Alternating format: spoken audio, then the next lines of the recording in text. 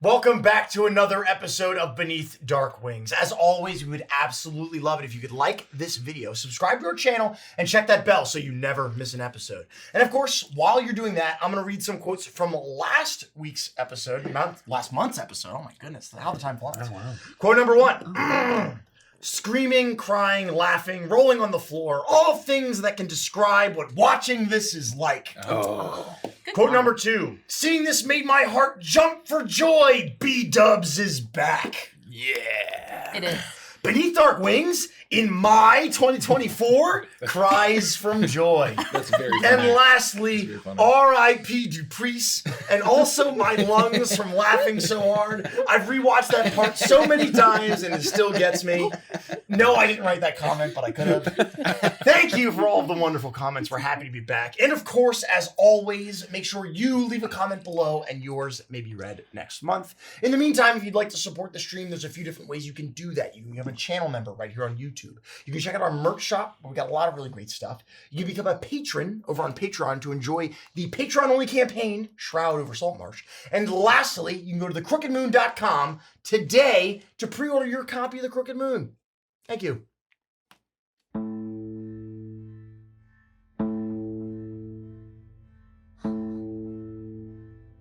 Hungry woods, reaching high,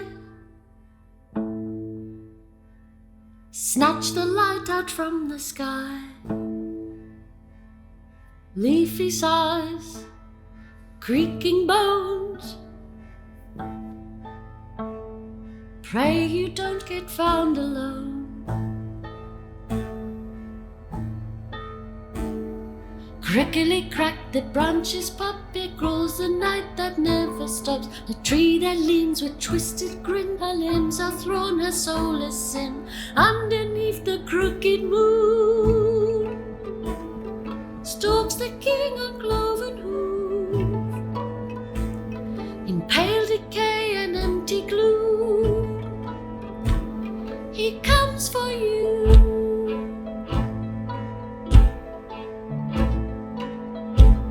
Six horns his crown, his kingdom all, for life delicious heed his call.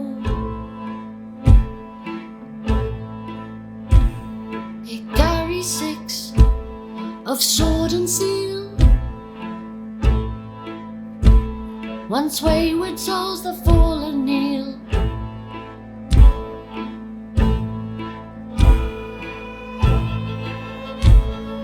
Run, run, don't shrink and cower, and join us at the witching hour. Stoop and sing, thrashing light to smother the shrieks of endless night. Dance beneath the crooked moon, and rising rapture hand in hand, from pale decay and empty gloom, we'll comfort you. May our light embrace you too, and pierce the edge of midnight soon. The breakers blaze an ashen gloom, the crooked moon.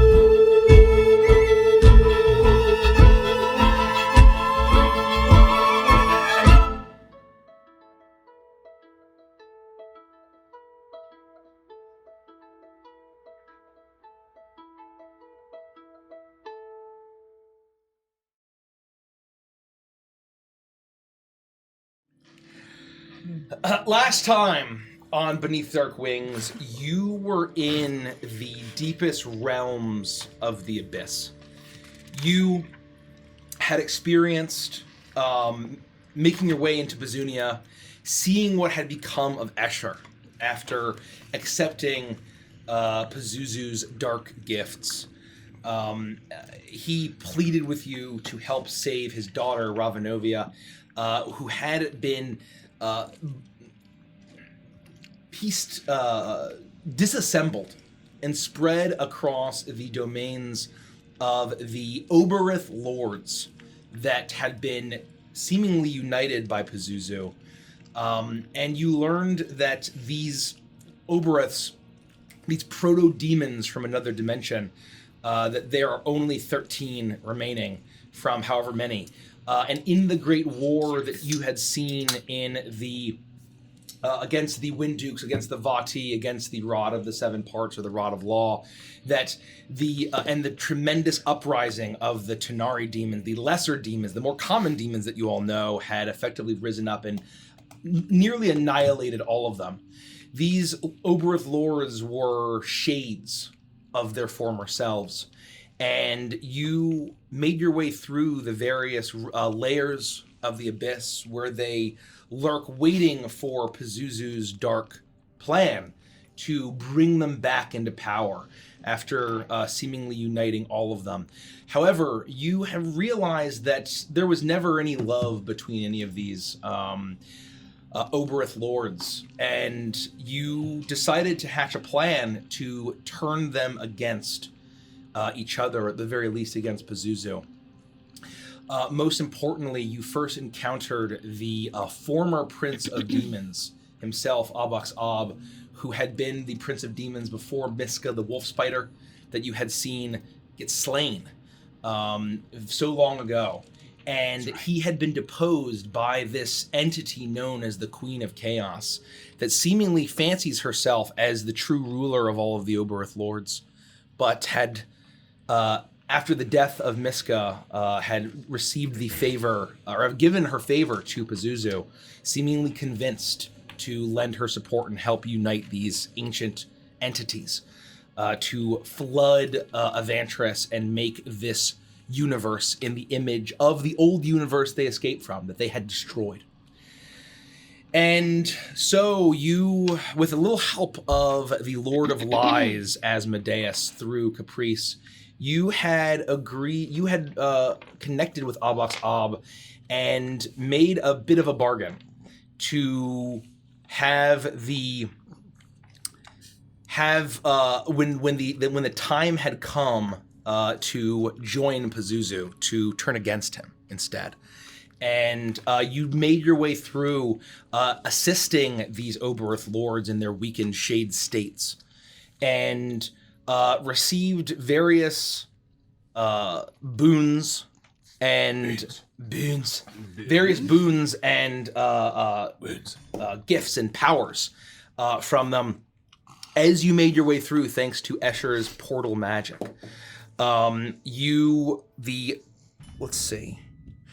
You first were in the Forgotten Land with Erix, the Forgotten Prince, who had been turned into just an inky droplet after dealing with an elder evil known as Him Who Watches from Beyond the Stars.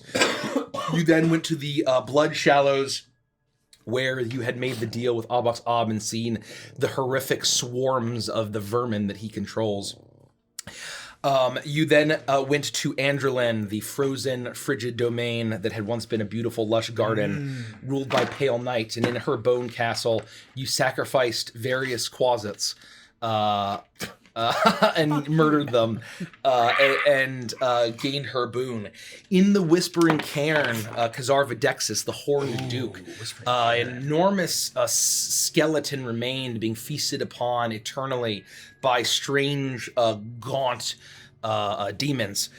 You managed to reassemble Cairn over his horned skull and received that boon as the wind whipped through the Whispering Cairn.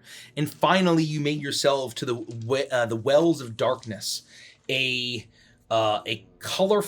darkened void, but with pops of color and stars beyond, orbs of light, where Kabiri, the watching master, seemingly inhabiting all of these orbs, watched you and seemingly asking for arcane magic.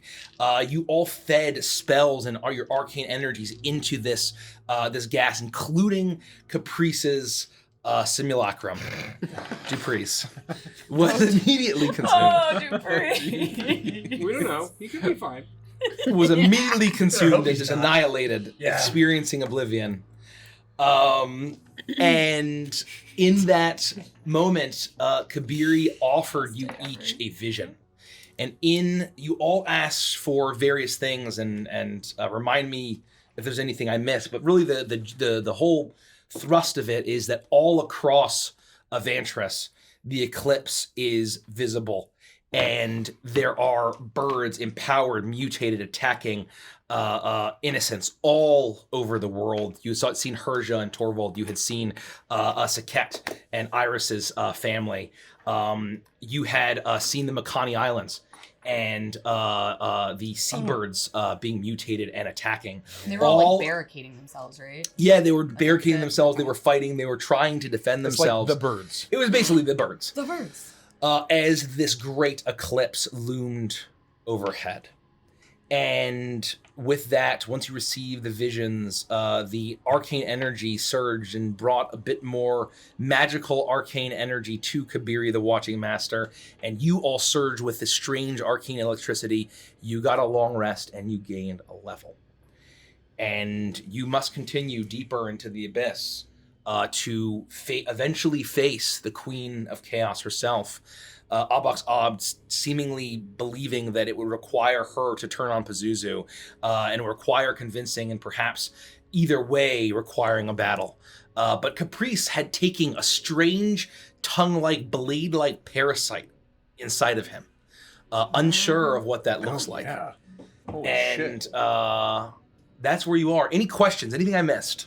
What happened in the rest of the campaign? Oh, that's very funny. If you want to know what happened in the rest of the campaign, you can go and watch. Could you read your 20-minute campaign? Was it 20 minutes? I feel like it was probably 20 minutes. It was yeah. 20, 25 Just minutes. go watch the whole campaign. Or I'm kidding. go watch I last remember what episode and watch the beginning. You left that in, right? Nikki's not picking it. What? My Yeah, 25 I'm minute. doing something. Did you in? Yeah, no, of course I left that. Yeah, good. It'd be very funny if you cut it. No. And can you point Big Brown towards your face? Yeah, I'm a little nervous. That Big Brown. Can we get Big Brown on your face, please? Can please point Big Brown right at your face? There you go. Okay. Yep, I have Big Brown at my The face. slobbering noises of a pug are not going to Yeah. pervade the entire screen. Also, does anyone remember what boons you had received? Yes. I never wrote them down. Oh, that last session?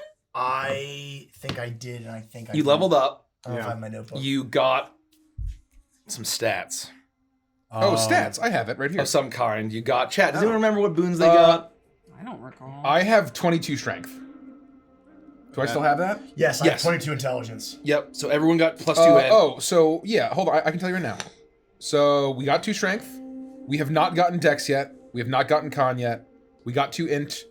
We have not gotten wisdom yet. We have not gotten charisma yet. I'm sorry, guys. I'm rolling all So over it's these. just strength. I saw you roll. I know. It's just strength and int. I don't so know far. why it won't let me look at Hold the... on. So, let me do... Stop. I guess I just wrote it down. Felix Ackerman rolled I know. dex check 18. I know. I'm not trying to... Stop I'm- rolling. You can turn that off if you want to. I don't want to turn it off. I want to... Why? I just You need to click ever on it use and it? edit it. Now, why won't it let me edit my stats? from here? Hit the word dexterity. I did. No. Dex. Try to hit just right hit the top of the box. I rolled a Custom. natural 20 There you go. on That's D&D so weird. Beyond. It is like the outside of the box. That's Yeah, they want to nice. make it super It's easy got to a little hit. B, a little B for Bachelor Benti. Bachelor Benti. Natural Benti. Yeah, Hold so on. I have other modifiers is what I use to do the extra shit. I don't know I if forgot I have I... plus 6. This is real I D&D, don't remember folks. Yeah, let's my- everyone make sure everyone's their character sheets ready. I don't remember my... I'm gonna grab an energy drink. While we do this, I want to read Masacho87, first time chatter. Well, hello, folks. Came across this crew with their mini campaign for Tainted Grail, Song of a Dying World. Wow. That does my heart well. Oh, gotta give it up to Andy. And thank you for enjoying it. We fucking loved it. Who was our leader? He was our leader. Currently watching the second installment on YouTube, and I have to say these Enjoy. gents are wildly entertaining. Looking Thank forward you. to watching more and learn how TTRPGing is meant to be done. Welcome, Masacho. Thank you so much. And I just love when Tainted Grail gets mentioned or shouted out. Me too. Yeah, also, if you're here to watch me DM, don't expect that ever. Hey, Dan. I'm a player. That was a Did very you unique get into experience. the But cabinet thank you. and Welcome. grab It was my the first- stack of It was the dice? first time Right. Andy had He ever grabbed those- DM'd in an it's official the- capacity. On stream. The, On stream, outside of some the Witchlight yellow stuff. dice bag. That's Oh, yeah. Iris. That was right. And all the conventions and shit. Like conventions and stuff, but in terms of As On far as the stream camera. goes. Over. Thank you. yeah. How did you say I do the customize and what do I need to So customize? if you click at the top of your at the stat, so it's strength, What I do is I go to other modifier. It should bring up the whole like grid of where you're getting all of your. I got score strength from. customized, and then is it a bonus? Where? Oh wait, I'm doing No. saving throws. I'm No, sorry. you're in the wrong spot. You want to go to. Now I understand why you were rolling. Like Yes, that. because I kept fucking it up. You have to click above the. You have to click above Okay. the box, like And it's then on there the was top a of the 2 to border. strength. I So, have other modifiers. I put 2 in the other modifier because I know because that's what it is. It's an other modifier. It's extra. Yeah. And then int was the other one. Yeah, int and strength are the only 2 that I have. Okay. I don't know if I got a. I don't know if I got a Absolutely. charisma bonus or some other boon. No, I think we But all got the same ones.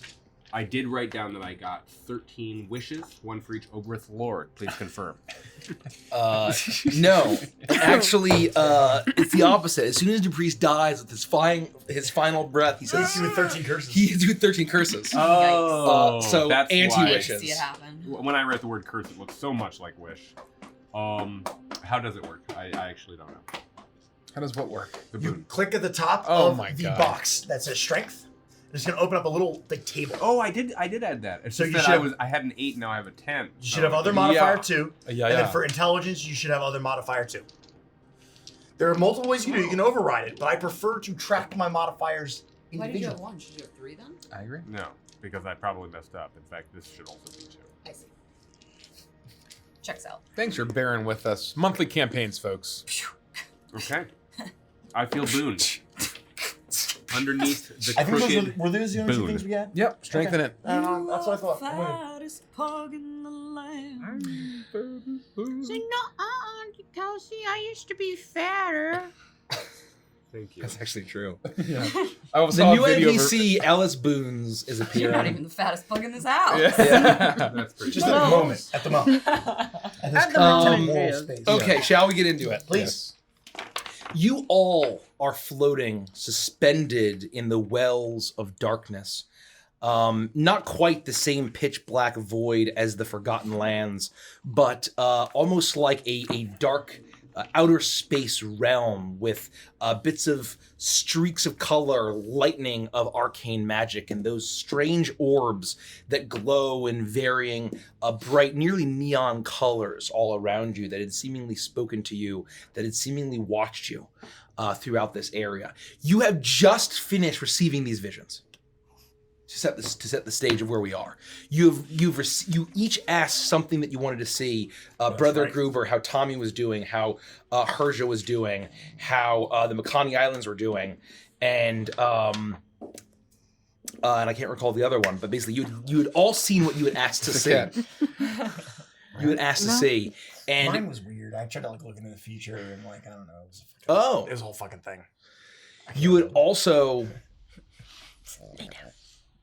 You had also, in the vision, had seen the results of if you had assembled Renovia. That was what I think my question was. I was trying to like use my big brain to see like what's the outcome of us doing certain things. And you had seen that it seemingly would aid you in your ends. Yeah. And now it seems as if as the magic surges all around you, the magic surges, the lightning crackles. You suddenly return back. You see all of your friends as you're floating. The Escher, in his bird-like bat form, is still clinging to your hair buns, and is looking, blinking as if he had not seen that same vision. Oh shit. What do you all do as you float in the wells of darkness with the watching master all around you? Do we have a feeling that, and correct me if I'm wrong, do we know what the total number of Renovia parts there is, or do we feel There's like we have 12. more than half of her? Okay, that's right. So how many? We only have a few. We have a handful. We have 5. 1, 2, We're less than 3, half. 4, 5. Okay, Yep. thank you. Yep. Thank you. I appreciate the reminder. You had Big just brain on Kelsey. you had just retrieved her eyes That's right. that were kind of swiveling around and looking, and they're this strange thing where it's not desiccated flesh, it's corpse flesh. It is strangely alive, although she's a vampire. It's a very bizarre experience, and they're all being put in this whatever pocket dimension Escher is using. And we all shared the visions of the questions that we asked, or that was all individual. Like, do we know? Do we have? All I'll the say information? you share it. You all Okay. you all would have shared it just Okay. for narrative ease. Thank you. Yeah. All right, we have to keep going. We see what's happening. Yeah. We see what will happen. We have to keep moving. Do you think that that's actually happening right now? All those poor little birds? Yeah. I'm worried that it is. Yeah. What's the poor little birds? Yeah, the little, all of those birds, they can't help it. And they're all going... What about all of our friends and our family? Well, I mean, they seem okay for now. I think they're going to be okay, but all the little seagulls and parrots and toucans and seagulls and sandpipers and ospreys and egrets and... Puffins? Did we see any puffins? I mean, you just have to assume. Oh, think of the puffins. Poor puffins. Oh. Yeah, I think we have to assume that it is happening right now. We have no other choice. And I think we have to assume it's going to get worse. We're running out of time. They might not be able to hide out in there forever, to barricade themselves. If the puffins have not been affected yet, they will. Huh. The puffins, Toa. Think of the puffins. And the seagulls. And the kiwis. In the arms of the puffins. It's pretty good. That was pretty good. Oh, is Caprice teaching you how to bard? Yeah, he's been giving me lessons on the side. I know we've been really busy, but we find time. Well, after we freed up the abyssal lessons, it was all nothing but music after that. That's true. You're fluent now. Except for one word that I taught you wrong as a joke. Which word? Which word, Caprice? Cannot wait to see which one. Well, as much as I love floating in the abyss, we should try to move on. We haven't even reclaimed half of the parts of this poor child. There's a lot of road left, and we gotta move quickly. And if we've run into more imps, you know it's going to take Caprice ages to argue with them. That's true. Ages. Caprice, as you say ages, you can't help but see the look of terror in Duprice's eyes as he was ripped from your arms and annihilated. Jesus. I hope the priest is in a better place. Well, he was just a magical construct, right? It's not like he was real in any way. He thought he was real. But it's not like he could die a true death. Yeah, I mean, we all know the truth. That was just an unbelievable display of magic. It's a creation of the weave. Hey, thank you, but I mean, I just sort of invited it in. It's not like I did the whole thing from scratch. It's just like music. It's just like a song. The sum is always greater than the parts. Who knows whether I created a creature with feelings and sentience. I'm sorry, what? Who knows if you'd created a creature with feelings and sentience? You don't know. You were just making the argument that I should feel not as bad because it doesn't have a soul, right? Well, I was saying you shouldn't feel as bad because the moment it was sucked away, just based on magic, it should disappear from this world completely. And you're saying that there's a possibility you created an actual entity that could live on without you? Uh-huh. Wait! He looked and sounded exactly like you! Yeah. You're not concerned for what that means if he's just out in the world being you? Well, on the inside, I'm freaking out. I may be putting out a really cool exterior, but on the inside, I am having an existential crisis. But what if you are Duprice? Yeah, what if And you're the- not... And we saw the real Caprice torn to shreds. Would it have your memories? Yes. Oh, Lord. See? Sorcerers, bards, What- warlocks. This is what happens when you don't study magic. What if it was returned to the material plane and it's sleeping with Herja right now?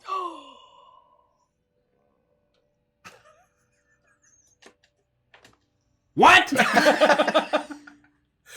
No, I think he's dead. I think we can all agree. Yeah, he's fucking dead. He's fucking He's dead. dead. He's dead. He died horribly. He died Very- cursing my name. Very terribly. And let's think about this logically. I mean, you said it yourself, it's like a song, the sum of the parts. All songs have to end at some point, right? As beautiful as they may be. I mean, that's true. Except for the song that never ends. How's that go? Hi. One of you owes a healing potion to the other one. That's very funny. I don't have time. We don't have time for this. We don't have time for 12 hours. I'm not going to start the song that never ends. Well, you can end it. It'll never end. No, it never ends. If you start singing it, it goes on and on, my friend. Why can't you just stop singing it? Some people have started it and they've tried, but they just keep on singing. They didn't know what it was. Then they just kept singing it. What if Forever. Caprice cast the spell? Just He because. teleported to where the new Caprice showed up, and what was left in its place was Duprice. There are dark magics out there, Toa, and this is why we don't mess with things we don't understand. Which means you're Duprice, and Caprice is dead. It's certainly possible. You think back, Caprice. Yeah? And as Toa says this, you know that you have memories of playing a song and then grasping hand in hand as you spun around through space.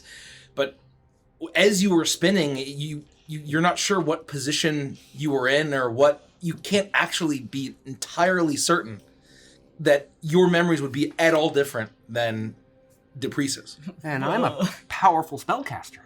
I have all kinds of tricks up my sleeves. I'm very duplicitous. Well, hold on. To be fair, one of them was naked. That's true. I still have my, Oh, that's true. Now, I'm not going to put it past Caprice. We watched him take his pants off once or twice, but that would have been quite the trick. To suddenly be naked, and the fake Caprice all of a sudden had all of the clothing. There was also that time he had the hole in his pants right by his gooch. Still got the deck of illusions. No, I'm pretty sure he still has Still the got, hole in his pants. the golden scale from that lady. I can't remember her name. Would Golden Duprice not Lotus. have all of your inventory? Sure. Would he? No. One of us was naked, remember? He had nothing. Naked as the day he was So we born. So we can confirm then that this is Caprice and not Duprice.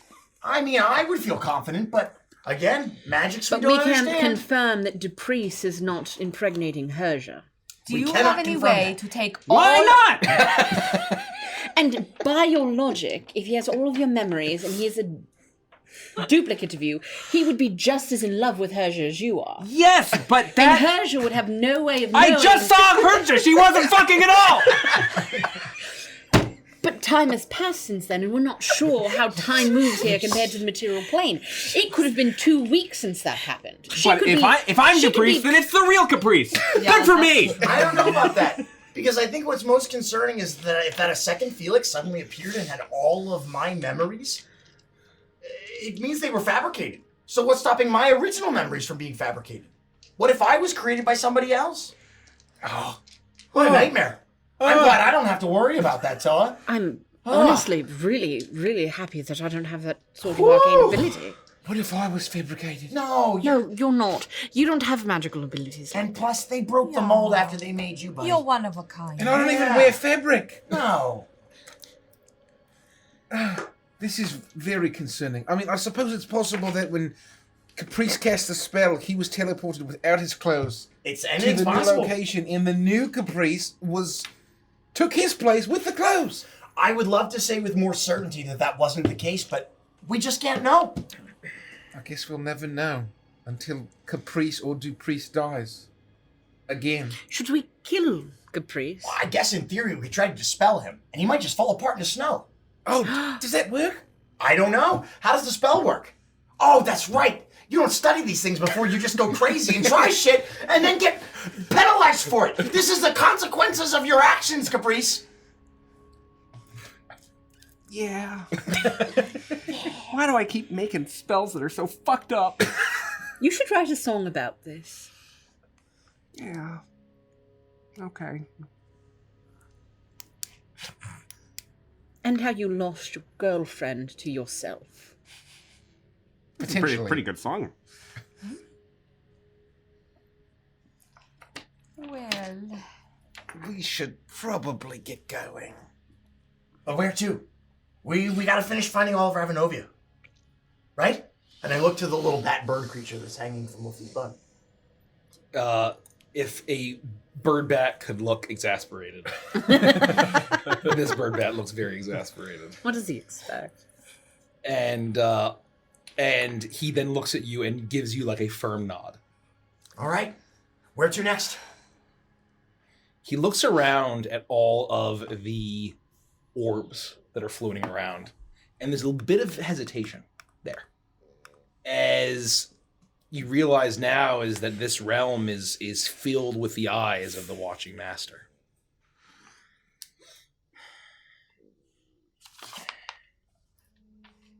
Do I feel unsettled by that? I mean, Well, you had known that he had wanted to be undetected. Yeah. By any of the Oberths. And there's a little bit of hesitation there. And so there, you were able to get away from the bone castle of Pale Knight. But he's always watching. And he's the Watching Master, so he's generally watching. Oh! Well, do we have a way to obscure our friend? Caprice! More than him being a Yeah. little bat? He can't help us move on as a little bat. Can't you make him invisible? Will invisibility work on something like this? That's a good point. Did you take to polymorph? No. Well, I do have the ability to polymorph though. Just regular type, but that's good. That's fine. Well, he can't cast his portal. oh, you're right. yeah, I have a solution, but it would prevent him from portaling us. I potentially have a solution, but there's this strange, floating, squished-faced beast in front of me that makes it nearly impossible for me to harness my powers. Yeah, but I've heard she's so dangerous and you shouldn't disturb her. Oh God, she's waking. She's awaking from her terrible slumber. She's the one that snorts beyond the stars. That's very funny. I mean, if things really get bad, we can hide. We can hide Usher away from. I believe a lot of things, but it would basically suspend him in animation for as long as I deem. Oh. And I know that doesn't really help us in this position, but it might be useful at some point. Sounds like it wouldn't raise any existential questions or cause one to doubt one's own existence. Oh, no, it definitely would. It's complex magic, and it raises questions that I don't even want to open that can of worms. Well, I leave the thinking to you. I can't. Why can't you? You've done it before. I can make myself invisible. What? Now that you isn't it a touch spell? Yeah, Then why can't you do it to him? because of the legacy of Malbolgia. Excuse me? Fuck! Hold on. What did you say? The legacy of my bulge. My bulge. My bulge. That's my bulge. That's very funny. Why didn't I think of that? I believe that the bow that was given to me by Zern allows me to cast invisibility regular type. So I could make an invisible bat or an invisible. How long does that last for? About an hour? Yeah, but But the moment that he casts anything at all, your invisibility will drop. And he'll be visible anyway. It would is be that a how it complete works? waste, yes. That's true. Unless you had greater invisibility, which it sounds like you don't. There's a greater invisibility. Yes.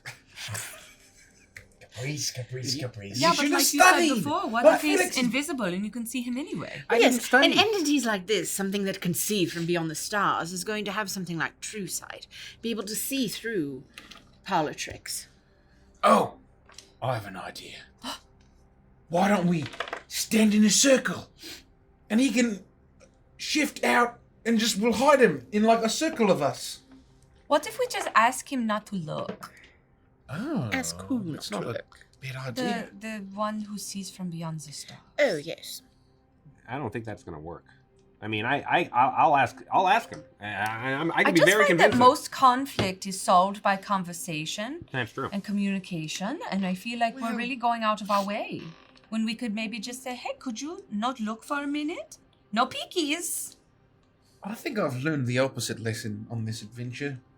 I think every problem we've dealt with by killing it. Oh, that's true too. So we should try to kill it? I mean, with Moloch and Baphomet and With Johnny. We've solved problems without killing people before. I once convinced a man that he didn't have, that he was going to lose his penis. And then he was killed, Caprice.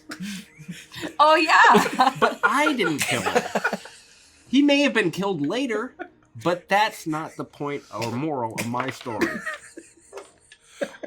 I just think people have to die to solve problems. How likely is it that we're going to be able to procure diamonds in the future? I don't... Unlikely. Very unlikely. So, I could use our remaining diamond to get us where we need to go. But then, should any of you fall in combat? No. That's not worth it at all. There's nothing I could do for you. Absolutely not. How many diamonds do you have? Oh, quite a few. Let me tell you. Let me look through my sack. Check your equipment tab. I will. I said we smell guacamole. Oh, and that's my sacamole. I have 4 diamonds. You have 4 diamonds? I do, yes. Where did you get 4 diamonds from? We bought them. Oh, we did. Yes. Oh, what a long journey we've been on. I've got this We were quite smart. flask full of orange demon goo. That's Oh. great. Let me see what I have. Maybe something will help. Character sheet. I don't have anything good. Inventory.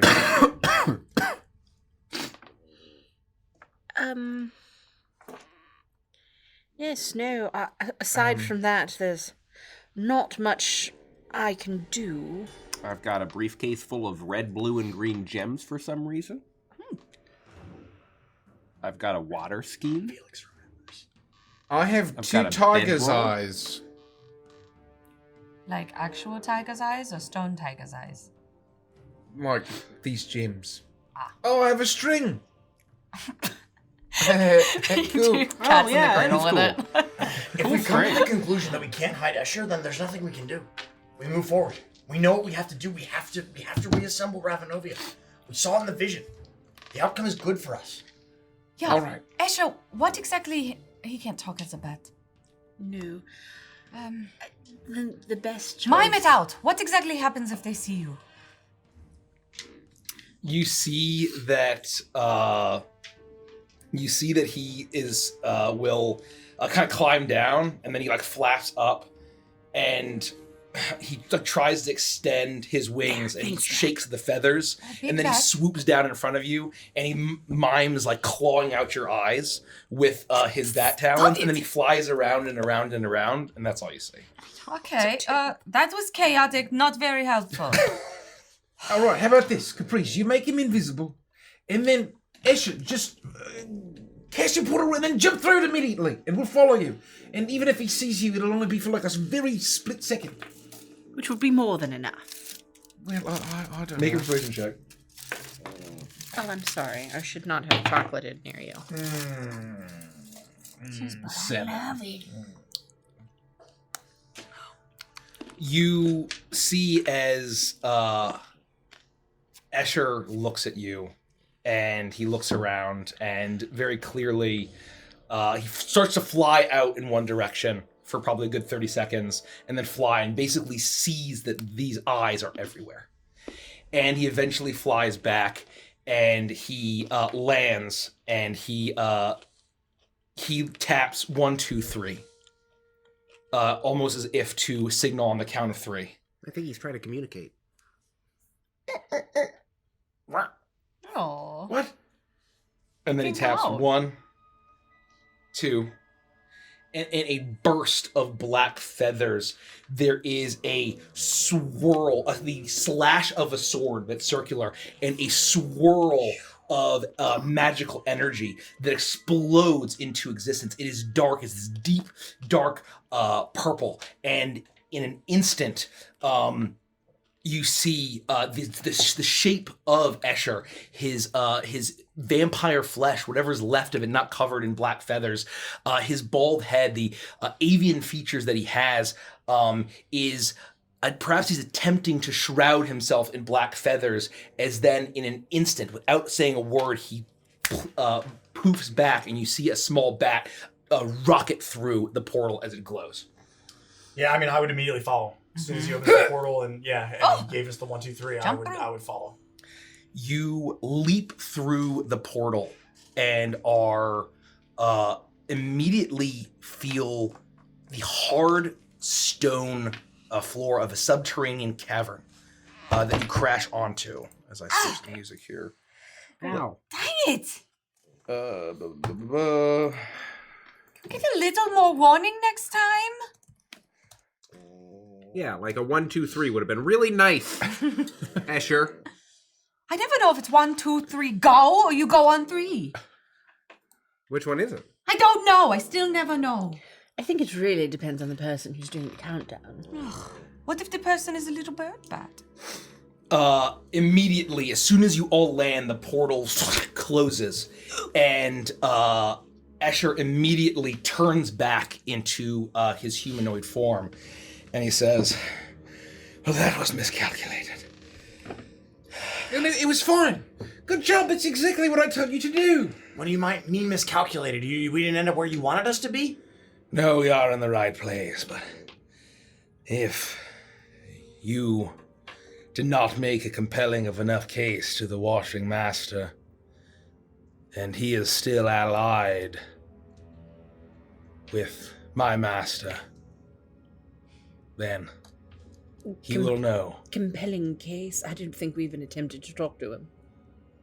You fed him what he craved. Oh, yes. And they were totally consumed, completely gone, right? All gone. That was your take on it, right? They just all completely consumed. Just read you say. He doesn't say that. Yes, the starved for arcane energy, completely tapped. The only ability he has is to see, but to be powerless to do anything about it, what he sees. But with the ability that the magic that you fed him, the raw, arcane, and divine and primal energies, there is more that he can do now. We just must pray that it was a compelling case. And if Albaxar perhaps had communicated with him before we arrived, there may yet be hope. But there is a chance. If I am ripped from existence before you into a plume of black feathers, you will know what happened. If that does happen, what do you suggest? I mean, we need you to portal our way through all this biz. Yeah. Okay, is there a way we can rescue you, find you? Let's- Or are you going to get to Priest, who's totally, destroyed, dead, annihilated? Well, I'm not sure about all that. What? Escher, no, I need you to just lie to Caprice for now. He's really worried that his clone is fucking his girlfriend right now. Just reassure him. Why It's would okay. you think that? We need his head in the game. Just, come on, keep him on task. It was completely annihilated. Turned to snow as soon as it was devoured by Kabiri. There would be nothing left. You saw how it empowered him. It feasted upon his flesh. Okay, that's what I said. Yeah. Yeah. So if you are Yeah. taken from us, then Even the penis left. is everything over? We just lose and we're trapped here forever and there's nothing we can do. That's where the sentient dildo came from. Yeah, Was oh it my to actually God. just defreeze his floating penis. His voice changed a lot, but that's fine. It's because he got older. The timeline works out. Oh my god. It's my favorite piece of Aventress lore. He looks at you and he says, if you are no longer able to access my powers, then perhaps all may be lost. You may need to just face Pazuzu before we can reassemble my daughter, and she may be lost. I would be lost. That's what I'm afraid of. And if Albaxarb is alone and they turn on each other, but they ally with the strategy and tactic of Pazuzu, you will be facing not just one alone, but at least 7. Okay. we have to risk it, right? There's nothing else we can do. We got to keep moving forward. That we can do. But I believe that the last gambit of Virgil Zern has clouded his mind and filled him with so much agony, he may not even be able to be contacted. I cannot be sure. I hope that's the case. But if he does become the king of demons, if he does utilize the silver crown he has fashioned with himself to claim and harness the power of Tharizdun, he will know all, he will see all, and he will make our reality his. Oh, right, the crown. What happened to the crown? Did you steal the crown from us and then gave it to him? I stole the hairpin. It was fashioned into a crown. It is what's keeping the curse of the Raven Queen at bay. Oh, that's right. There was a different crown that I was thinking of. I think that you probably gave that to Asmodeus. Oh, yes. I think that's probably what I happened. don't say that. Didn't we give that to Big Red? What? Huh? Big Red? Who's Big Red? Azzy. I told you all about him. Oh, he wasn't red at all. I can see a lot of rubies. Yeah. Big Red. I thought when you said Big Red, I feel like you've said that before, but referred to something very different. That's fair.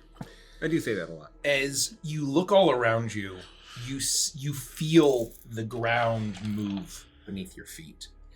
You realize now that you are in a subterranean tunnel that goes deep into the earth and then splits, and you see both of the two tunnels then split each of their own as there are various tunnels all around you, and you feel the very slight rumbling of stone movement as the tunnels are slowly moving back and forth as if they are writhing and wriggling. And Escher looks at all of you and he says, we've arrived at the writhing realm, the lair ruled by Ugudenk, the squirming king. Yeah. The floor is moving right underneath me. I feel like I'm in a Jamiroquai music video. What? What? What was his name? Ugudenk. Ugudenk. Ugudenk? U-G-U-D-E-N. Ugodank. Ugudenk. Ugudenk. I feel like I'm gonna write Ugodank down in my memory right now. the Who burrito. Say psych right now. Who was it? Ugudenk Bruno the in what? Miami, the plain writhing- white, the plain Within white, the writhing realm. realm. Or the writhing king. Or the, sorry. plain the squirming white king. milkshake. The squirming king. The squirming The king. squirming? Oh, the Who burrito. So he squirms. Right. Squirming. That doesn't sound very intimidating. What is Caprice. Yeah? Just back to what we were talking about. Isn't Big Red what you call your underpants? Every time you take off your pants, you say, "Oh, there you are, Big Red." I'm not referring to my underpants. What are you referring to? My tail, like. Oh. Anyway, tail your back Ugadank, you were telling.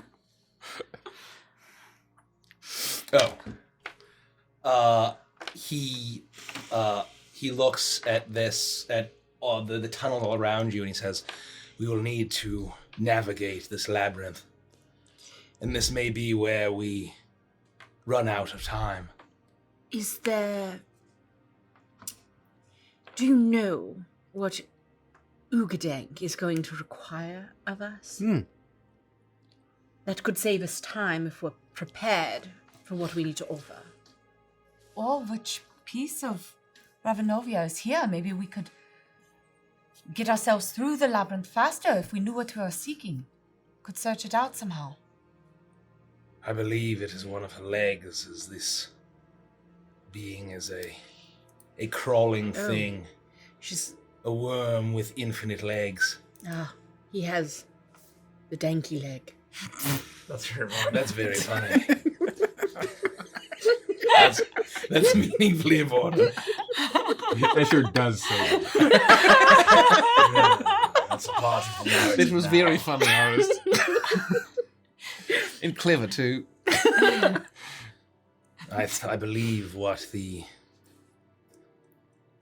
the squirming king would like is to find his way to his true home in this place. After he became a shell of his former self,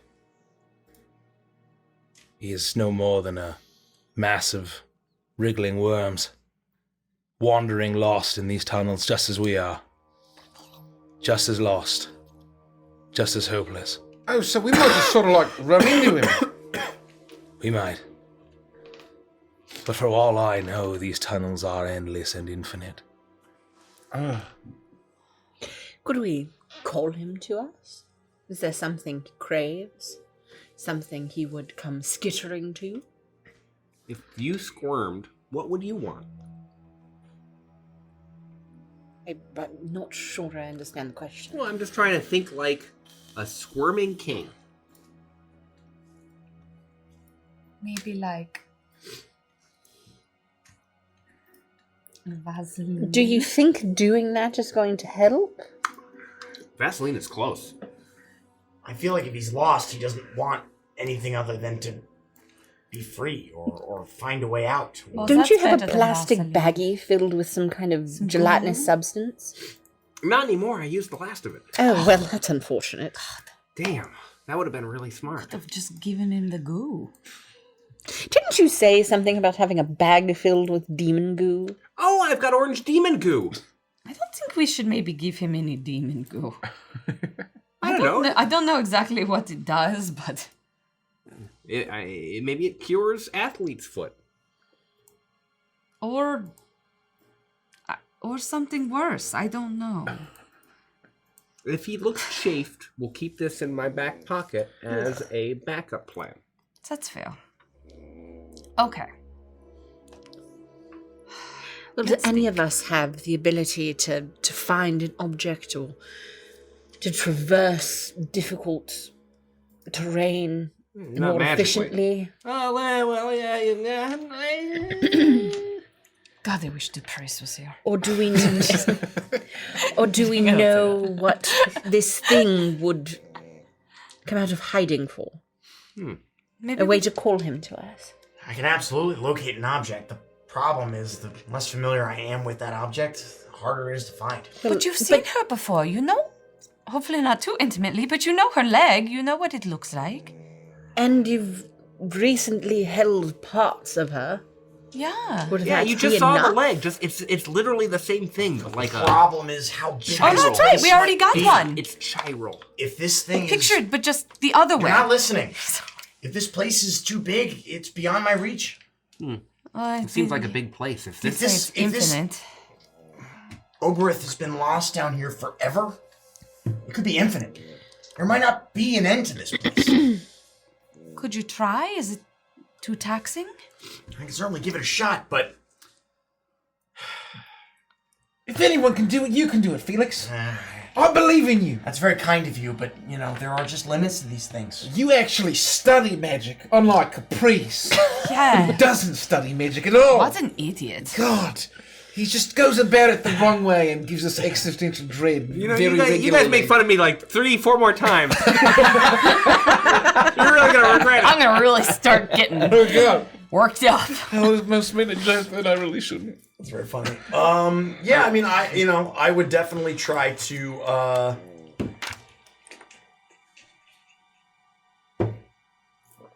try to cast locate object. The Okay. problem is that it has, I describe or name an object that's familiar to me, which again, it's not Yeah. really, right? So that'll affect it. And then it has to be within 1,000 feet of me. 1,000 feet. If it's in motion, I know the direction of its movement. But see, that's the thing is like, it's gonna be tough. It's gonna be tough is all I'll say. And then I can't locate it if any thickness of lead, even a thin sheet, blocks the direct path of the object. Okay. Not that there's necessarily lead down here, but it's just to put. And how long does it last? So it's concentration, up to 10 minutes. So in theory, I could attempt to concentrate on this and think about, these disassembled parts of Renovia, and obviously I'm not familiar with this individual piece, but think about what maybe magic she's giving off of her aura or something along those lines and try to follow it as we begin to work our way through the maze. Okay. Yeah, you're able to do that. Why don't you make, as you think about this, as you cast the spell, make an Arcana check at advantage. Sure. Lufty, do these stones seem awfully leady to you? Yeah, I mean, it just won't work. I would know instantly, shit, it's blocked. Arcane, you said? Arcana. Just chip a little off and taste it. 22. Okay. Yes. You channel this magic and you sense out, your eyes begin to glow as you sense out 1,000 feet in all directions. You don't get a sense of any immediate read, but you don't feel like anything is being blocked 1,000 feet out in a complete orb, a sphere around you. As you feel the halls or the tunnels of this place shifting as it begins to go down, and you hear kind of a bit of rumbling as the stone not too far from you to the tunnel on the side spills out, and then a small hole appears and grows and grows and grows and grows as another tunnel emerges and opens into the tunnel that you're in as another entrance near you starts to close. Oh. And you feel just the very slight vibration of things very subtly shifting and moving. It's all very slow. I don't like that. Good news. There's nothing blocking the magic, so if we keep moving, we got about 10 minutes before I need to cast this again. And if we get closer to it, I might start to pick something up. The bad news is that, and I point to the shifting, this maze is constantly moving. It's not set in stone, which means even if I try to remember every pathway, every turn we make, and make a mental map, it won't be accurate.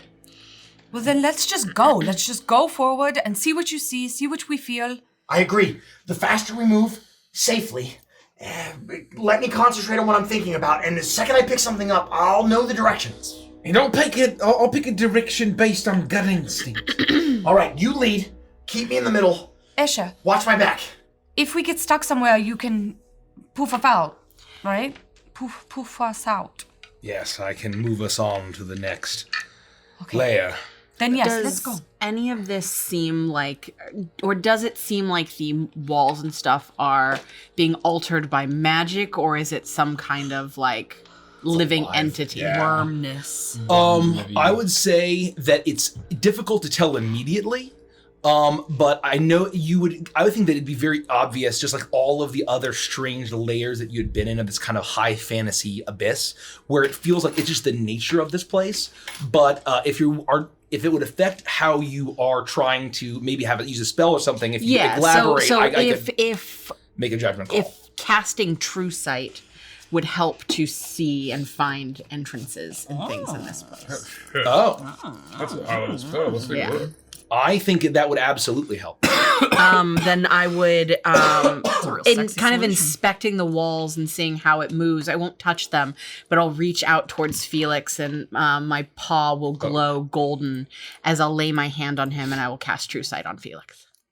Oh, shit. Well, hopefully this will allow you to see more clearly as we traverse this place. Eye opens on your forehead. Goodbye, 6th level spell. But I think it'll be worth it. True seeing spell? Huh? True seeing or true sight? Oh, pretty sure it's... Is there an echo? There is, yeah. Where's that coming from? Probably. Yeah, well, I can fix that. Oh, Let me double... Dagny, no.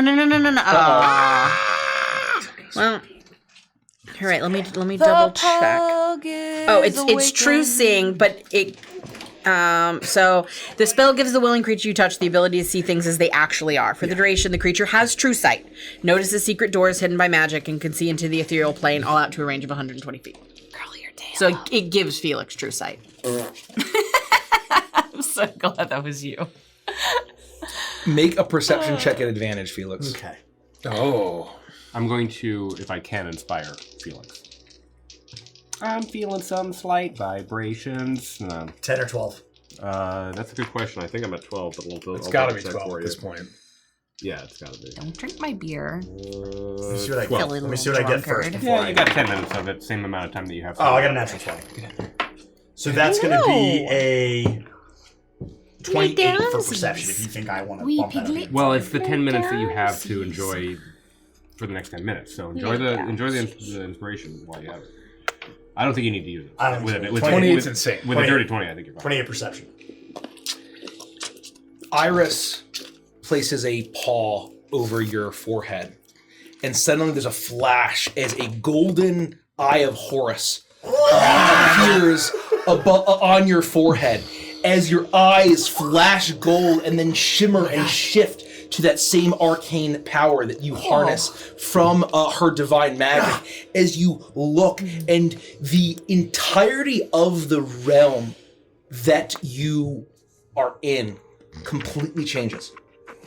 And you realize that you stare out as far as you can see, and you see beyond the tunnel that you're in. And while you feel like you are moving, and you feel like you are in this endless labyrinth that is constantly circling, constantly shifting and constantly shaking, you look and you see the true nature and torment of this realm.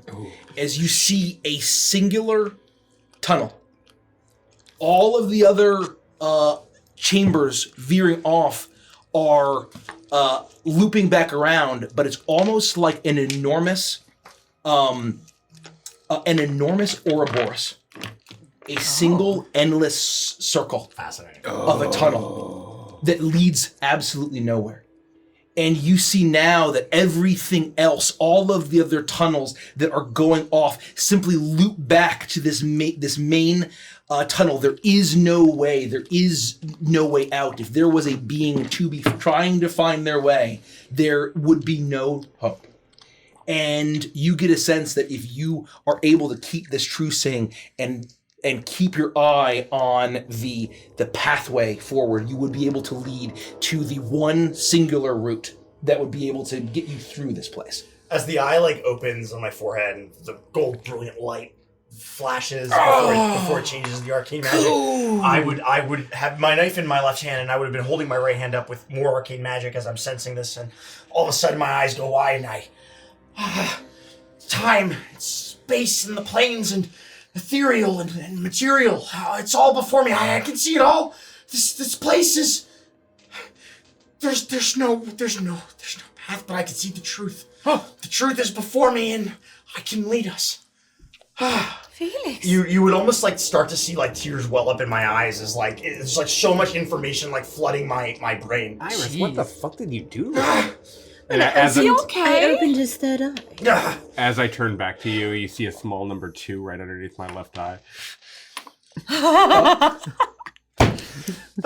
You do shed a tear, as for a moment, as the strange nature of this place, you feel the same hopelessness as the Squirming King. You feel the same powerlessness and the hopelessness, and where the same kind of energies that had filled every single one of these layers. You begin to feel the nature of this realm as you see it for what it truly is. You begin to feel perhaps what this Oberith Lord is feeling right now. I can see the exact time, date, nature, and location of all of your deaths. No, I would, despite the overwhelming amount of knowledge and information that's being downloaded into my brain, and the fact that it's deeply upsetting, and I would try to focus and concentrate on the spell that I'm holding with this information and attempt to, I would almost steady myself on Toa and point the direction he would need to go to kind of lead us all. I know you can do it, Felix. And kind of act just like a compass that he could use to lead the way. No, you lead the way. As I'm sensing, I would just be pointing and leaning on you. All right, okay. And because it's so much really? that I'm that way. And I would that was the way that my gut instinct said. And I would attempt to just basically direct us almost wordlessly. And I would try to help Felix keep his balance while he's seeing all this stuff, and try to help him lead the group. Escher will kind of take a step back and will say, "Careful, Felix. Do not tap too deep into these powers. You may lead, but your mind may not." I would say anybody who's talking to me would almost think that I'm not hearing them because I'm so focused on what's happening with this knowledge that Iris has imparted upon me, and I'm just focusing on my spell, trying to reach out for Renovia. You do that, and this is an enormous Ouroboros deep in the earth, the subterranean chambers, and you see now as Escher poofs into a bat once more, as feathers fall down onto the stone floor and then cling onto Lifty's head. As Felix guides you, and although what you all are seeing is an endless network of writhing tunnels that go up and down, some that climb up, and you might be able to scale a cliff wall as you see that in the earth there's strange ores and actually gems that are appearing out as you feel like you're going deeper. You feel like you are maybe going back around, except if it wasn't for Felix, who is so dead certain of where you all heading. However, without seeing it for yourself, it becomes difficult to believe. We just feel lost. As you are feeling like Felix is guiding you astray, that it's lost, and the place of this, the truth that Felix has seen, he understands. I need everyone but Felix to roll a wisdom saving throw at advantage because of what he's told you against the hopelessness of at advantage, you say? Yes, advantage, of the writhing realm. Oh, hell yeah. 25. Wow, that's pretty good. We might be okay here. That's pretty good too. You all have twists. I don't know how many. Advantage. But we can't use them. I didn't need it. No, you know you roll, and you know what the DC is. Yeah. 20. 27. Oh, wow. Yeah. 22. Oh, let's go. No doubt. You manage to resist as the... pug hair everywhere. You manage to resist as Felix leads deeper and deeper, and you feel like it's hopelessness, but you have to trust your friend in this moment as you go continue around and circling, and finally, Felix, I'll say that perhaps the true sight will extend the duration of the locate object. If I need to cast it again, it's only level 2. I'm happy to cast it again. You'll probably need another one then. Right. You'll probably need another one then as you continue tax my slots, baby. You know what I'm saying? Exactly right. As you finally feel disgusting. Got him. You finally feel off in the distance a ping of wait. As you feel it. It's there. She's there. You found it? You can feel her. Something. I can feel. Yes. We're getting closer. And it's Ray. It's there that you see that as you make your way closer and closer, you feel the presence going stronger and stronger and stronger as as Escher starts to kind of squirm with almost excitement or anxiousness on top of your head, Lufty, as Felix guides you through these tunnels, ignoring the various different places that veer off. And it's here as you begin to turn around a bend that seems to go deeper and deeper. You feel it just around the bend. And it's at this point that you hear rumbling and vibration. The subtle vibration of the tunnels moving and shifting and shaking you've gotten used to. But there seems to be rumbling, small shockwaves all radiating from or emanating from the tunnel directly up ahead as you feel it, Felix. And however, as you're getting closer and you sense it, you realize that as you're approaching, you know that you are approaching with your true sight the Squirming King, or what remains of him. And you see that the leg, what you're feeling, is in a place beyond the tunnel. Oh shit. Almost as if there is something in the center of in a separate disconnected chamber outside of this interconnected infinity of tunnel. Oh. Wait, do you guys feel that? Mo? Some rumbling. Oh, that. Some sort of vibrations. I think we're getting close to whatever entity is lurking down here, but the problem is Ravenovia's leg, it's not in the tunnel. It's sectioned off. It's separate. How do we get there? We're gonna have to deal with whatever this thing is, whether it's by talking to it or bargaining with it or something. There's gotta be another way to it. Well, we just have to give it what it asks. The thing is in the tunnel though, right? I think so. That's the sense I'm getting. It's just hard to explain. It's more of a feeling. It's more of a sense. We're getting close. If we can locate where this thing is, this king, then we can figure out how to get to the leg and give it to us. All right. Well, I trust you. Thanks. We're close.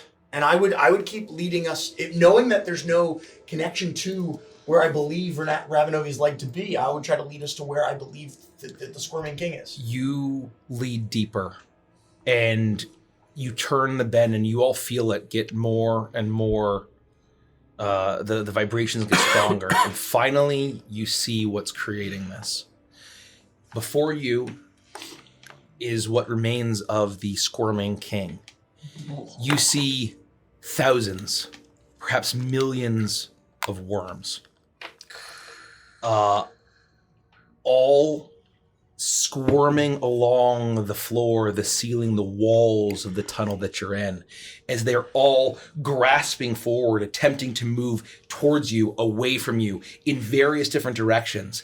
And all of them, you realize, as they all move back, they're dark, they're slimy, as if these worms are, they move and look almost like separated legs for perhaps some larger creature, as they all are writhing in every direction. And you realize now that all of them all go back to the center of this tunnel, as if they are all tied and knotted together, as they fill the entirety of the tunnel. And you see this off probably a good 50 feet away from you in the tunnel. All of the various openings are shifting all around you. But you feel the presence, the humming, the pinging of Ravenovia's leg off deeper away from the tunnel. But I know there's no way to get to it. Not from this tunnel. Right. Yeah. Right. Not from the single connected circular. Yep. Ouroboros tunnel. What do we use, Felix? Do we have to go through? I don't know. We're getting very close. I don't know if this thing is all of the worms together, separate. The worms are different. I don't know. If this is a weakened Oberth, can we fight it? Can we kill it? Can we burn it away? I think we just have to ask it what it wants, just like the others.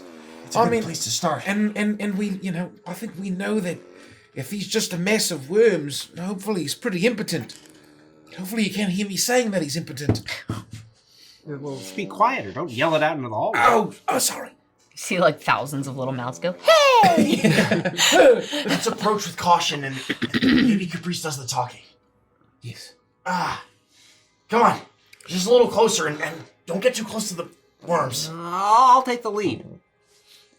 Just in case I need to, words. We've got your back.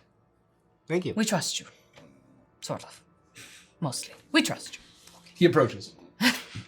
You approach and you see that the wriggling thing and all of the swarming worms are all vibrating the walls of this tunnel as they're all attempting to move forward. And as soon as you approach, you see that although they had been pulled in various directions, there is suddenly all of them refocus in towards your direction as they squirm slowly but surely towards you, as you all feel the entire tunnel rumbling around you. You guys have Kush balls where you're from? You guys remember those? What? I don't know what you're talking about. I guess it's a Cultica thing. Greetings. Hi, hello there. Great Ugo Dank, the Squirming King, I take it? My name is Capriccio de Sesto. You can call me Caprice. What do we need? We need Ravenovia's leg. I don't know that we should come right out and say that. We beseech thee! We seek a specific leg. One leg, no more, no less. The leg, you may know of it. It was given to you as a gift by, well, you know who. Yeah?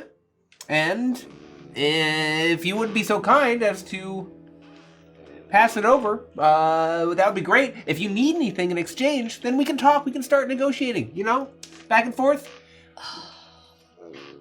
With honors. Thank you.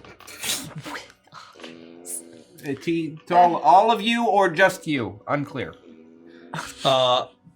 You wait a moment as the Squirming King stops in the tunnel. And you hear, very similar to the other layers. Yeah, that's what it sounds like. Gross. You hear...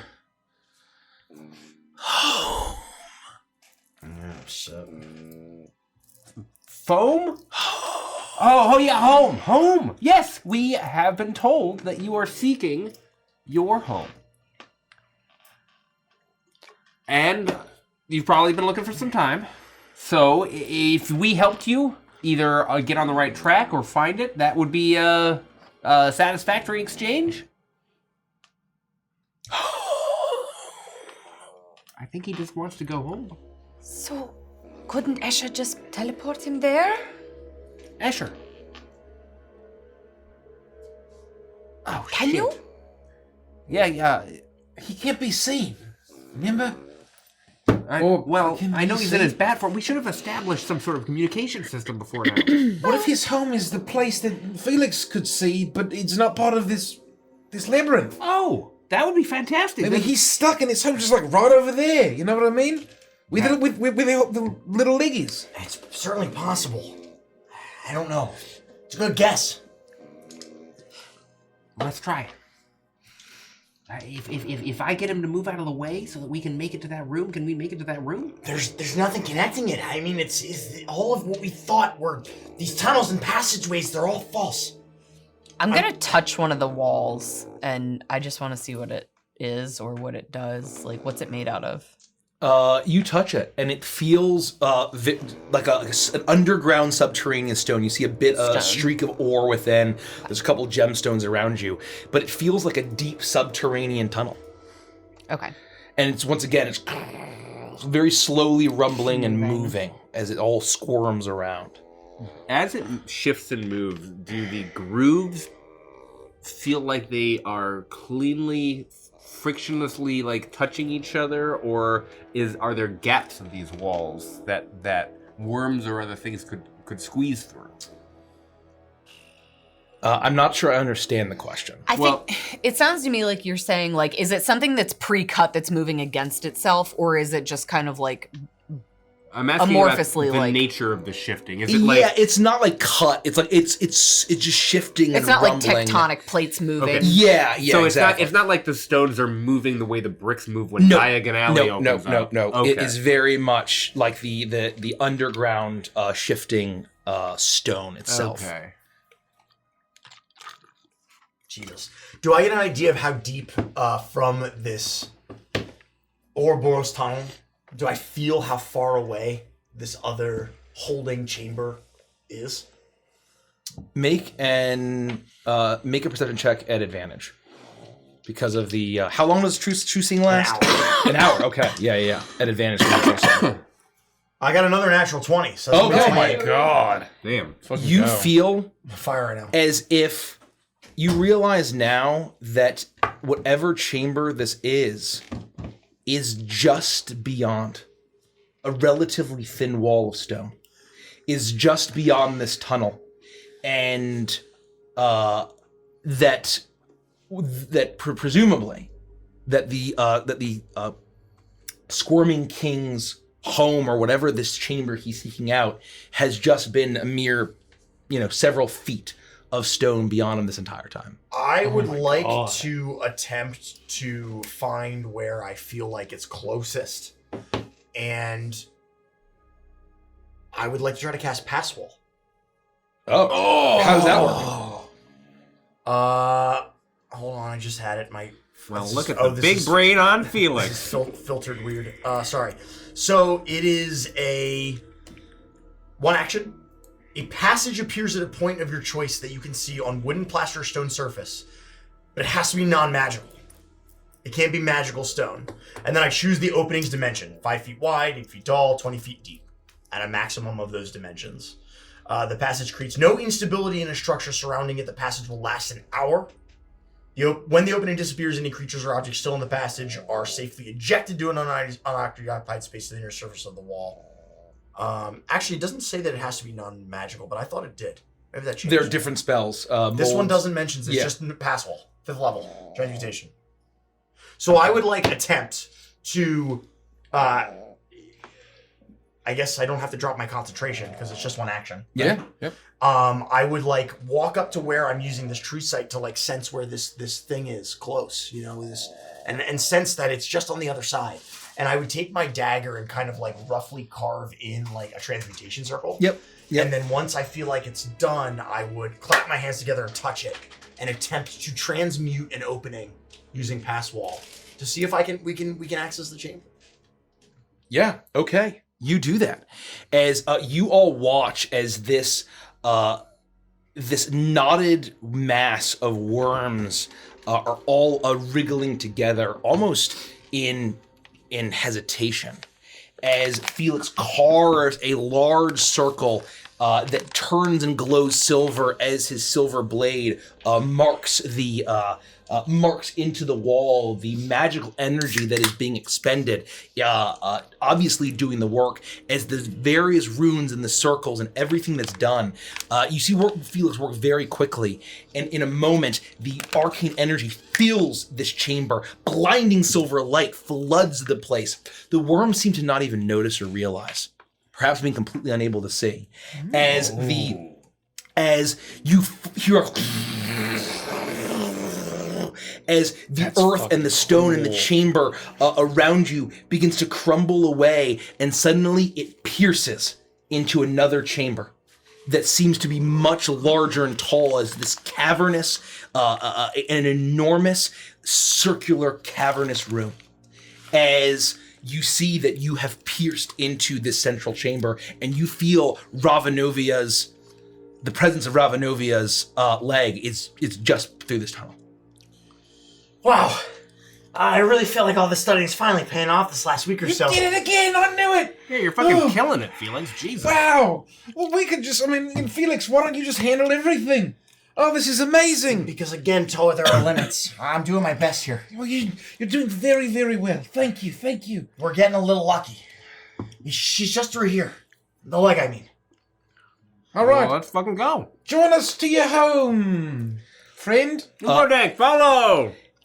Immediately, before you can even go, the worms suddenly move with a sense of purpose as they feel the vibration, and you see this squirming mass slop forward and cling towards the tunnel as it feels new passages, perhaps that it hasn't experienced in millennia.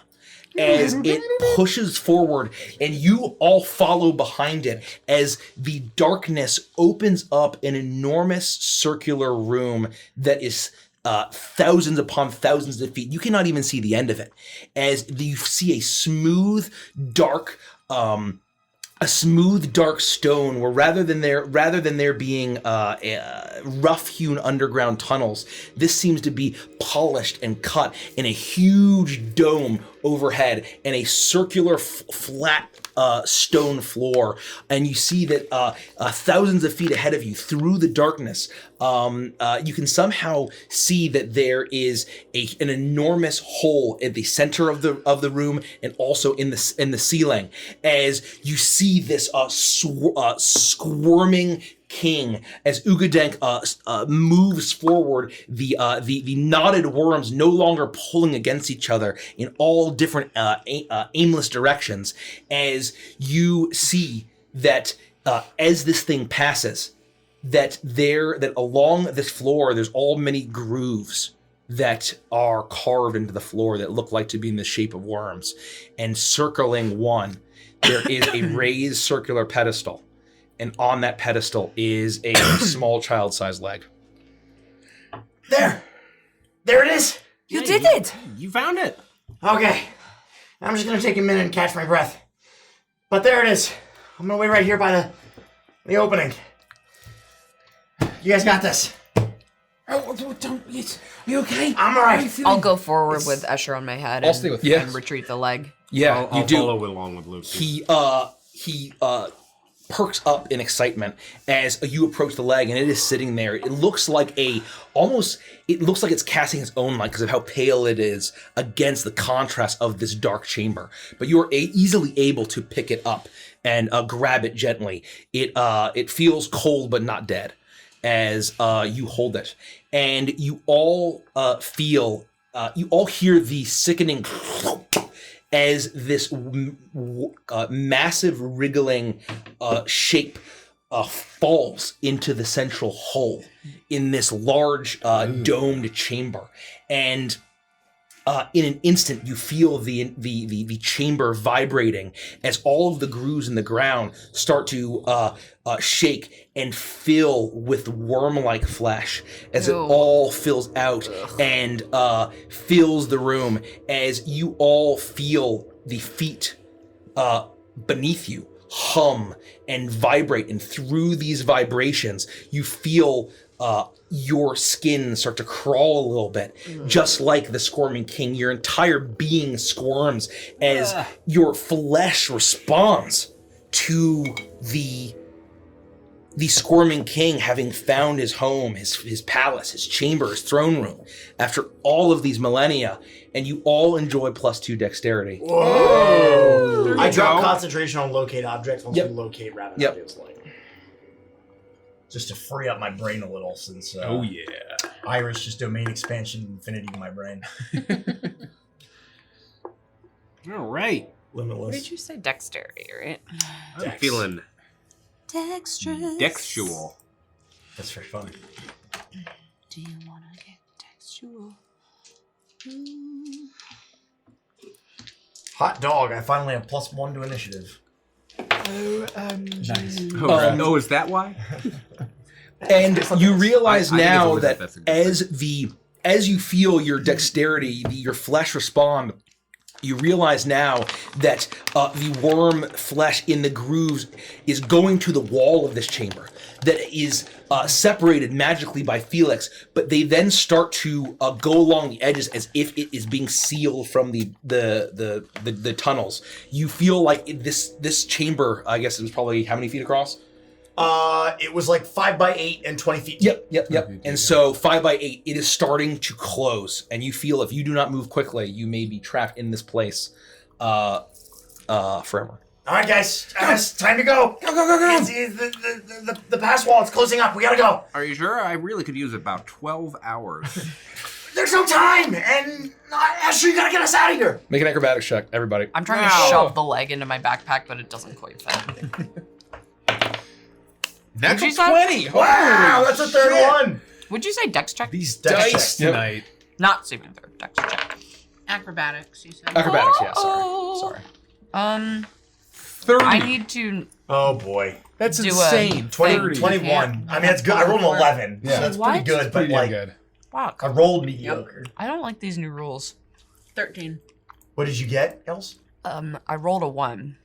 Oh, That's brutal. Yeah, there's like, that sucks. there's nothing we can do about that. You're dead. No, you Yeah. can. Don't you have key points Oh, to hey, do some fuck. rerolls? It's not a saving throw. I don't know what that's what I'm asking. Yeah. I just know This- that you have the ability to do some key point rerolling. I just get don't a know what 27. Your plus What should the still be constraints are. crazy high, right? Like, If it's just a dex check, It's No, it's acrobatics. acrobatics. So Oh. plus 12. So she got Oh. 13. 13. Both her and I got 13. Garbage. Huh? I don't know. Hey, good luck. All I'm saying is, Yeah, good luck. We'll grab Iris and we'll leave you behind. Bye, Lofty. Okay. Yeah, And then you'll be permanently alive. Your deathless nature will keep you alive here forever. I know. With the No, I worms. can still die. I just don't suffer the effects of Yeah. old age. All right, okay. So I'll look great until I die in So- a misery Yeah. of worms. What everybody get? Ready to yell. 30. 21. 21. 13. 27. 27. 13. 13. As you all are running towards the exit, you both Lufty and Iris, as the wormflesh is starting to surge up and squirm and crawl, both of their footing is lost and they tumble forward. They are prone and on the ground as the wall is closing up. You all have a moment to act as this the entire chamber around you is shaking and squirming. That's very funny. Actually, this was a 7. I got a 21. A 21. It is just Iris. You see Iris trip and fall. Sorry, these aren't my dice. Iris, can I leap Bye. and literally grab her? If she's like, I don't know, would your hands be like outstretched when you fall? Well, anytime I fall or jump, I go like You this. do that. So I'm gonna grab her by her wrists and just like yeet her shot put style, like down to the Hammer tunnel. throw. Yeah. Okay. Yeah, exactly. One Thanks, acrobatics Crunchball. check from you. As you see Toa, you realize what he's doing. As you have your paws out, your hair, your hackles are up. As you realize as the gross worm flesh hits your paw, it's an awful feeling. And Toa, you go in action. Make a shot put athletics check to see if you can yeet Iris into the hole, and make an acrobatics check to see how well Iris! your roll will affect his DC. The fourth natty 20. 2 for me, 2 for him. Damn. Killing it. 17. 17. I think it's 32. Let me just confirm. 32. You make it easy. As all of you tumble through, you see that Iris is on the ground. Toa, as it's closing, you leap through the shrinking tunnel as you manage to grab Iris before she even hits the ground and grab her paws, and you spin once and spin around, and Iris, you almost feel sick as Toa just throws you through as the tunnel is shrinking. You see Iris tumble out through the chamber as Toa, you sprint forward and dive through right as the tunnel closes around your toes barely make it out of the hole as it closes forever. Is everyone all right? Oh, thank you, Toa. Well done, Toa. That was horribly wriggly and squirming. Can you imagine being stuck there forever? I thought about it for a split second until Toa's incredibly strong, stone-like arms ripped me from the wriggling void. Yeah. It was really close. We still gotta get out of this tunnel. And whatever this plane is, this awful place. I think you're up, Escher. As he transforms back and he pulls out his rapier, and he says, and he's also she starts to smile, and he looks at you, Lufty, and he says, "Thank you, my sweet. May I please have the leg?" I put my hand in his hand. Oh, he takes it, and he leans down, and he gives it a kiss. What the ass? You were saying. I'm sorry you have to see me like this. What the ass? Bald I need the Birdo bone over here. demons. It's okay. And I'll yank the leg out of my. Yeah. It's like kind of sticking out at an odd angle, but Yeah. I will yank it out of my backpack and. Sure. I think this is yours. It's like an awkward, unrealistically placed World of Warcraft item that just sits on your back Right. magically. Exactly It's just right. the leg is hanging off, and you hit Z and you grab it and hand it to him. He opens up the pocket dimension and places it in, and it closes, and he smiles and he says, "Well, we may have. That may be the best thing we've done thus far." We returned somebody to their home, or some buddies. I couldn't It's tell. like a good deed. We Look did a at good that. deed for See. Rebirth. Realizing that the leg was there, he will know that Pazuzu knew. That Pazuzu had the power to free him from his torment and did nothing. Oh, that's a really good point. I mean, we're winning them over. We're true. sowing chaos. That's right. That's right. Worms. Huh. What are they good for? Absolutely everything. I don't know what any of that means. Say it again. Worms. I don't know. Fire. I don't know if that's true. What are they good for? Absolutely everything. I don't do that great. I roll my inspiration before it runs out and I get a 12. Nice. That's Just while we sing this song together. sweet. Because I'm so inspired before it runs out. Thank you. You're welcome. 10 minutes, right? Yeah. Well, I think we did a lovely job there. So, we can go to sleep now. Yes? No, we still got 6 more of these fucking things. 2 arms, a I'm nose. so tired now that I've almost fallen into a pit of wormy despair. This was an easy one. Maybe you can just have like a snack or something. Or a catnap. Here, just drink some water, hydrate. Ew. Oh, this was the demon goo. Oh, man. Well, it would have been bad. Oh, man. Why do you keep them next to each other? That would be a mistake. Where the fuck is my rapier? We're ready for the next one. Oh, shit. And it cuts to the inside the worm room, and you just see Caprice's rapier on the floor.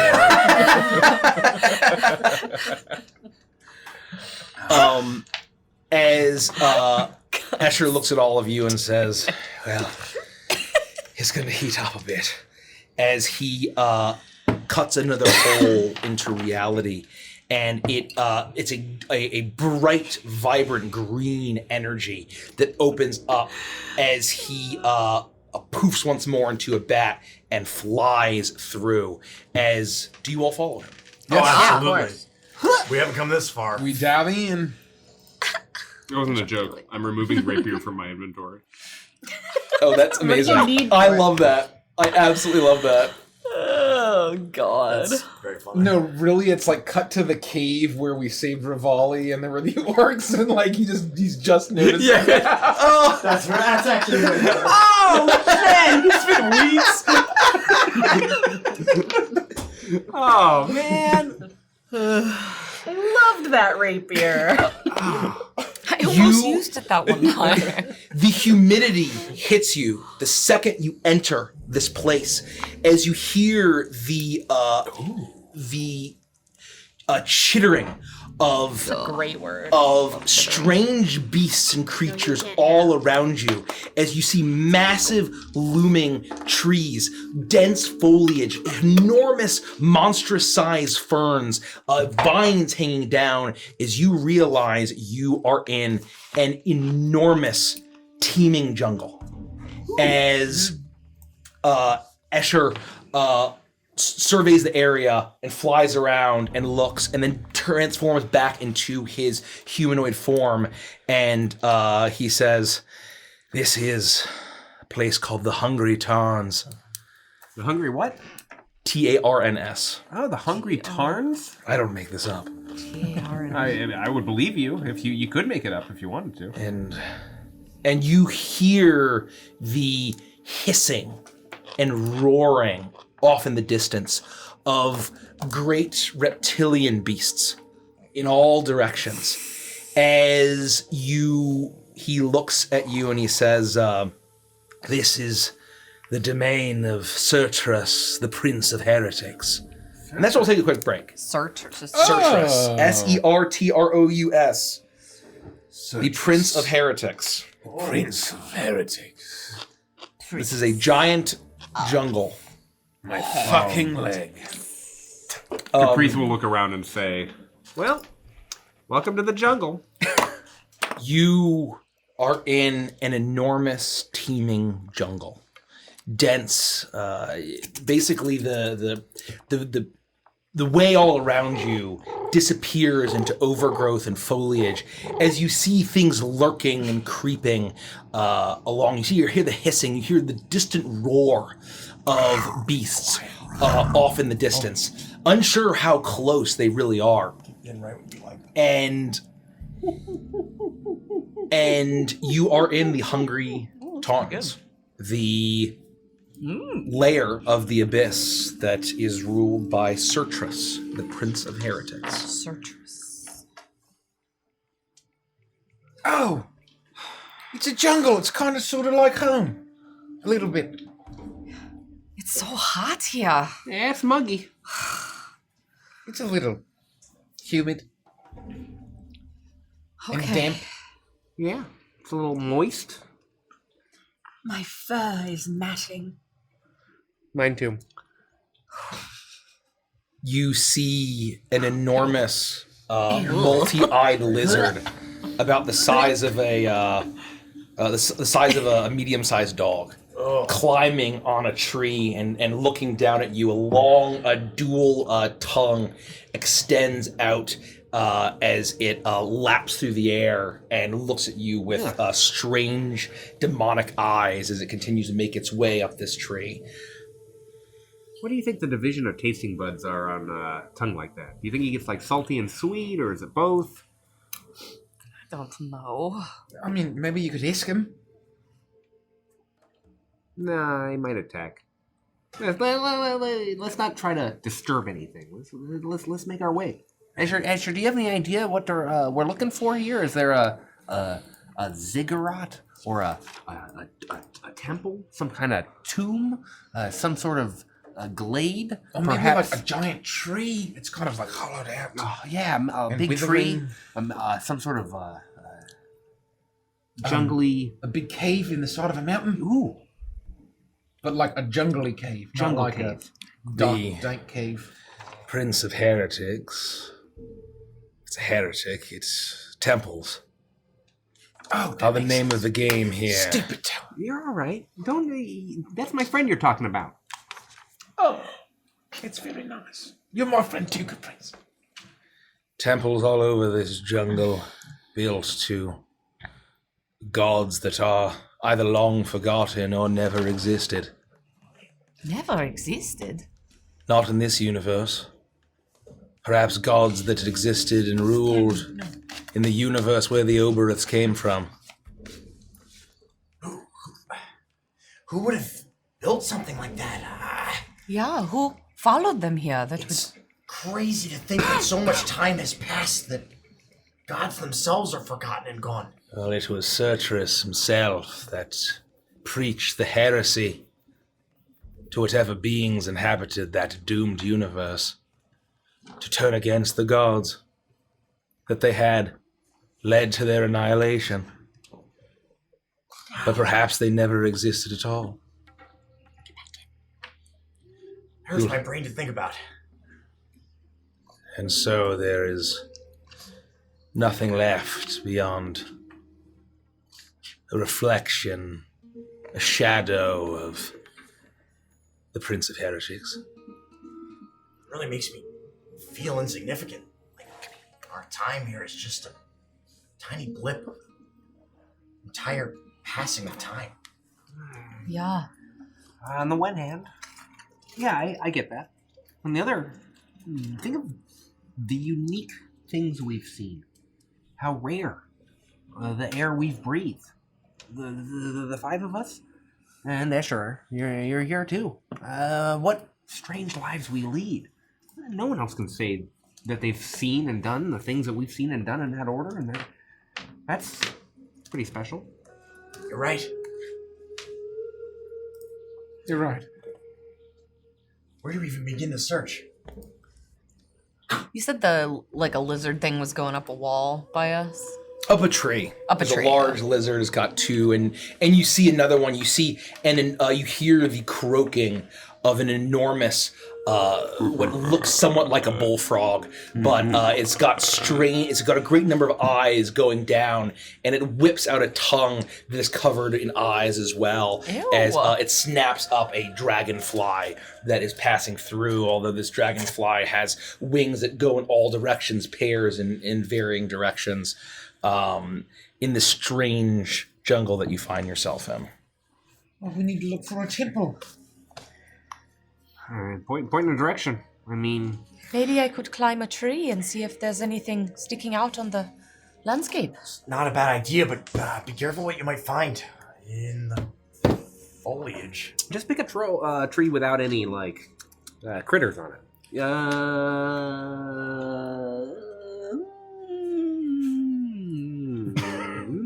I'll just go with this one. And I'll pick one that looks kind of large and clear, Yeah. close to us. You're I'll, able to do that. I'll climb up and see what I can see up there. Okay, make an acrobatics check to see how well you leap up. I'll say you won't need to roll athletics here because of the way that tree branches work. Another 7. 19. Thank you. 19. You manage to leap from branch to branch as you hear another distant roar booming through this jungle. It sounds deep. It sounds guttural. It sounds utterly enormous, especially with the lungs to make a noise like this, and it sounds otherworldly and unholy. As you continue to climb your way, you see lizards that look at you, and you see some frogs climbing in the trees, the strange demonic-looking frogs, and then they let out a scream as a large tongue snaps them up as an even larger lizard snatches into them.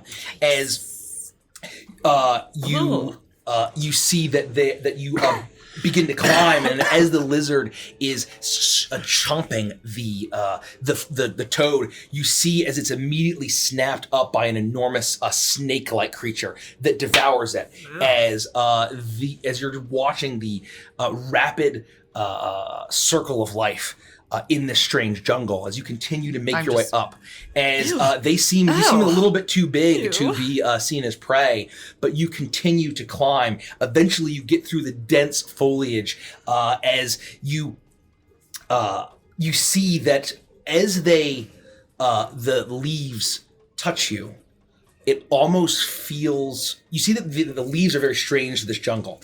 They come out and they're a dense green, but they have the veins are of red, and they split almost like serpents' tongues that are licking you as you are climbing through the leaves. As you almost feel as if it's a little damp, and you're hoping it's from the humidity and from the moisture in the air, but you feel like this tree itself is tasting you as you make your way out.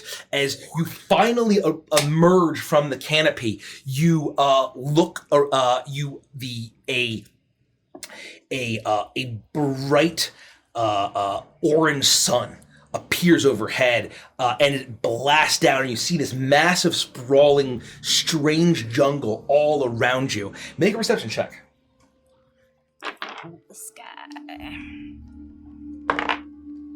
10. You look around, and you see that through this jungle, this is an incredibly strange place. It's very clearly not natural. You look, and as you see off in the distance, you see the certain areas where the trees are shaking and rumbling, and as something seems to be moving through it. And then off in the distance over there and all behind you, as you see throughout this place, you try to find what seems like an obvious direction. But you do see looming out from the jungle the top of what looks like a stone structure of these huge slabs of red and sandstone-looking colors that rise up. And there's one over there, and there's one over there, and they seem to dot this jungle. And it's as you poke your head out, you do not see the shadow that passes over you. Oh boy. As you only hear the flap of a single flap of wings, as you feel an enormous looming creature descending upon you with an enormous serrated jaw of a pterosaur-looking creature is descending towards you. As you don't notice it until it has the chance to make a surprise attack on you. Buggers. Can you be surprised? I think so. I haven't rolled a single die here. Sorry, folks. I got really worried that was the damage. It would have disadvantage, right? Oh, so it's just straight. So it's just If straight. you haven't taken damage from, and you have your elephant cloak. Yeah, it would have. So it would be straight, canceling out its advantage. But I can be surprised, I guess. Okay. 11 plus 18. No. Oh. Holy smokes. Oh, you know what? I bet you it was the +2 dex. Oh. You that's fucked up. feel its presence, the gust of wind, as you duck into the canopy as you hear this shriek, and all of you hear it from below. This horrific reptilian shriek as a pteranodon-looking creature with 6 different wings flapping chaotically, with a serrated beak that is far too long and eyes that are far too large, disappears, and you see that behind it were 7, 8, 9, 10 more as you see that they were descending towards you, but you are able to disappear into the canopy as the first attack missed with these enormous, grasping, lizard-like claws at the end of its legs. I would immediately begin climbing down the tree as fast as I can, being kind of reckless if I need to. Oh yeah, you can just jump off and... Yeah, I can. But yeah, so you very effortlessly climb down, seeing these strange creatures as you eventually arrive, as you see Lufty quickly descending, having narrowly escaped being picked off and flown away. That would have been fun. You all right? Whoa! What happened? There's like a lot. There's a lot out there. I saw many things I wish to never see again. I don't really have a clear direction we can go, but I'll point in the direction of the closest temple that I saw. Yeah. I think we can start by going this way, but we need to be careful. There are some really, really big things out here. All right, well, that's a start. I mean, that's at least a direction, right? All right, let's go. Keep an eye out there. I'm not going to fly far. And he looks, and you see like another large lizard with 6 legs. Skate's got a big fin on its back, and it's kind of eyeing. It's just big enough where it could very easily eat Bat Escher. And so he says, "Keep an eye on me. Don't let any of these things eat me. I don't want to get eaten again." As he poofs into a bat and grapples and batatuis you. I'll kind of take some of my hair and like arrange it around him like a little cocoon. Yeah. Oh, that's nice. We'll head to the temple. Okay. Lufty, make a survival check to see how well you can guide your friends. Your dice suck. 12. 12. Okay. You try to lead your friends in the direction that you believe the closest temple to be. And make an insight check for me. Oh dear. Oh. You are a Viking there, I believe, because of wisdom. I am. I would be. 10. 10. Nothing. You... That was important. So, there'll be a point here. As you continue, as you are making your way through under dense foliages, occasionally you all jump as an enormous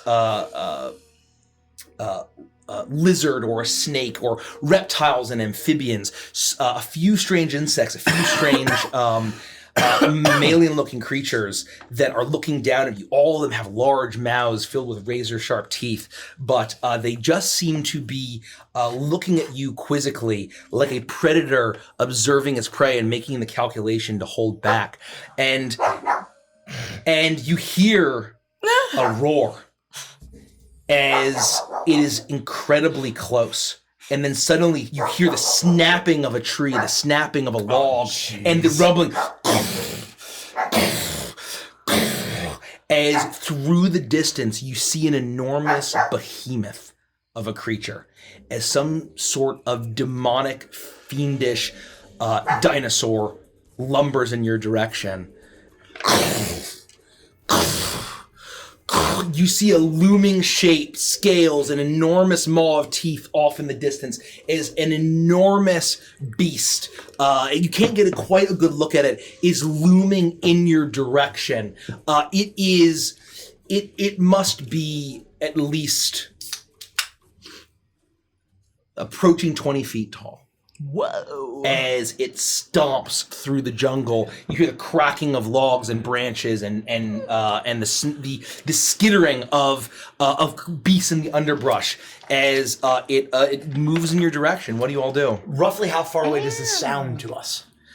I would say it sounds probably a good... Like miles or like No, hundreds of probably like feet? 100 feet. Yeah, like 100 feet. It's through the jungle. It's difficult to even see far beyond the dense foliage in all directions. I cast spray Eldritch Dinosaur Pheromones at a 9th level. Okay. Roll. I got an 8. We all die. Oh no, that's the wrong pheromones. I would just stop and like look to Toa basically and be like, oh, what? Like I would try to be quiet and like I wouldn't know what to do. I'd probably try to like hide behind a tree and like hide. It only sees movement. So don't move. Whatever you do. How do you know that? It's scientifically accurate. What? How do you know that? And they definitely didn't have feathers either. What? Do I need to remind you that when I met you, you didn't know what science was? I still don't know what science is, to be fair, Felix. And I don't know what dinosaurs are either. I would try to hide and like keep my voice down and like, you know, I would look to Toa for some sort of guidance as he's saying these things and pray that we're okay. Yeah, has this thing did it look at us hungrily, or does it know that we're there, or do we feel like we can hide? You can't tell if it's seen you. Okay. It is moving in your direction though, and it let out a bellowing roar. Okay.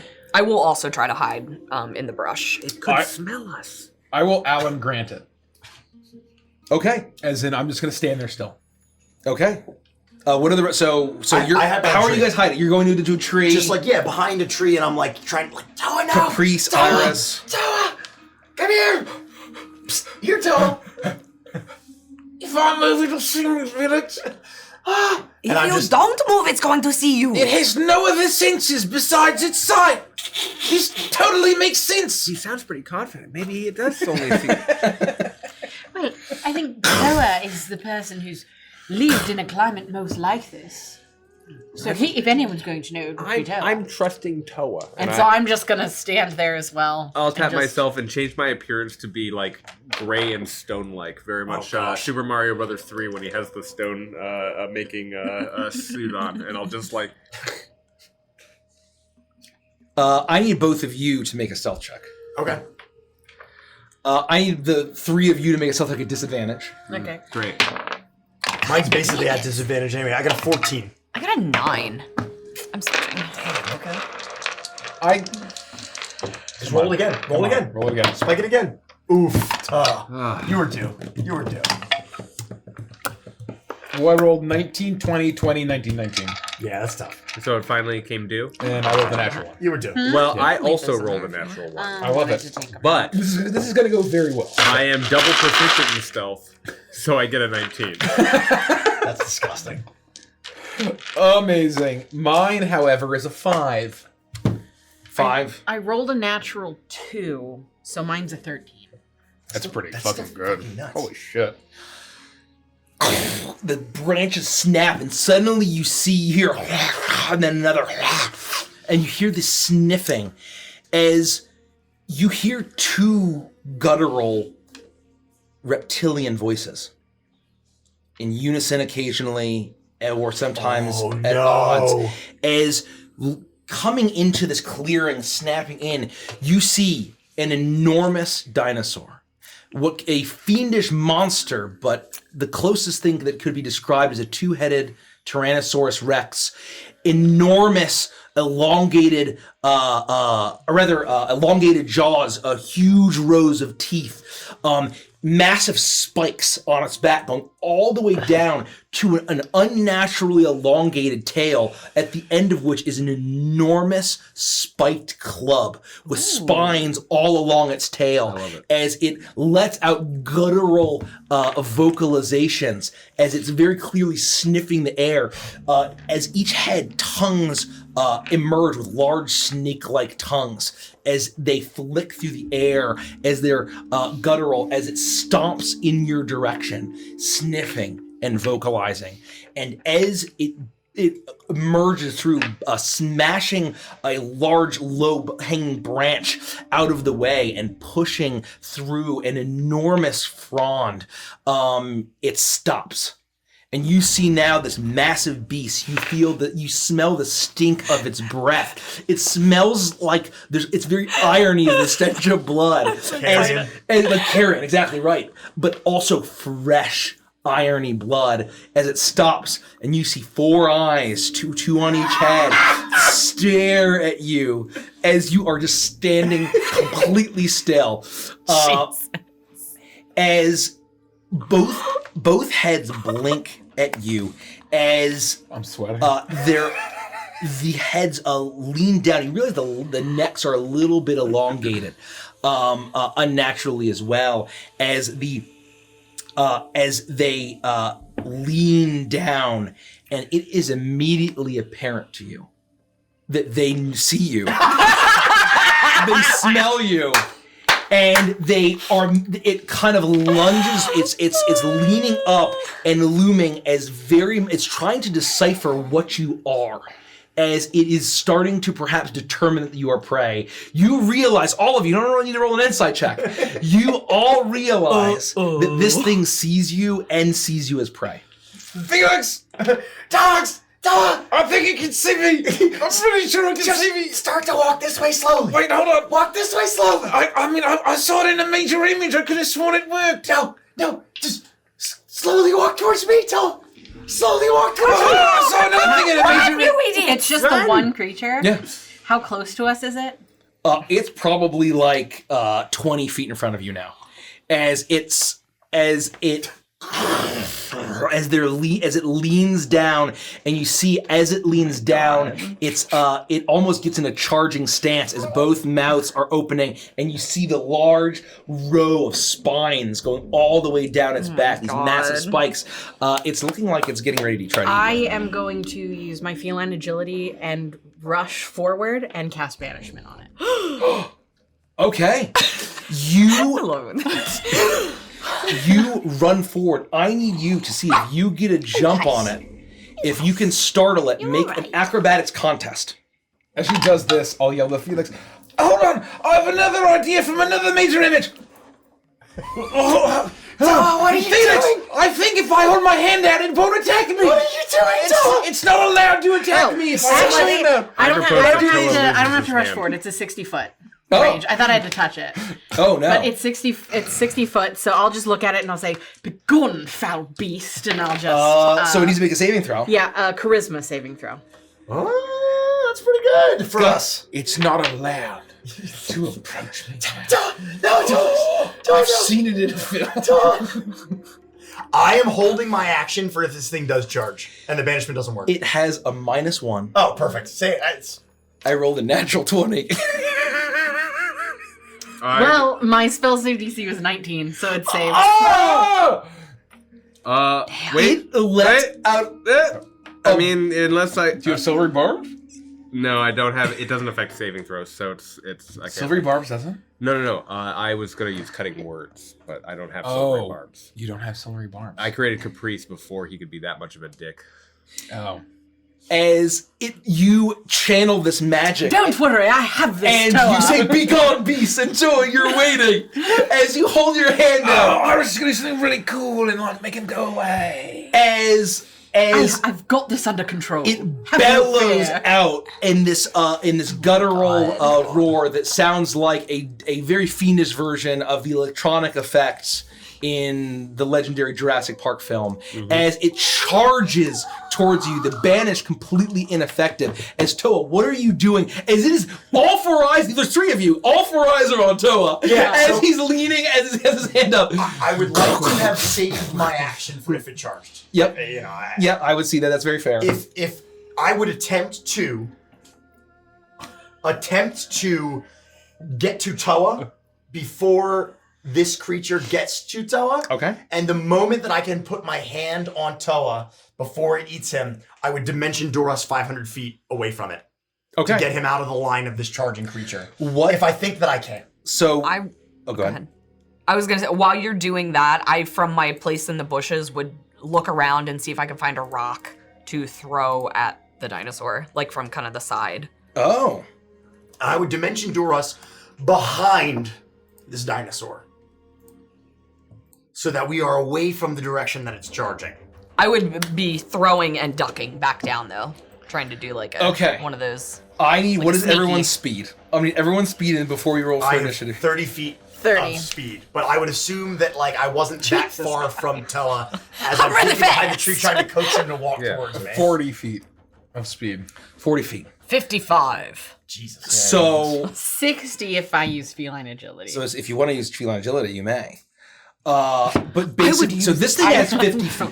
Yeah. So you are going to have to make a contest. That's fine. To see how quickly you will be able to dodge out of the way. So I would say that if you leap back, you leap back out of the brush and you find a rock. There's plenty of rocks all over the underbrush here. And you grab it. I need you to make an attack roll with an improvised weapon to see how you do. As it is thundering towards you, you bolt out as All you I want to see... do is, all I gotta do is get a hand on Toa before we get it. Yep, so we got to do a acrobatics contest. Okay. What do you do for an improvised weapon? It's a strength.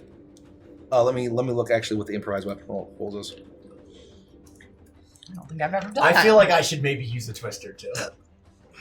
Twister. We have a few. Let me use 2. Let me just bump it by 2. We are very low on twist, though. But Well, should I just do 1? no. I'm saying it's okay? No, this is good. Okay. But just yeah, we should use them though. Well, it's a good thing I did that because I rolled a 7, but with the +2, that makes it a 9, and then I have +10 to acrobatics, so it's a 19. 19. Ooh. 19. Which is better than a 17. So think I 17 would would say be that close. you would just add your dex to the, Add my roll. dex. Add your dex. Where's my dex? Let's see here. God. 9. Could I try something as well? As Yes. Felix is running Yeah. out? So Felix, you are running, and so the acrobatics check is I rolled. Hold on.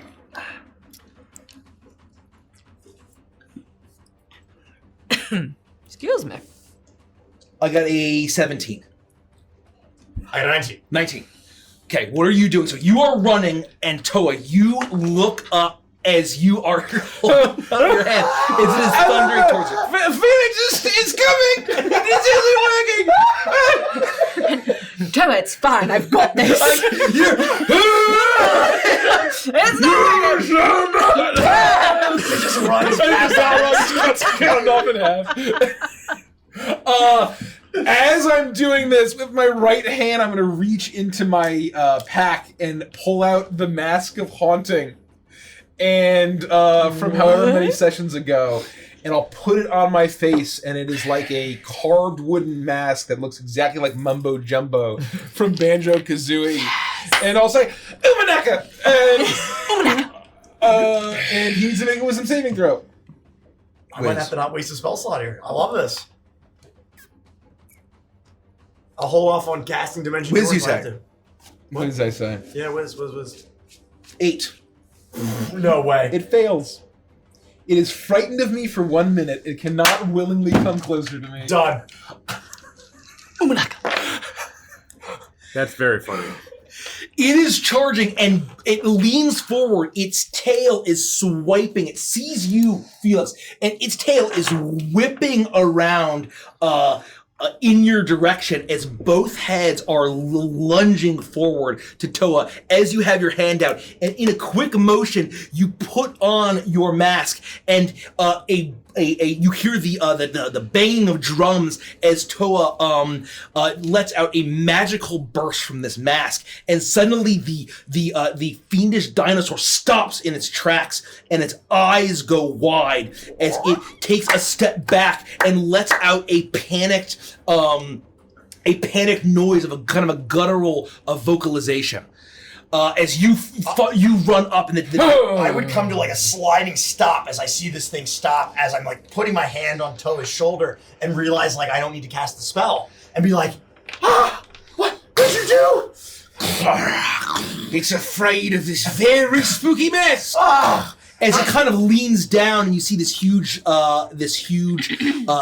beast kind of it steps down almost onto one knee, as it's almost lowering itself. Its eyes are wide with fear as it's taking another small step back. Relatively, the entire ground, the jungle shakes with that as it's staring at you, staring at the mask with fear. It seems to can't even take its eyes off of you as you have this mask, as you are terrifying it. How long is it gonna stay scared for, Toa? I mean, was it 1 minute? A minute, yeah. I don't know, but I think you guys should run. Not long. But I think I know what to do. Okay, all right. And I'm gonna start walking at it. What wisdom. Ika-boka, and I'm like waving my maul around and trying to look like big and obviously like I'm trying to scare away a bear. Yeah. But this thing's huge. But with the spooky mask that has like that creepy but cute skull on it. Yep. Right? I'm trying to scare him and basically scare him off. Make an intimidation check. At advantage. Thank you.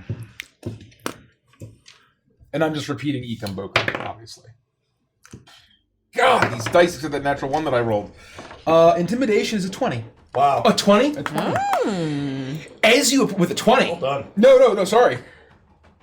26. Oh! With a 26. Dinosaur's shaking in his booties. You see Toa get he's presenting himself as large, but with the mask, with the radiating energy that's kind of pounding out, with the magical, the primal magics that are surging from this thing, he looks larger and larger as he steps forward, and you see that there's fear in the eyes as this massive beast takes another step back, and you see that its eyes are wide, and as you get close, it kneels and falls to the ground, its small razor claws tucked underneath as it looks up at you with two heads in the sense of having given up. It's working! It is completely terrified and in almost a motion of submission to the fear that you've instilled. How did you know this would work?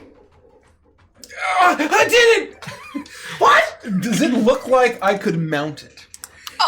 You can certainly try.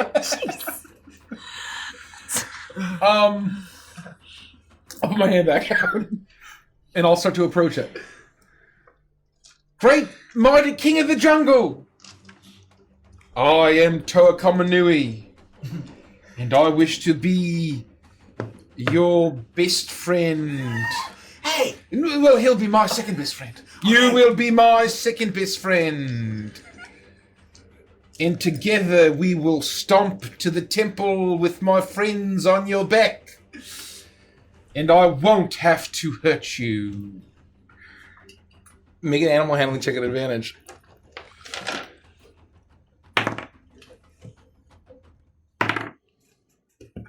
That's pretty good. Pretty good. Animal handling. That is a 22.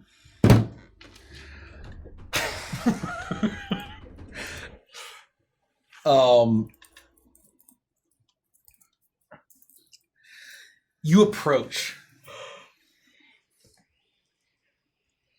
and this thing is no longer attacking, and you see that all of the strange ravenous creatures in the jungle has completely fled, and all four eyes are looking at you. Its tail is down, and you approach, and as the fear effect of the mask, the magical effect wears off, you approach and you're able to touch its scaly hide, and it remains down and lowered as if this king of the jungle is now bowing to you. Wow. Damn. Yes. Yes. Well done, second best friend. We will ride upon you now. Hurry, get on, hurry. I don't know how long this is gonna last. Follow his guide, and I get on. I climb. I'll peek out of the bushes and hop on. Yeah, 100%. I follow. I would say everyone, in order to scale this thing, Oh God. choose either animal handling or athletics or acrobatics. Probably acrobatics. Depending on how you are going to get on top of this thing. Yeah, I'm choosing acrobatics. As Escher is definitely, he's like trying to pull on your hair to bat the two of you away, like no, and but he still stays with you. So it's acrobatics or animal handling? Either one, yeah, or athletics, whatever if you care you to. prefer. I got a 17 of acrobatics as I attempt to dexterously climb up. I got a 19. I'll race up and leap into an open spot. Okay. I got a 7. as I bare my claws and attempt to climb this thing. Yeah. Oh boy. I got a 20, and kind of with Escher trying to pull me away, I'll kind of take a back approach and sort of run up the tail far away from the maws. You do that, and you all manage to get on. As Toa, how do you mount this beast that you have scared and intimidated into submission? Oh God. Let me just see what I have here. Hold on. I just want to make sure that like.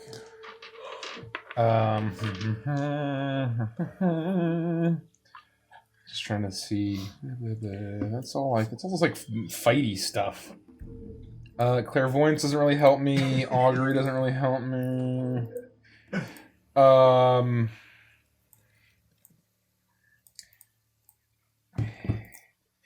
You are very, very friendly. Thank you very much for being my friend. You have very mighty, powerful fangs that could bite me in half. I will call you Fangy. The T-Rex. Well, do I know what this thing is? I would say that it's a dinosaur. There probably should More be like some. a T-Rex. It's a T-Rex. T-Rex. Yeah, I mean, The T there stands probably for would two. be some sort of like creative and charming name like Devilsaur and WoW, or Thunder, that kind of thing. Carnosaur, like in Thunder All snout. of the beasts and monsters we've seen so far have had some sort of demonic change to them. Right? Yeah, they're all very monstrous jungle animals, basically. All right, Fangy. Now, when I get on top, I'll tap in the middle of your head to go straight, and then 2 taps to the right and you go right, and then 2 taps to the left and you go left. Understood? Have you climbed up? We're all already up here. We're in extreme danger. I'm not on yet. I'm getting on last. Make an animal handling check. I'm trying to make an animal handling talk to check. them. God, 23. You're on fire, dude. This is insane. You're not sure, but you feel like you have a connection with Fangy. You Fangy, feel like you making Fangy's yourself your larger brother. than life and rolling as well as you have. My That you second have best friend. beaten this thing into submission. All right, Fangy, let's do this. And I'm gonna crawl up, and I'm gonna get right, What is he doing? sort of, What is that song? right behind where the 2 you don't know necks that sort of song? converge. Yep. And I'll just to be ready to sort of pat one way or the other. And I don't know if he's gonna listen to me, but I'm going to try to direct him in the direction of the temple, and stomp on over there. You do that. And as you get at the head, Iris has her claws out. And she is scaling up, and you manage to get in. But as soon as you sit in the rain field, or at the base of the 2 necks, and feel comfortable, there is a soft spot, perhaps where you see that there's gashes. There's all sorts of battle scars on this thing. You can't imagine the Skull Island level of shit that is here. This is Skull Island, the lair, folks. As you manage to stick your claws deep into one of these deep gashes and scars that has been there. They were handled. Lovely. You suddenly all feel, as you're on top, Iris, you're almost there. You go in, and suddenly both heads let out a bellowing roar of pain as you all this chunk lurch forward. Everyone needs to make a dexterity saving throw as the creature takes off into the jungle in rage, is thrashing around. Oh, 21. Let's go. Let us go. Yeah, let us go. Let us go. 18? 18, 21, 20. 20, 30. 30. 30. You all hold steal your on as the Does it go faster? And it goes faster. Yeah, it is now sprinting.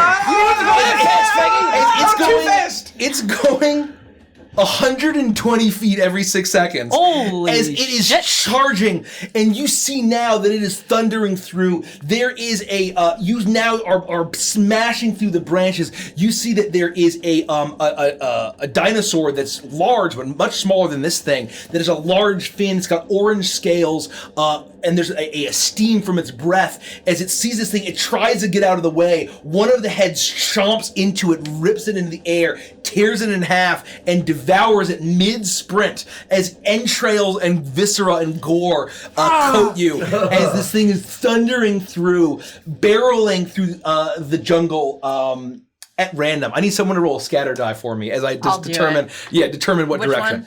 one? A D8, and the one is north. You'll be north. I'll be north. 8. Tell me what that is. 1 is supposed to be north, right? So Yeah.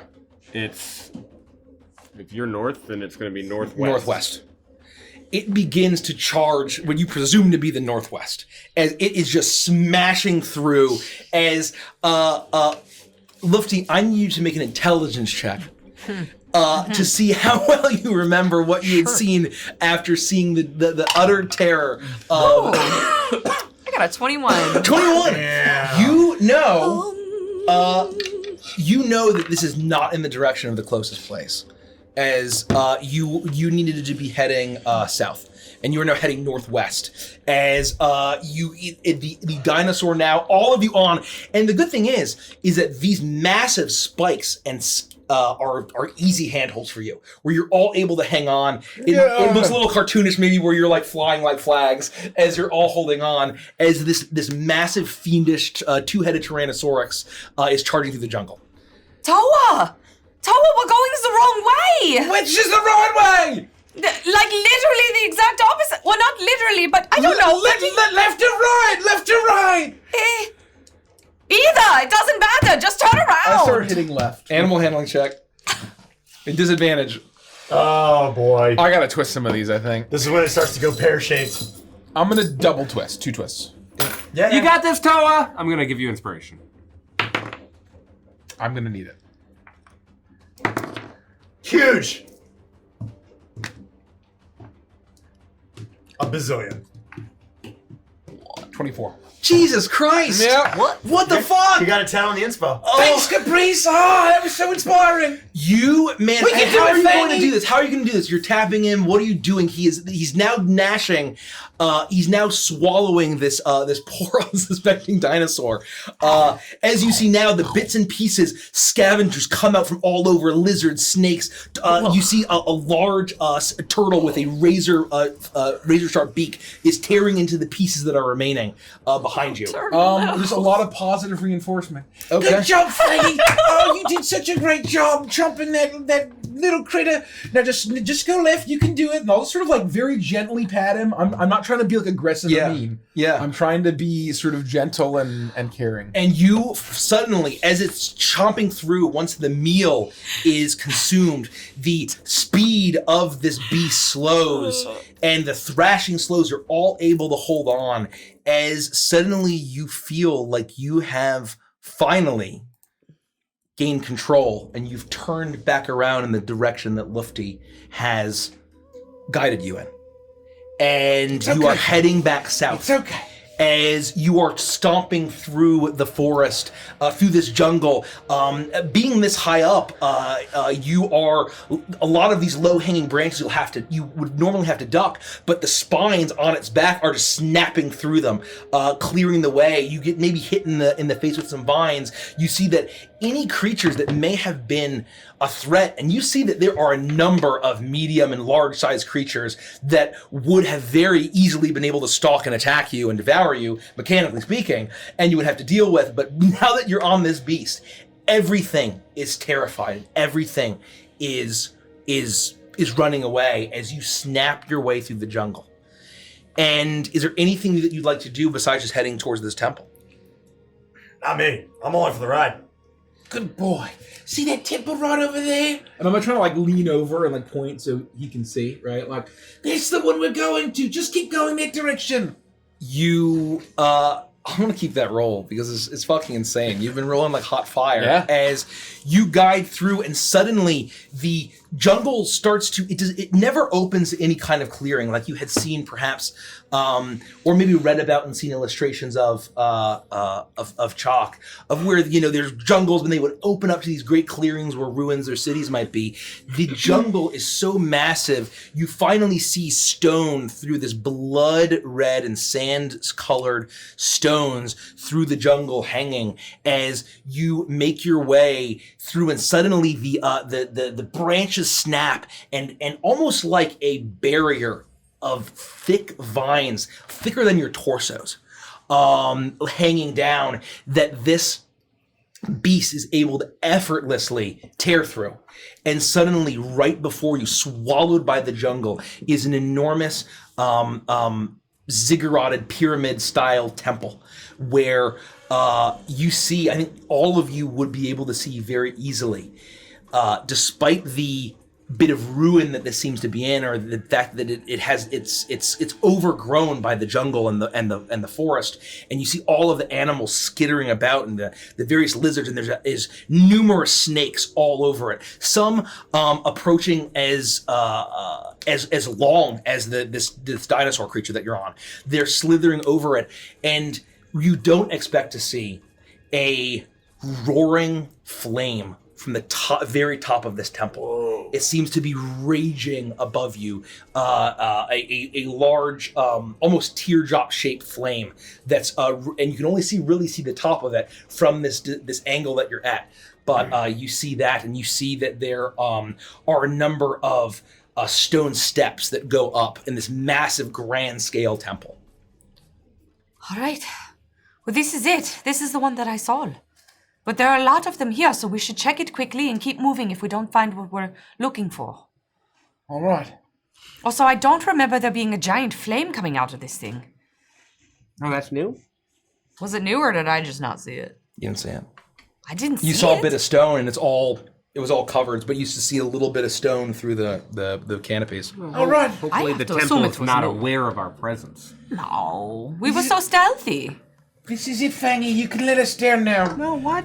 Yip, yip. No. Wait, maybe we should hang out in case we need to go to a different one. Oh! Fangy's part of the family Tie him now. up. Keep him here. We can't fit in the temple. Maybe you can climb the stairs, go up, and we can all hang out together. I mean, maybe just trying to get him to wait outside for us will help keep some of the other predators away. I'm sure there's something he can snack on. We'll promise food. We've got lots of demons for him to eat, and I'm sure they're delicious. I don't think he can leave this area with us when it's time to go, when Escher opens another portal, and then you can release him. But what if this is the actual temple, and we do find what we need inside? Well, then we're gonna have to go, and we'll have to leave Fangy behind. No, that's not. We're not doing that. We're gonna come back outside, and Escher is gonna make a fucking Fangy-sized portal. Right? You little fuck. No, probably not. And the thing is, if we tell this creature to stay here while we're inside, and then we leave, and the creature never leaves and it dies here because it was listening to Toa, we should let it go into the wild. And I don't say that because I'm horrified of this creature. I don't want to leave Fangy go. Toa tamed him. He's a part of the family now. This creature was not meant to be domesticated. It deserves to be free in this land that it lives in. Are we still on Fangy's back? Yeah. So the idea is that it's obviously overgrown by the jungle, and the canopy is even taller than the top of this temple. And basically that there are a couple of entrances inside the temple, but there are stairs that go up to the various terraces all around, with the brazier up at the top, where a lot of the entrances are either collapsed or completely overgrown with like thick actual trunks or roots of trees that are growing out of this thing. And you are still on Fangy's back, if that is his name. Yeah. No, go ahead. I was gonna say, just leave him here. We'll go check it out, and then you can tell him to be free. All right. Are you not concerned he will forget who you are the moment he stops looking at you? Could you forget who Toa is the moment you stop looking at him? Well, yes. What? I don't. She didn't mean it. I can't believe you would ever presume that Fangy would ever hurt us. Well, like 15 minutes ago, he was pretty dead set on eating all of us. But now he's my second best friend. I think Toa's right. I think that was a misunderstanding. It was entirely a misunderstanding. He was just acting on his base nature and instinct. Yeah, well, what if he decides to act on that instinct again? Well, he would never eat me. Imagine if I acted on my base instincts all the time. Then where would we be? Yeah, you do. You do every day. You do all the time. Oh. All right, carry on. Fangy can stay. All right, Fanny. You can let us down now. Make another animal handling check. Just straight. Oh no! I hope it fails. You kick him a little Just on your one way hit turns down, and he upside takes a down. bite out of you. Yeah, Like one of those dogs. that's a nightmare. 25. Oh my god! Yeah, You're a no. So with dice that, god. you are very gentle and but still firm. And with that, you hear the kind of the guttural groaning as from both heads as it leans down and kneels. That's exactly right. Very Well good. done. As you hear that, and you're all able to get off as you see that this creature its small arms are kind of placed into the ground with this long claws as it looks up at you Sorry, Philip. and almost in here. waiting for the next command as you all depart and walk towards the temple. All right, Fangy. This may be goodbye. And I may never see you again. But I'll never forget all the amazing times we shared together. And you'll always be my second best friend. There. There. Goodbye, Fangy.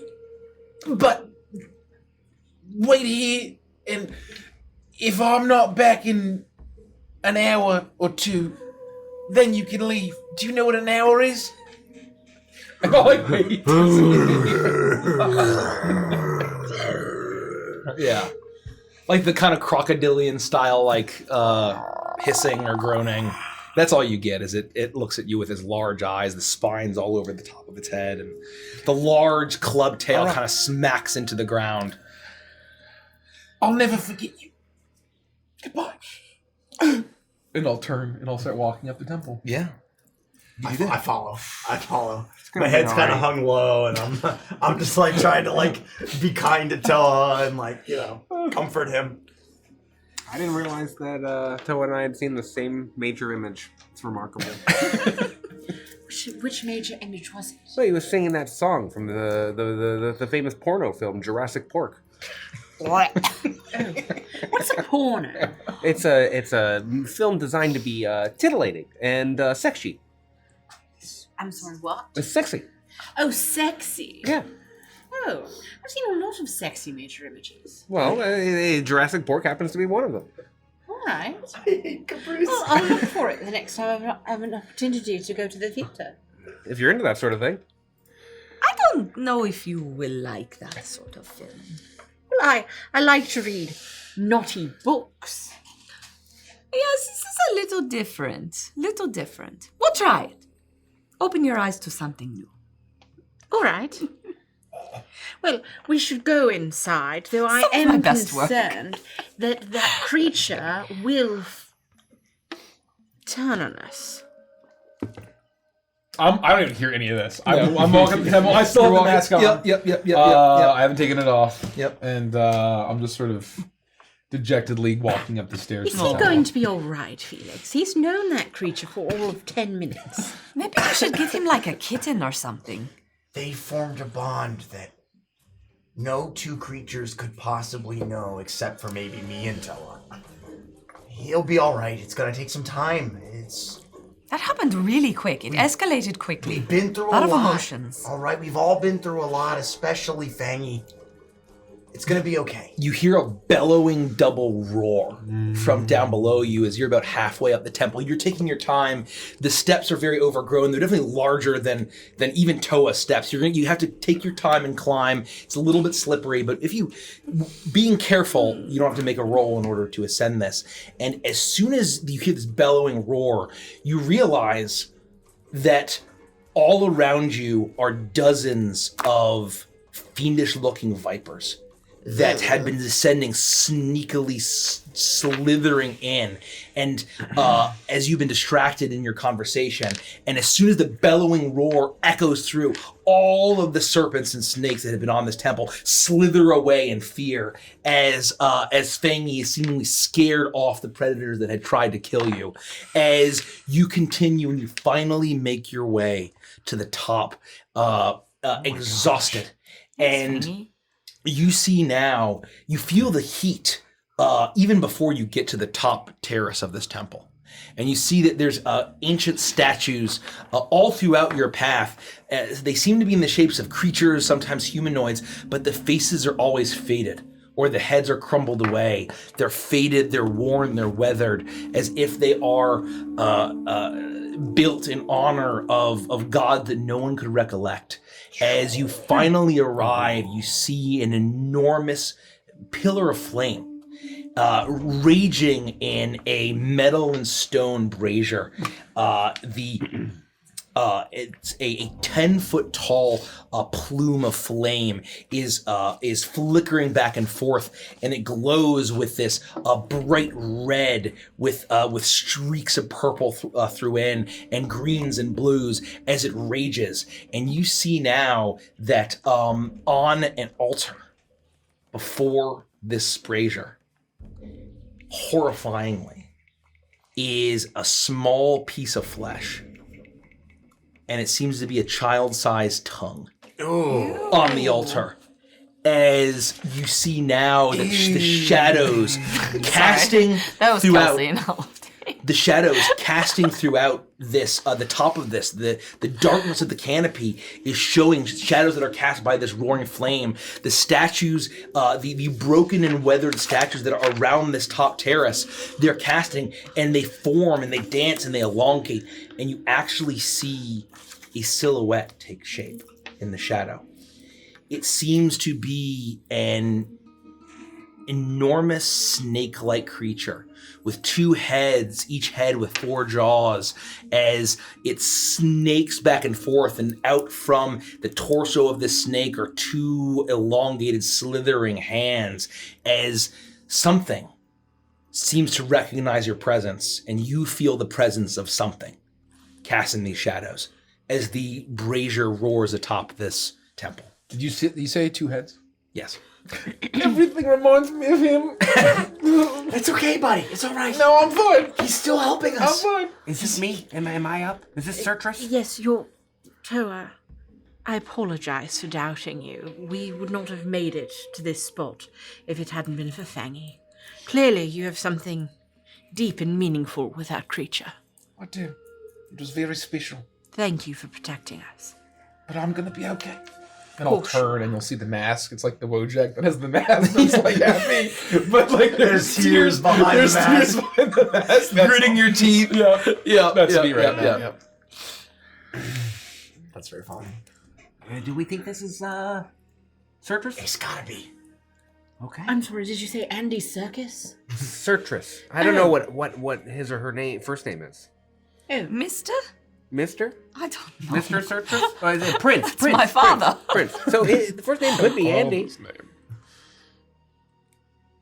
Sure. All right. I'll try it. Can't imagine anyone being named Andy. No, it sounds so alien. And grotesque. Yeah. He's a silly name. It is a silly name. It's a silly If we ever meet anyone named Andy, let's beat the shit out of it. Yeah. And an Italian pervert named Mikey. Sounds like fight noise. You see this brazier is roaring and flickering as the shadows are dancing about, and you see this shape within the shadow. I'll walk up a few steps. Hi. My name is Capriccio de Sesto. You can call me Caprice. You may be Sertress. Don't know your first name. Might be Andy. Not sure what all the venerations, all the accolades, Prince, I understand.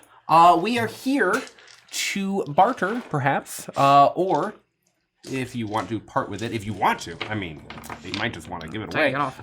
That child's tongue. We're looking for him. Look, we collect them. Oh, we'd love it. We have a bucket full of them. We got a whole bucket. That's Iris. Make a Loves persuasion check. tongues. I love tongues. At advantage because you're being assisted. Can't get enough child tongues. Persuasion, 28. We've got a larger bucket 28. specifically for this time. The brazier roars up again, and you feel the heat blast you. As your infernal lineage, actually, you're able to resist it and weather it a lot better. You feel it less than your companions. And you hear a voice, all of you do. Essence. Essence? Of what? Essence. I think they're trying to say essence. Oh. Essence! Well, one moment, let me confer with my friends, and then we'll essence you up. Essence of what? What do they want? Our essence? What's the definition of essence? I don't know. It's kind of nebulous. Didn't you go to that one? The adventurous equivalent of a hospital, and you provided your essence in a cup, you said? That was in Galtica. And I needed the money. Yes, I know, but you've done it once. Couldn't you do it again? I suppose we could give it a shot. Is Derek gonna jack off on him? Caprice is going to. Also, I'm pretty sure they pay a lot more for blood. Blood? Blood. They pay more for blood? Yeah, like the platelets and the good stuff. They really gotta suck it out of you, though. Really? Yeah. Oh, I really was poor at the time. I thought that they just... That's just what I've heard. I've never been to Galtica. I would have given more for blood. I just didn't realize that was an option. That's what I've heard. So my point is, do you think that would work? It's worth a shot. They say and essence. I don't know. But someone needs to put a fucking rag or a towel over that fucking tongue. I have a goblet right here.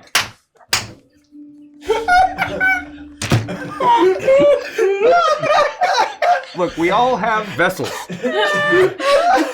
I'm not worried about the vessel.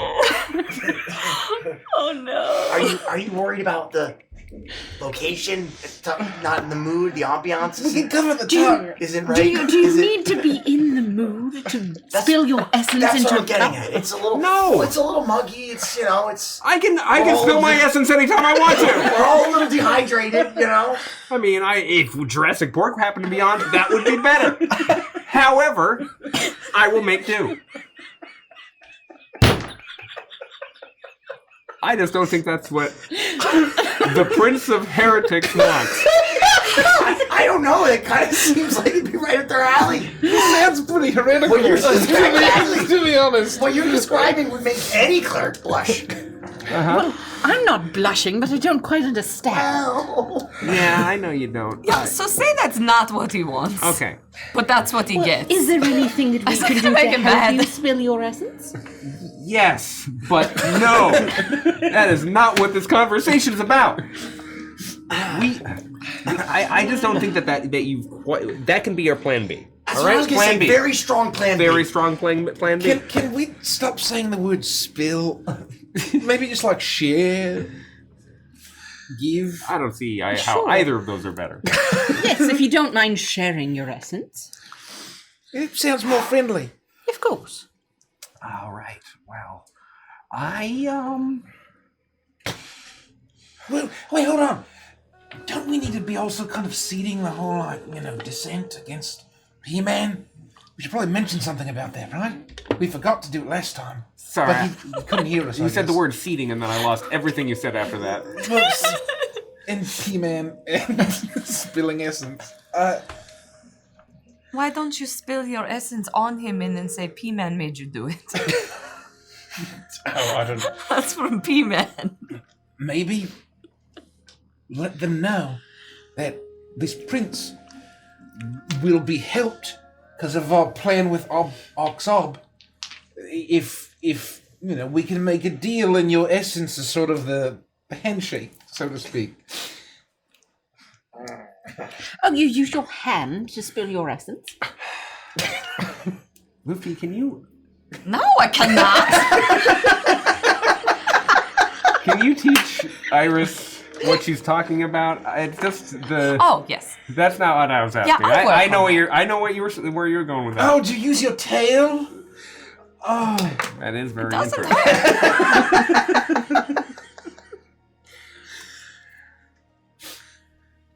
Plan A. Sure.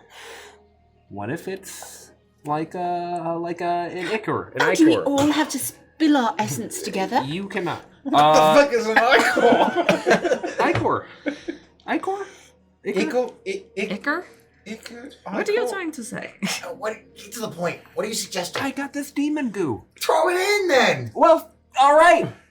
I'll run up. But do you think that will work?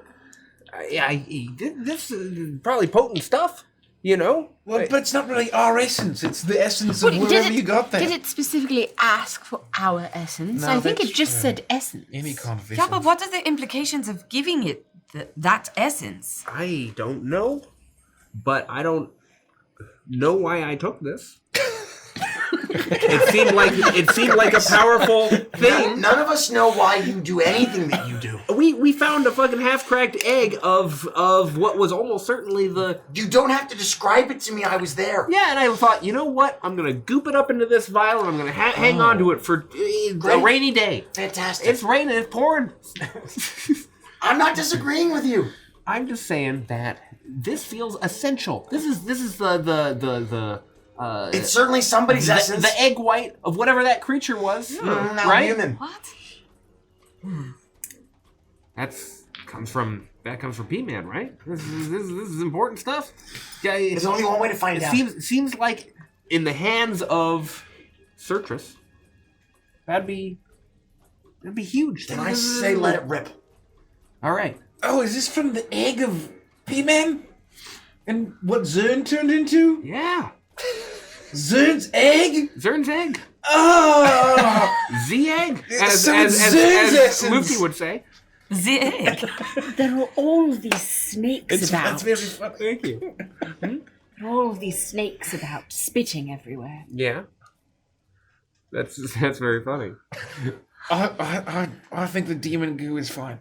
We could try it. I'm That's gonna plan try A. it. And then you have your plan B. And you know, if I have to take one for the team, I'll do whatever I need to do. Sertress! I turn around and I raise my hands up and I walk forward. We have found the essence, or an essence, that you will find to be quite more than satisfactory. Get ready for this. When you hold your arms up, your jacket turns gray. Look, hold your arms up again. Look, it's gone underneath in the crevices. Yeah, no. Oh, I All am over disintegrating. the floor. It is a nightmare on the carpet below. It was nice and clean. We'll fix it. All right, throw the goo in. Sertress, with this, I don't know if you know what this is. It's one of a kind. This is goo. Goo taken from an egg. An egg born of... How do I describe this? This is some sort of a... It's a demon egg. A Zernzuzu baby? Yes. Zernzuzu baby. And, given how potent that combo must be, I feel like you have to accept. Do you agree? Give me a... if you're down. Otherwise, I got a really special surprise for you, You're buddy. making the snakes spit. Please don't say that. They're hissing and spitting behind you. I am standing up, and I'm going to have to sit down real soon, Iris. Real soon! Oh, dear. What say you, Sertress, Prince of Heretics? Do you accept this powerful, potent offering? Yes. That sounded like yes. That sounded like a yes. Yes, it did. All right, I'm going to pour it into your brazier. Brazier.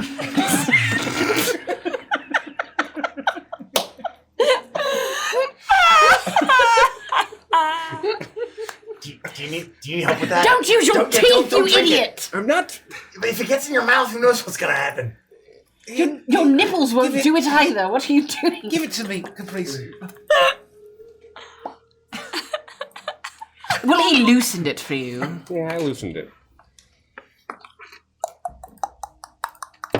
I'm going to pour the ichor into the Brazier. brazier, like an altar, trying to almost like submerging my hand into the flame, watching the shadow, keeping my eyes out for danger, not paying attention to the snakes, not thinking about Plan B, just offering a powerful sacrifice, and probably creating some sort of horrible new thread of canon that will almost certainly come back to bite me in 4 to 6 years. It'll be fine. It'll be fine. I'm sure feeding another demon lord the essence of Zenzuzu is... Caprice doesn't fucking know. No ramifications. No. Caprice doesn't fucking know. With that, a dirty verge. You pour Dirty it in, Virgil. Oh. and it hisses and pops as the orange goo, the demonic ichor, this egg stuff that had been laid by Pazuzu, the would-be new king of demons, the lord of the lower aerial kingdoms, and the flame erupts into an orange flame, and it rages as you hear a hiss and a shriek within as the flame shifts from red and purple to a bright orange, shifting black within as you see the shadows of this snake emerge, erupt into the flame, a dancing shade. The two-headed snake-like monstrosity shifts and shakes, and you see as it slithers and bursts into a million different motes as you see an eye, another eye, another eye, another eye, another eye. 4 wings explode from the center, covered in eyes. The head of an avian crow-like demon emerges, a jagged beak, numerous eyes all across its head. As it bursts out, the shadows snake out everywhere as you see very momentarily the shape of a man, the silhouette of a man, missing a leg, holding a cane, covered in eyes, until it then bursts again into eyes as you all feel the heat of this flame. And in the shadows, in the shade, the images within change and flicker into other shapes. I need everyone to tell me one of your character's deepest, darkest secrets. The brazier is erupting into flame, and suddenly the silhouettes start to shape and form as you see familiar faces, familiar silhouettes, moments in each of your lives or deep, dark secrets, shadows that represent your deepest, darkest secrets. And for this prompt, I will give you narrative control as to what the shadows in the flame showcase. You may go in whatever order you'd like. Who wants to go first? I'm ready if everybody else.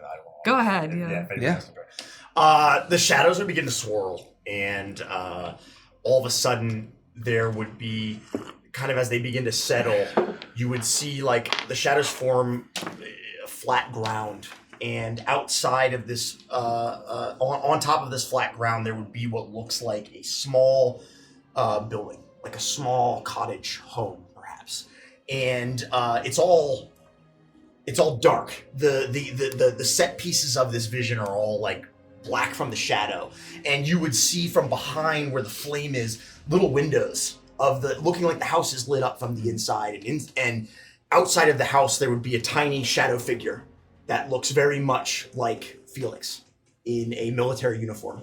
But again, it's just silhouettes, so it's the outline of what you can clearly tell to be Felix. No hat, no blue coat, but military uniform. Dagger in hand, hand outstretched and raised to this small shadow cottage. And from the flame of the fire that is lighting up the scene, inside these little lit up windows, you see people inside.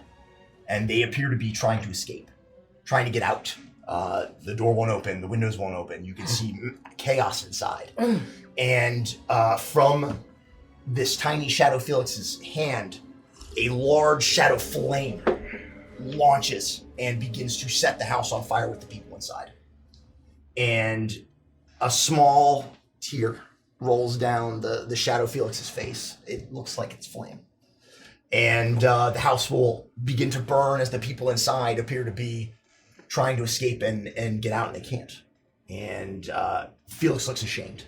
And you have heard of the extent of the horrific things that he had been put through, forced to do at the hand of the military. But this is the first that you're getting a glimpse of what happened as he was sent to eliminate the Beast Plague all those years ago, all those months and months, years ago. Yeah.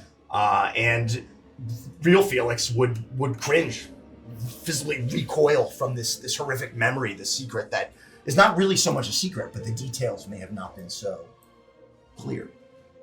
And you'd see him almost at his side, reach for the Talon Guard dagger and almost look to hide it, and try to hide his shame as you can see, more tears begin to well up in Felix's eyes as he's reliving one of these horrific moments of trying to eliminate Beast Plague from Corvakia.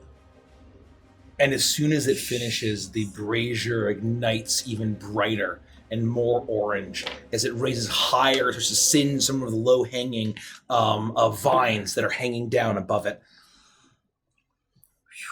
Would I have seen? Would you have told me about that?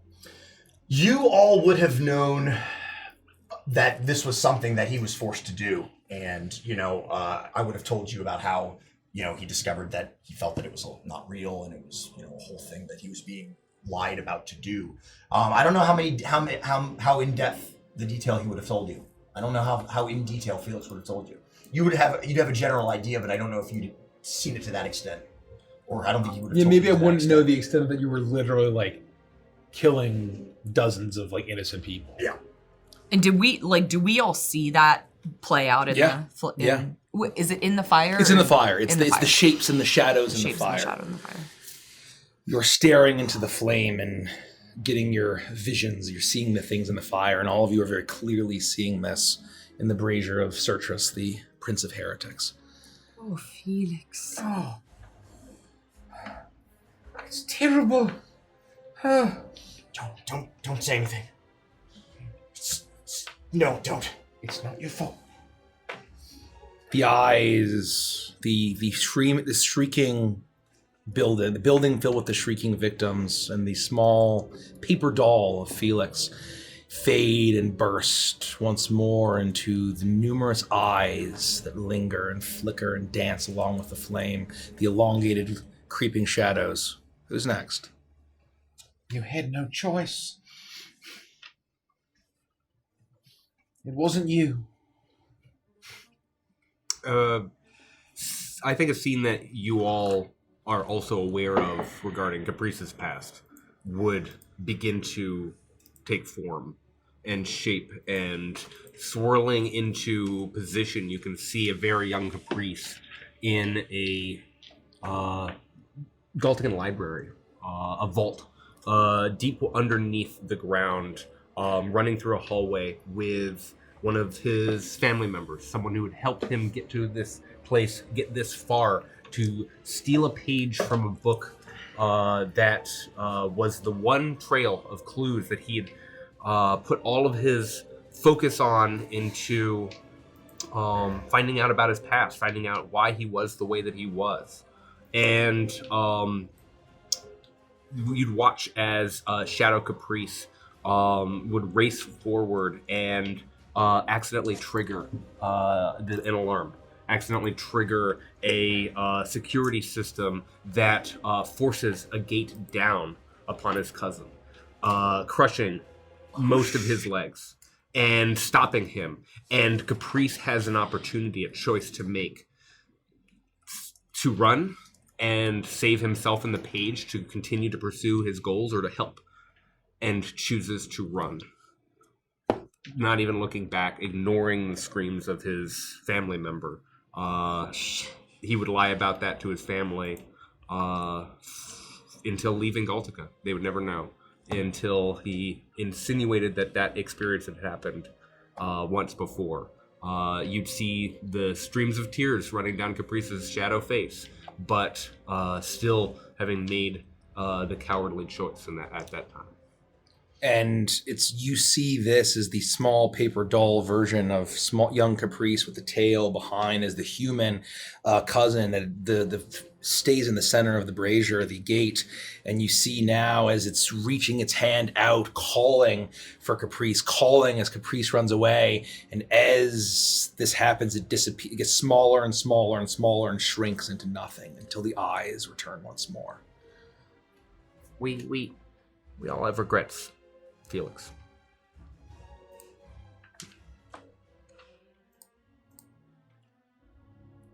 Who's next? And we had just known that he went missing or whatever. Like, wow. Did it look like he got killed, or did we? I guess I don't even know if Caprice knows that. I would say that it wouldn't have been a mortal blow. It would have been. It wouldn't been like it would have been trapping his legs, not killing him. And so the very alive and savable version of this would have been left because of Caprice's panic and inability to face his fears at that time, and his obsession with what he felt was his destiny. Selfish act. It fades, the eyes linger, then you see them dancing in the flames, seeing your secrets, knowing your secrets. The essence is seemingly empowering this brazier far more than even the Prince of Heretics expected.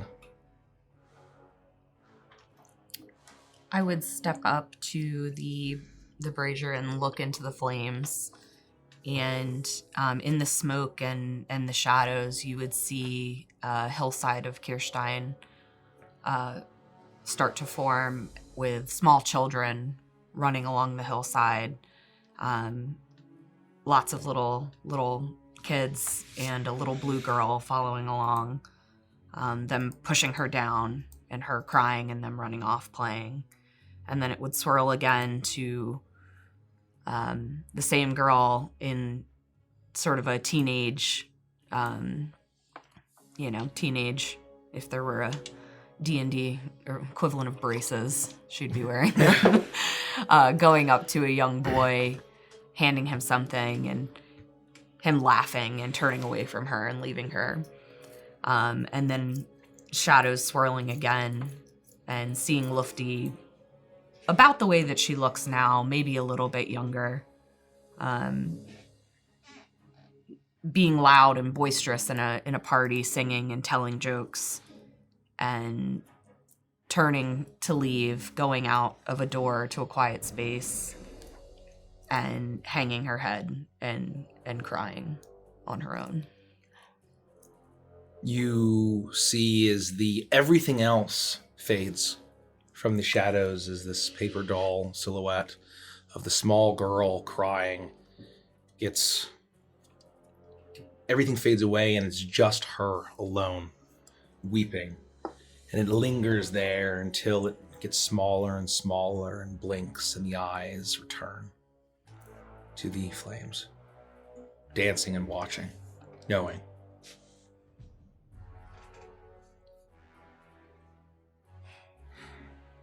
Well, I have no secrets, so... This is just happening, right? This is happening, yeah. It's not like you're offering it. Right. It is just appearing. I'm just giving you all the agency to decide what it would show. Something would have shown for me already if I had... I don't have any secrets. Oh, look, it's my turn now. Shadows. You will see the shadows whip, and it'll be a familiar scene that everyone witnessed. No. Hopefully it's not. We'll see. It is the second battle with Makutu. Okay. Where you see, there's 5 of us. I can't remember if Herja was there at that point, but if she was, she's there too. Yeah, she was. And standing there, and Makutu is on his knees, and his head is down, and you see these mouths sort of debating and talking about his fate, if he should live or die. And Toa is sort of firm in his belief that Makutu, based on his crimes and what he has done, that he should be killed. And, sort of firm and grim in his judgment, and he is willing to sort of carry it out. And you'll see his back with the party in the foreground, lift his totem and smash it down upon Makutu's head, but then the perspective will turn around completely, now looking up at his shadow face. Oh, that's cool. And almost an exaggerated gap in the shadow will form a large exaggerated grin, showing that he enjoyed and took some level of pleasure and glee in the execution of Makutu. And it wasn't just the grim Ned Stark style, carrying the sword and carrying out the justice. Almost sort of panting with a smile, and then the shadows would fade. That's exactly what it looks like. It looks similar almost to the arcane illustration of Jinx, where like the sketchy drawing kind of draws the face over her face, or like that. Yeah. It almost looks like that of this.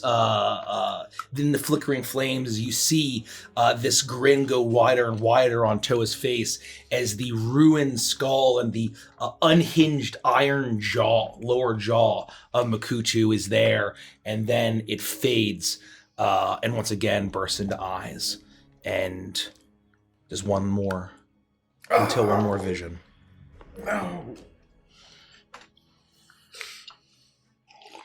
I'm not sure what we're supposed to do next because I don't have any. And Iris will stare into the flames. Oh. And you'll see an oasis in Sakat. Iris is sitting by a tree, writing, constantly looking up at a bunch of teenagers, roughly her age. And at first it looks like she is staring at the boy as the girls giggle around him. But it begins to become clear that there is one girl there that has Iris's eye. Mm-hmm. And she watches her. And then it shifts. And they're late at night, out in the oasis, talking and sharing their feelings. And Iris is more animated than she's ever been. A completely different Tabaxi than the Iris that you know. Oh, wow. Then she's older and seated upon a throne in a temple. And there is man after man that comes in, and her father yelling at her to choose a suitor, pick a suitor, carry on the line. And Iris refuses. Another night in the garden with this girl. They're older now, and they're closer. They lean in to share a kiss. The guards catch it. Then another night in the garden, and Iris is alone, waiting and crying. The girl never comes. Oh, no. And then a day, kneeling before the altar of Anubis, her heart closed off. The only place in her heart. A place for a god. Whoa. Mm-hmm. You see Iris kneeling in this final vision, but despite the focus having once been on Iris, she is so very small in the flames compared to the two enormous looming shadows of the statues of the Temple of Anubis that flank her, dwarfing her, looming large over her.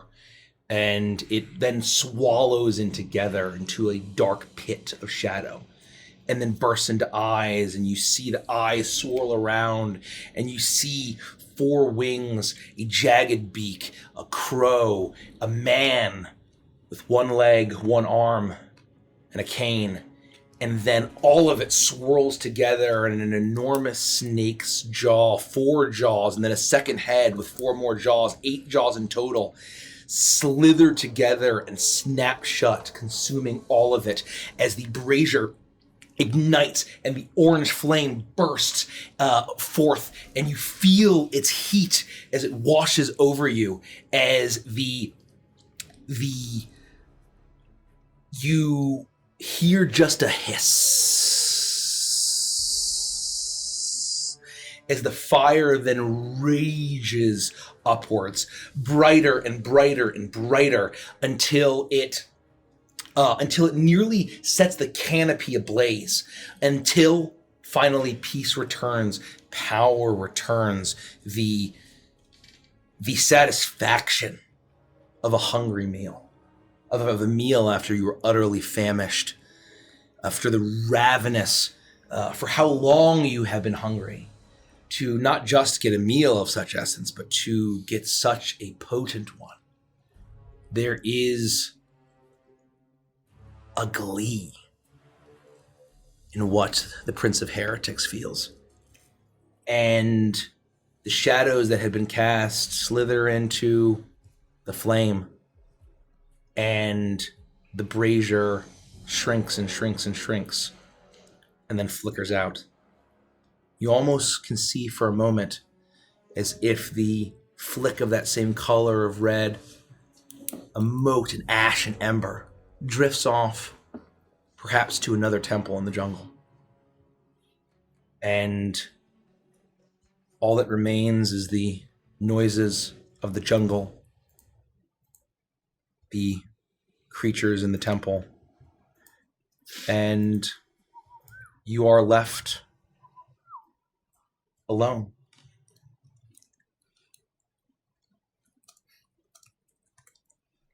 Not expecting what you've just experienced.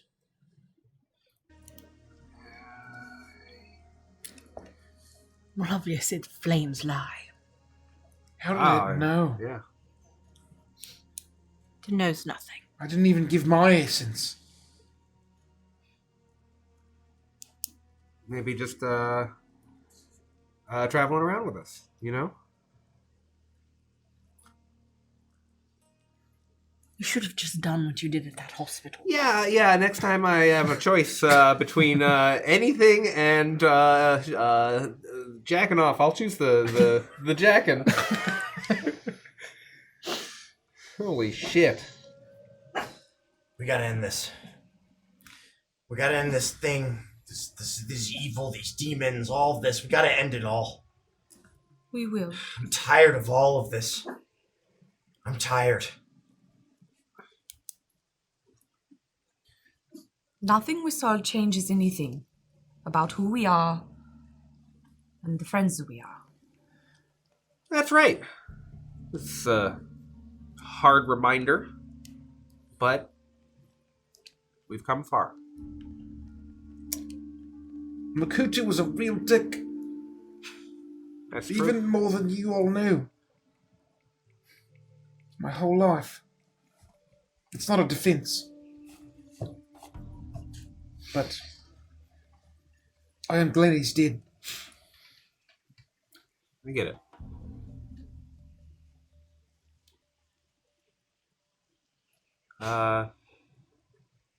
Group hug before we grab the tongue and get out the fuck out of here? Is everyone okay? I would like to go. Who wants to grab the tongue? I'll get it.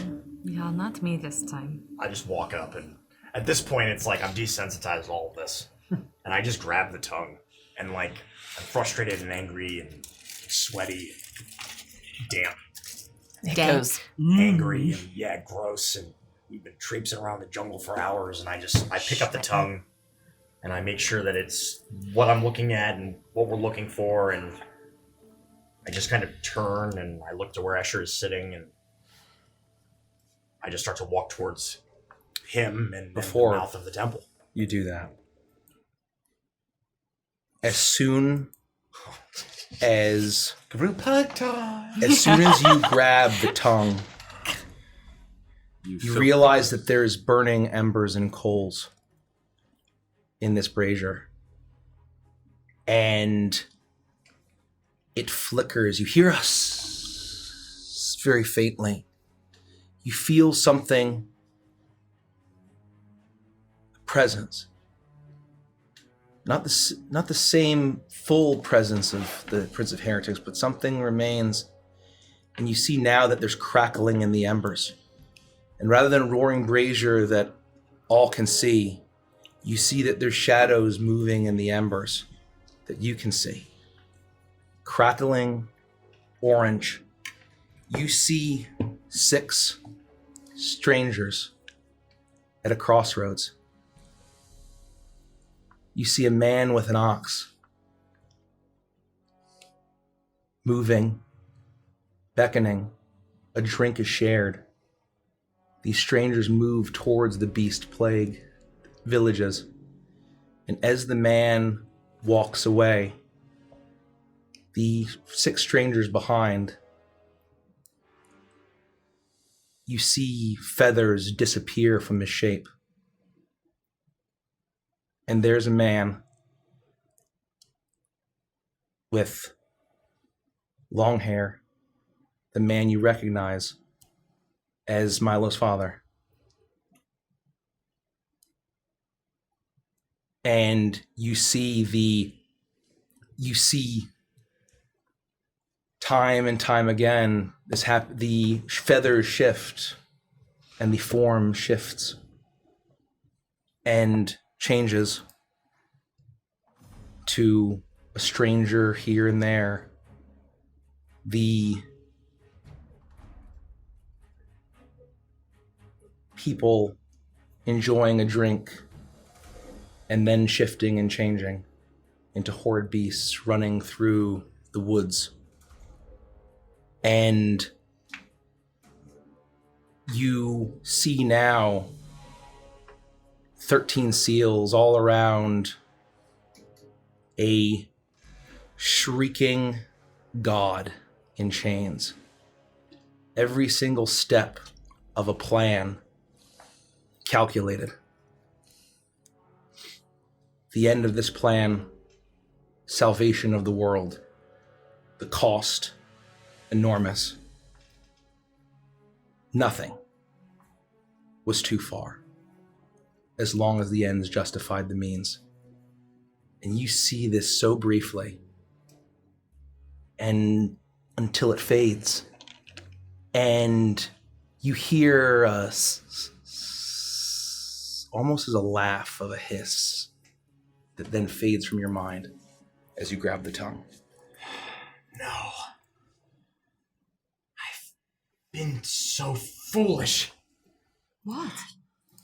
Can't believe it. What? What are you talking about?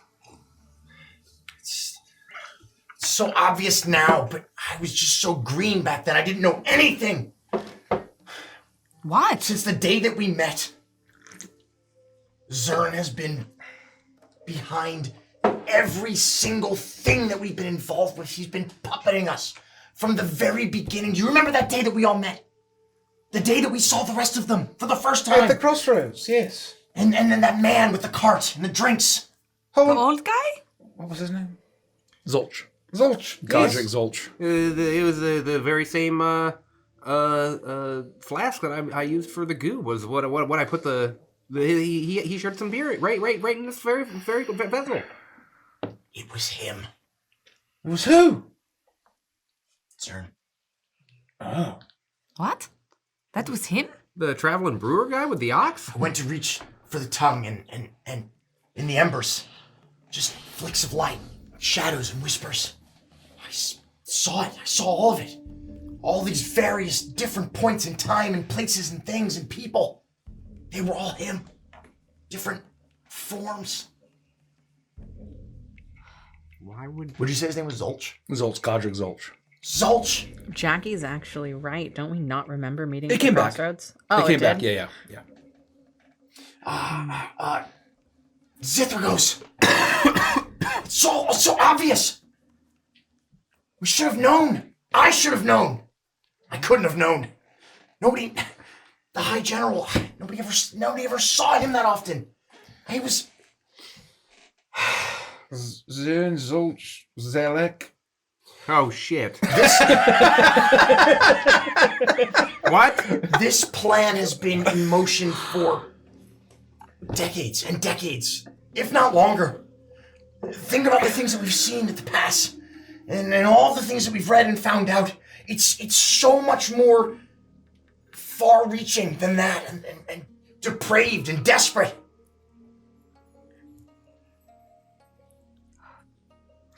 Well, I I mean, the good news is that his plan's kind of working so far. I mean, it's pretty good, right? I don't know. For him, it's whatever it takes. Whatever it takes and whatever it took to stop all of this. But he can't even see it through. Because he needed to make sure that we would see it through. And we will. We'll put an end to all of this. It doesn't change anything. We'll finish his plan. It's all part of the plan. I want to believe that Zern had the best intentions in mind. But he's caused so much pain, so much suffering, as a consequence for everything in his wake. And obviously we have to stop this. We have to put it to rest once and for all. But I thought his plan started and ended with the chained god.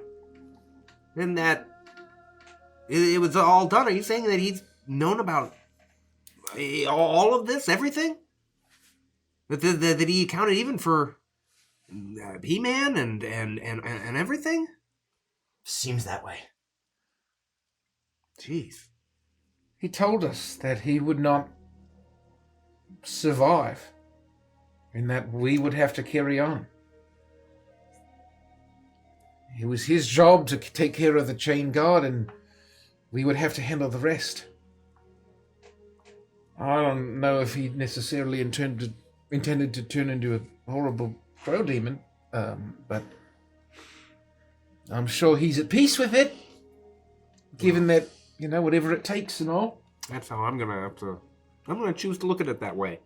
Why else would you be shown this in the coals here? It was almost like right at the end, before the final light went out, it was hissing almost like a laughter.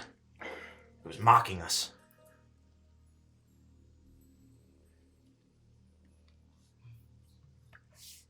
Plan A turned out to be okay. We're all gonna be alright. Now can we group hug?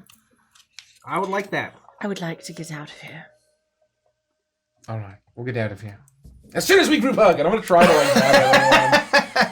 I'm still like holding the tongue, like because everyone's like pretty It's like small smushed or your slight, face. right? Yeah, And so scoops I'm up. just gonna like try to push everyone in my arms, because I probably have a 7.5 foot wingspan. Yeah, at least. you're able to do that. At least. I love you guys. Yeah, we love you too, Toa. Love you, Toa. You're all my best friends. Yeah, and you're ours. Okay, Escher. Oh, is the snake still there? Hanging out? You now see that the coals have completely gone out, and the fire is now done. The smoke is all that's left. And once Escher flies around, he kind of scans the temple in the jungle. He's keeping an eye out to the trees of any strange pterodactyls that'll swoop him up. He then turns back in, and he looks at all of you, and he grabs the tongue. Shh. And he puts it in. We all shared secrets together back in Barovia. Yeah. You were holding back.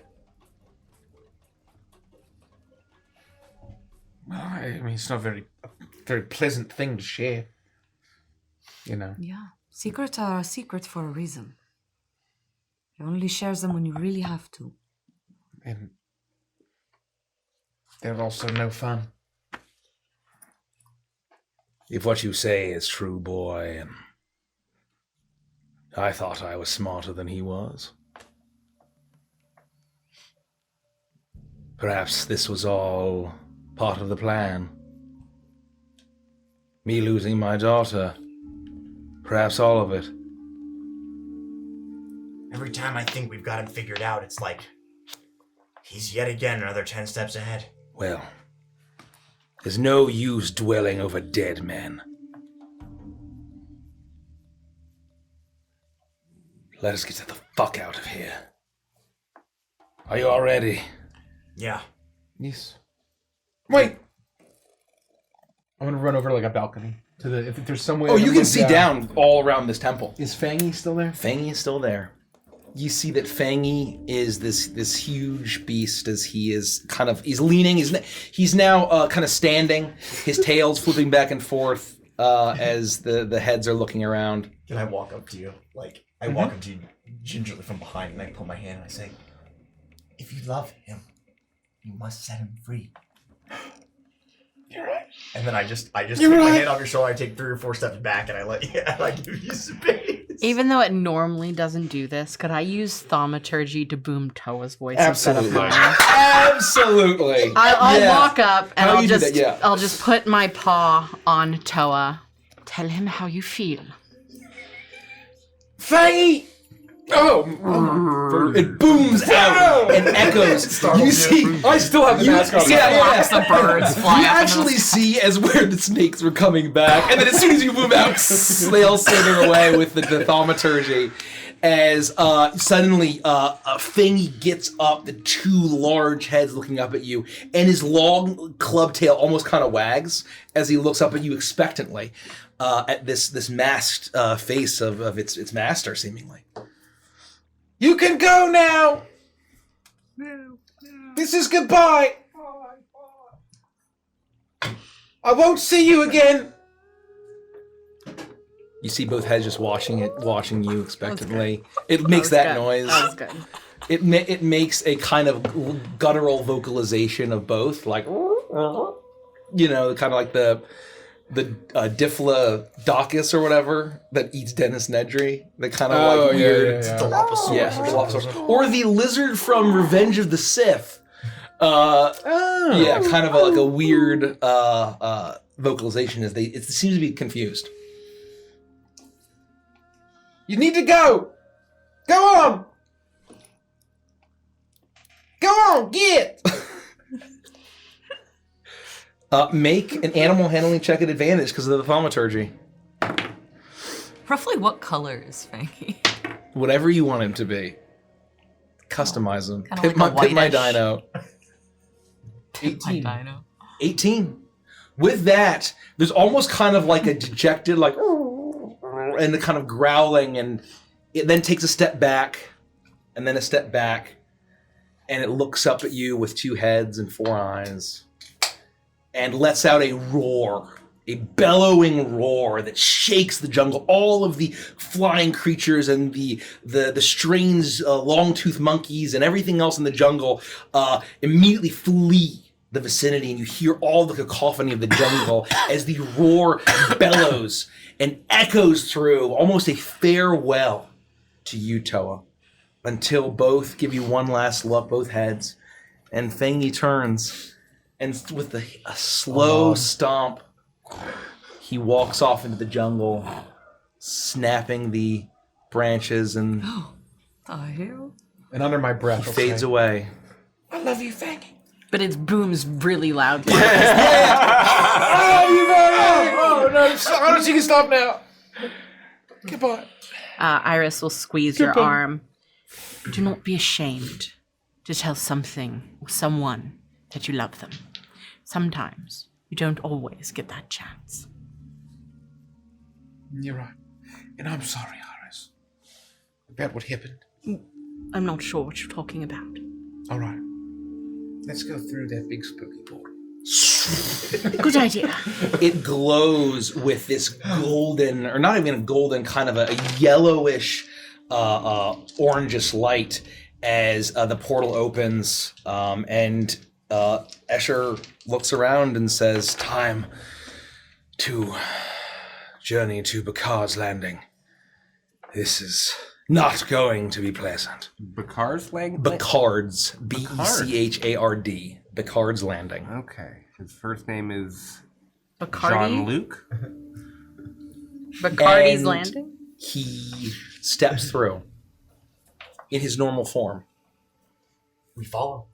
I would follow. I'll take the mask off, put it in my Yeah. bag, and then go through.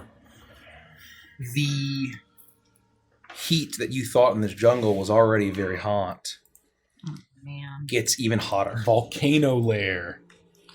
It's a volcano. As you see an enormous yellow, sickly yellow sun above you, as you see cracked flatlands. As far as you can see, stretching around, there's a haze of mirage all around you.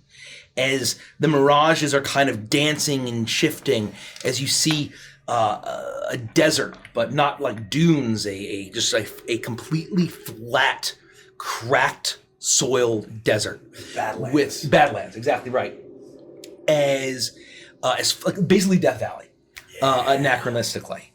As you feel the oppressive heat, and you hear the booming of thunder and the roiling of clouds, and although the sun is beating down, occasionally the land turns to darkness and then turns bright again as you see rolling thunderstorms across these badlands as far as you can see. And you see one of these plumes. You know how when you can kind of see a storm that's passing and the sheets of rain are going down? Yeah. You see that the rain is also this sickly yellow, and where it passes over is this hissing, sizzling. Oh, God. As if it's acid rain. Literally. And Escher looks at all of you, and he says, "This is the lair of Bakard the Rotting Husk. Rotting husk. This used to be a sea." Like, all of it was just an ocean? Yes. How's From that what possible? I've heard. And Bakard is the size of a mountain. Should be hard to miss then, right? No, he is somewhere here. All you have to do is follow your nose. And he is eternally rotting, beached in this terrible place, never to return to the ocean, eaten from the inside by parasites. It's not very pleasant. No, it is not. Are any of these going to be pleasant or fun or goofy? We're in the worst layers of the abyss, Caprius. So it's all going to be better from here? No. Just once. Just once. I would like to have a little break in the middle. You know? Yeah, I know what you mean. Who's good at smelling? Iris. Iris. You think just because I'm a tabaxi, I'm good at smelling? Yes, well, I just think that you're a high wisdom person as well. So, mechanically, if this was a perception check. Yes, I would be good at that, but I imagine that there are multiple of us here that have the same score that I do. Well, Luffy doesn't need to breathe. Yeah, and I choose not to right now. I don't blame you. I wish I could. But I have the weakest stomach of everybody. Breathe! Fine. I'll do it. For Anubis' sake. Oh, God. And I'll sniff. Perception check. Was probably not a good choice. Perception, you You say? have advantage because you're a king. You're a king. No, I don't. 23. 23. You smell and you get bits of this. You can definitely smell the acid in the air. All of you can now as you hear the booming of these clouds as rain is, acid rain is rolling across the Badlands. And you smell on a bit of the wind that rolls off from the storm, the scent of briny, rotting flesh. And you immediately get the sense of the direction that it's coming from. And you see off, well, I'll keep that perception check, as you see off from the direction that it's coming, that the all of the landscape around you at a certain point is just entirely obscured by mirage. And finally, as you look to see the direction, you see an enormous dark shape through the mirage that seems to be in the direction of where this stench on the wind is coming. Well, dark shape on the horizon. Yeah? Yes, it's where it's supposed to go. That's where the smell's coming from? Yes, You're sure? yes, She seems sure. yeah. Well, let's get this over with, Yeah. because I can't hold my breath forever. And I forgot to mention, when Sertress had left and dissipated, you all got +2 wisdom. Apologies for forgetting Something wisdom. Say some like flavorful ass shit about that though. As you feel the prince, as when the flame erupted, you had seen the prince of heretics, perhaps the first of the high priestess, the priests, in this wisdom, especially empowered by the secrets you have fed it, the essence you have fed it. You feel yourself get, as the flame had cast its shadows upon you. You feel like they have left a lingering touch that you'll never, ever be able to shake. Wow. I feel like I am a little bit wiser. Which makes me regret all of my past actions that much more. I now see the error of my ways so much closer. Like when you tried to convince that poor man that his penis was going to fall off. We needed his key. Life can be hard sometimes. You know? I think I would need an 18 in order to feel regret about that. No? Alright. just throwing it out there. Let's go. Let us proceed. You make your way. Let us proceed. And the heat becomes oppressive. I would have taken off my coat, Yeah. and wrapped it up and stuck it somewhere, rolled my sleeves up, leaving my gloves on. But I'm drenched in sweat. Yeah. It's awful. You are all drenched in sweat. It's basically like walking through a sauna, and it's more of a dry. It's a dry sauna. As you're making your way the through, heat, it's the humidity. I'll get you. Literally just thinking. The darkness from the clouds blocking out the sun, but miraculously, you are able to avoid the acid storms that are raging until you march, and it's becoming incredibly oppressive as you finally see through the mirage you had thought was a mountain in the distance. But as the stench gets stronger and stronger, you see as the landscape emerging from that mirage, a enormous plume of a storm cloud above it, being pelted in acid rain, the enormous corpse of a fiendish whale. Whoa! I knew this was going to be the whale guy. Bone protruding, that looking like spires of rock. Flesh seemingly being sloughed off by the acid rain, and as you approach, you see as it's getting darker and gloomier, you suddenly see as the clouds part and almost deliberately form a ring so that the sun beats down on this rotting carcass of this beached whale, and you see the sizzling of the acid, and suddenly now the smoke from the baking sun of this Oberith, that all it can do is lay rotting, as it is simultaneously, it is from back and forth as you approach. You see it baking in the oppressive sun and then being pelted with acid rain. As you make your way, I need everyone to make a Constitution saving throw against exhaustion, as you feel the oppressiveness. And stink. If you're not good, Roll against. Do I have to roll against stink since I'm holding my breath? No, but exhaustion is. But the heat, I guess. what's your Constitution? Not saving bad. throw? I got a 25. Okay. SpaghettiOs. I should have twisted it. Yeah, that's what I was gonna say to think about 16. against exhaustion. 16. Okay. 22. 22. 15. 15. 16's pretty 14. 14. As you are going, you are feeling so incredibly exhausted. Lufty, Toa, Iris. Damn. You all gain a level of exhaustion. Oh no. As the heat is so unbelievably oppressive. And as you approach, you don't realize, you feel like you should have been closer by now. But you realize just how massive this thing is. And you get closer and closer until the point where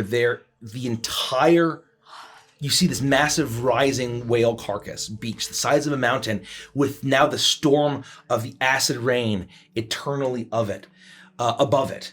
You feel like to get any closer, you're going to have to go through the acid rain. Oh no. Oh god. What do you do about this? Oh man. Whale! Yes, Toa. Very good, Toa. Wow. Good job, buddy. I'm so tired. Yeah, it's I okay. am too. That's the biggest whale I've ever seen. Yeah, it's the size of a fucking mountain. And I've seen some pretty big whales. I believe it. That's probably true. How are we going to get there? Well, I think we're gonna have to find some way of sheltering ourselves and being mobile at the same time. I would probably take my coat back out and attempt to start by using it as like, yeah, at least until it starts to eat through the coat. Yeah. But I would absolutely try to use that as an initial, because I'm looking at my spell list. I don't have anything that protects me from acid rain. Okay. Are we already in the acid rain? No, Is it- you basically, it's coming you're now. looking like it's coming towards you in order to proceed towards Picard, the rotting husk. True to his name. It's a little off the nose. What I Wait a minute. wouldn't give for a folding boat at this time. Are you thinking what I'm thinking? I don't know. Fucking You thinking about that ice cream soup? Wait, what did you just say? Nothing. No. Before that, Caprice, what did you say? I said, I really wish I had a folding boat. In Galtica, they have these amazing contraptions that you can put them right in your pocket, and then you say a command word, and the boat just pops right out. It makes travel really easy without having to leave your boat at a dock. Well, but, I mean, isn't this just land, or is there, is there water? It's all land. While you guys are having this conversation, you notice that Felix actually goes deep in thought. He pulls out a spellbook and he begins to flip through the pages. It looks, he's reading. You guys are going back and forth about boats and things. Do I feel as though this acid rain is natural or like magical in nature? I would say it seems magical. I would pull out a piece of chalk. Yeah. That I have, and I begin to draw a circle on the ground, and I'm drawing little, again, I'm making like a transmutation circle. Yeah. And it is, it's a 10-foot radius transmutation circle, and it takes me some time to put it together. And as I'm kind of like muttering to myself, I looked at everybody and I say, I think I got it. I think I can protect us for a full hour. What? How? I've never done this before, but this could be the culmination of everything that I've ever studied. This entire time, my whole life, I've been learning how to put together magic, how to create it, how to make something of the weave. Occasionally, every once in a while, we've done some dispelling. We've gotten rid of the magic. I think I can undo it, reverse it, and get rid of magic. What? But you gotta stay close to me, and we've only got about an hour. It'll protect us for a while. Are you ready? Have you ever read the book And Peggy Created Magic in 7 Days? Peggy? Yes, Is that it's a wizard? A famous wizard? I'm not sure. I saw it in the library once. It was written by a Bitsy. I'm not familiar with that text, but when we get done all this, maybe we can find a copy. Yes, if you're interested in how magic was created and how you can put it all together and potentially how to dispel it, then maybe that book would help. Well, I'll commit it to memory. Bitsy? I mean, I know a few songs by a musician named Bitsy. She wrote books too. I'm not sure if it's the same one. I think I saw the cover of that book, and it said wizard, but the wizards were on quotes. Yeah, that's Yes, weird. it's strange, wasn't it? It's very strange. All right. Yeah, you think back to the book by the author Bits E Cheese. That's very funny. Bits Amina Entertainment Cheese. That's very funny. Bits Amina. Yes! All right. Wait, hold on. Before you do that, what if the rain's not magical? Well, then it won't work. It'll leak through our clothes, then our skin, then our bones. Okay. Okay, but Look, if we get in there and we realize that that's happening, I could probably stop the rain from hitting us for a short time. But I would need magic. Oh, that's a good point. Well, here's the thing, Caprice. You mentioned a boat. Well, I have a boat. Where? I know you're big, but like, where are you fucking keeping that thing? And I'll lift up, I'll take this, like, the little card box that has my 4 figurines, and I'll take out the little boat that sits amongst them. Remember this? Were you missing for that session? From a minute perspective, was Derek not there? Or maybe he just forgot. It's probable that I forgot. It's a little mini boat that the wind spirits gifted me. As part of this figurine set, I just need to say a word and it gets really big. That means it's magical. That's so special to you, though. I don't want it to get ruined. Yeah, that's true. It won't get ruined because it's magic. That said, I don't want the skin that I have to live in to get ruined. Look, magic items are basically indestructible. I mean, look at my fucking fiddle. It's as good as it looks on day one. Now look at my fucking jacket. Caprice, I didn't want to say anything, but I'm glad you noticed the jacket. I'm so sorry. I know it. I'm gonna have to get a new jacket. Wait, wasn't it a VO? And all of a sudden it's like, You know, as I was getting the 75 pounds. As I was getting the bottle of demon goo out, I renamed Viol to Fiddle for the first time after fucking 5 years. You're welcome.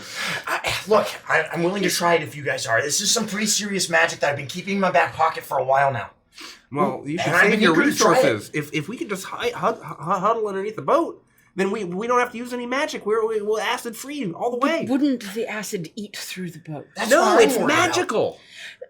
But if you jump into a magical pit, or if you jump into a pit of acid, Yes. regardless of what magical items you have on you, the acid will destroy those magical items. Yes, but we're gonna use it. Turn the boat upside down. Use it like a parasol. We'll all be underneath the. We won't get. It'll be for shelter. My point is that acid eats through magical items. It will eat No, through the boat. no. You would be dissolved, and your magical items would float No. safely to the I'm bottom not of the sure pool. how canon that's- that that's is in not how most that D&D works. worlds, Caprice. I mean, is that true? Yes. No, it's not. Yes, it is. No, it's not. Magical items are basically indestructible. That's not true. Everyone knows this. Nobody thinks A that. 5th edition thing, or is this like This a is popular another. overrule? This is another instance of you not actually researching magic. I feel very confident. Hold on. I think we go with Felix's idea. He's a very capable wizard who's very And smart. Felix reads books. Surely we have something that we can test this The with. storm Felix, is rolling you're in, like a exactly. You start to feel some light drops, and Felix, it's starting I'm to with hit you. your clothes and your Ow. hair, and it's starting to hurt. It's not doing any damage. Ow. Protect us, and let's just make a run for it. I look at all of you and I say, if that's the plan, get in the circle. We have to be inside the circle? Yes. What if we accidentally mess it up? Just stand next to me. It'll be fine. Don't kick the chalk around. Okay, don't kick the chalk around. I'm gonna if take your- my if sweater your out and circle put it over my head. Is nullifying magic? Will it destroy our magic items? No, it'll just suppress them. Oh. What's everyone's speed? 6 points of acid damage to everyone. Oh. As the acid rain starts to pick up, as it starts to the clouds roil The towards moment you. it begins to hurt, I make sure everybody is in the circle with me. I have my dagger in my left hand. I kneel down and I touch the ground at the center of this transmutation circle. It glows in absolutely bright, brilliant silver light. And for a brief moment, we're encased in a silver orb that flashes and then it vanishes as I cast Anti-Magic Field. At an 8th level.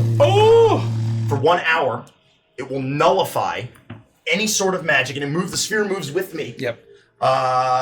It says for areas of magic, that the area of another spell or magical effect, such as fireball, can extend into the sphere. If the magic overlaps into an area of magic, part of the area that is covered the sphere is suppressed. For example, the flames created by a wall of fires, blah, blah, blah, blah, blah, creating a gap in the wall if the overlap is large enough. I'm hoping that this acid rain will just hit the sphere and wash over it, and not be able to penetrate this magical sphere, as I am attempting to use everything I've learned to reverse engineer and create a sphere of anti-magic. You do that, and all of you with your innate magical power suddenly feel suppressed. Oh. Less than. You feel like the connections that you once had are temporarily suppressed. Not severed forever, but suppressed. As suddenly what the rain that had been pelting you, suddenly as soon as it hits this anti-magic shell, it fizzles and sizzles out. And you, as if you have an invisible umbrella against this acid rain, as you hear now the Felix, all around you, the bright heat of the sun is swallowed by the roiling clouds as the acid rain is pouring down all around you, but is falling along the shell. I am concentrating very heavily, and even though I'm already very sweaty and moist, you can tell that I'm sweating more, because this is an 8th level spell and it's taking a lot of my concentration and magic. Well done. We got about an hour. Awesome job. We gotta move. I feel a little less lucky. And you look and you turn to me, and I'm still wearing the mask of Nimbansi, which I've been wearing this entire time. And you can see a beard that is like pushed out from behind it. You see all these skin flakes. You can clearly see acne around the eye holes. Like I've just been wearing this the entire time. Roar, let's fucking go. So everything. What you're telling me is that you've been magically altering your appearance to be beautiful, and you're actually disgusting. Yeah. My face, if I were to take this mask off, would look like I just removed an arm cast. Like, shriveled and stinky. 6 weeks later. That's good. If anyone needs to cast magic, like lint in a you have to let me know, because I have to drop this sphere. You have to get outside of it before you can use your magic items or access anything of that nature. I'll be sure to let you know, Felix. I look at you, the bubble falters, and temporarily because I'm distracted, my concentration gets broken a little bit. Don't look at him! I shake my head. It's horrible! I focus on the sphere. Already lit you guys.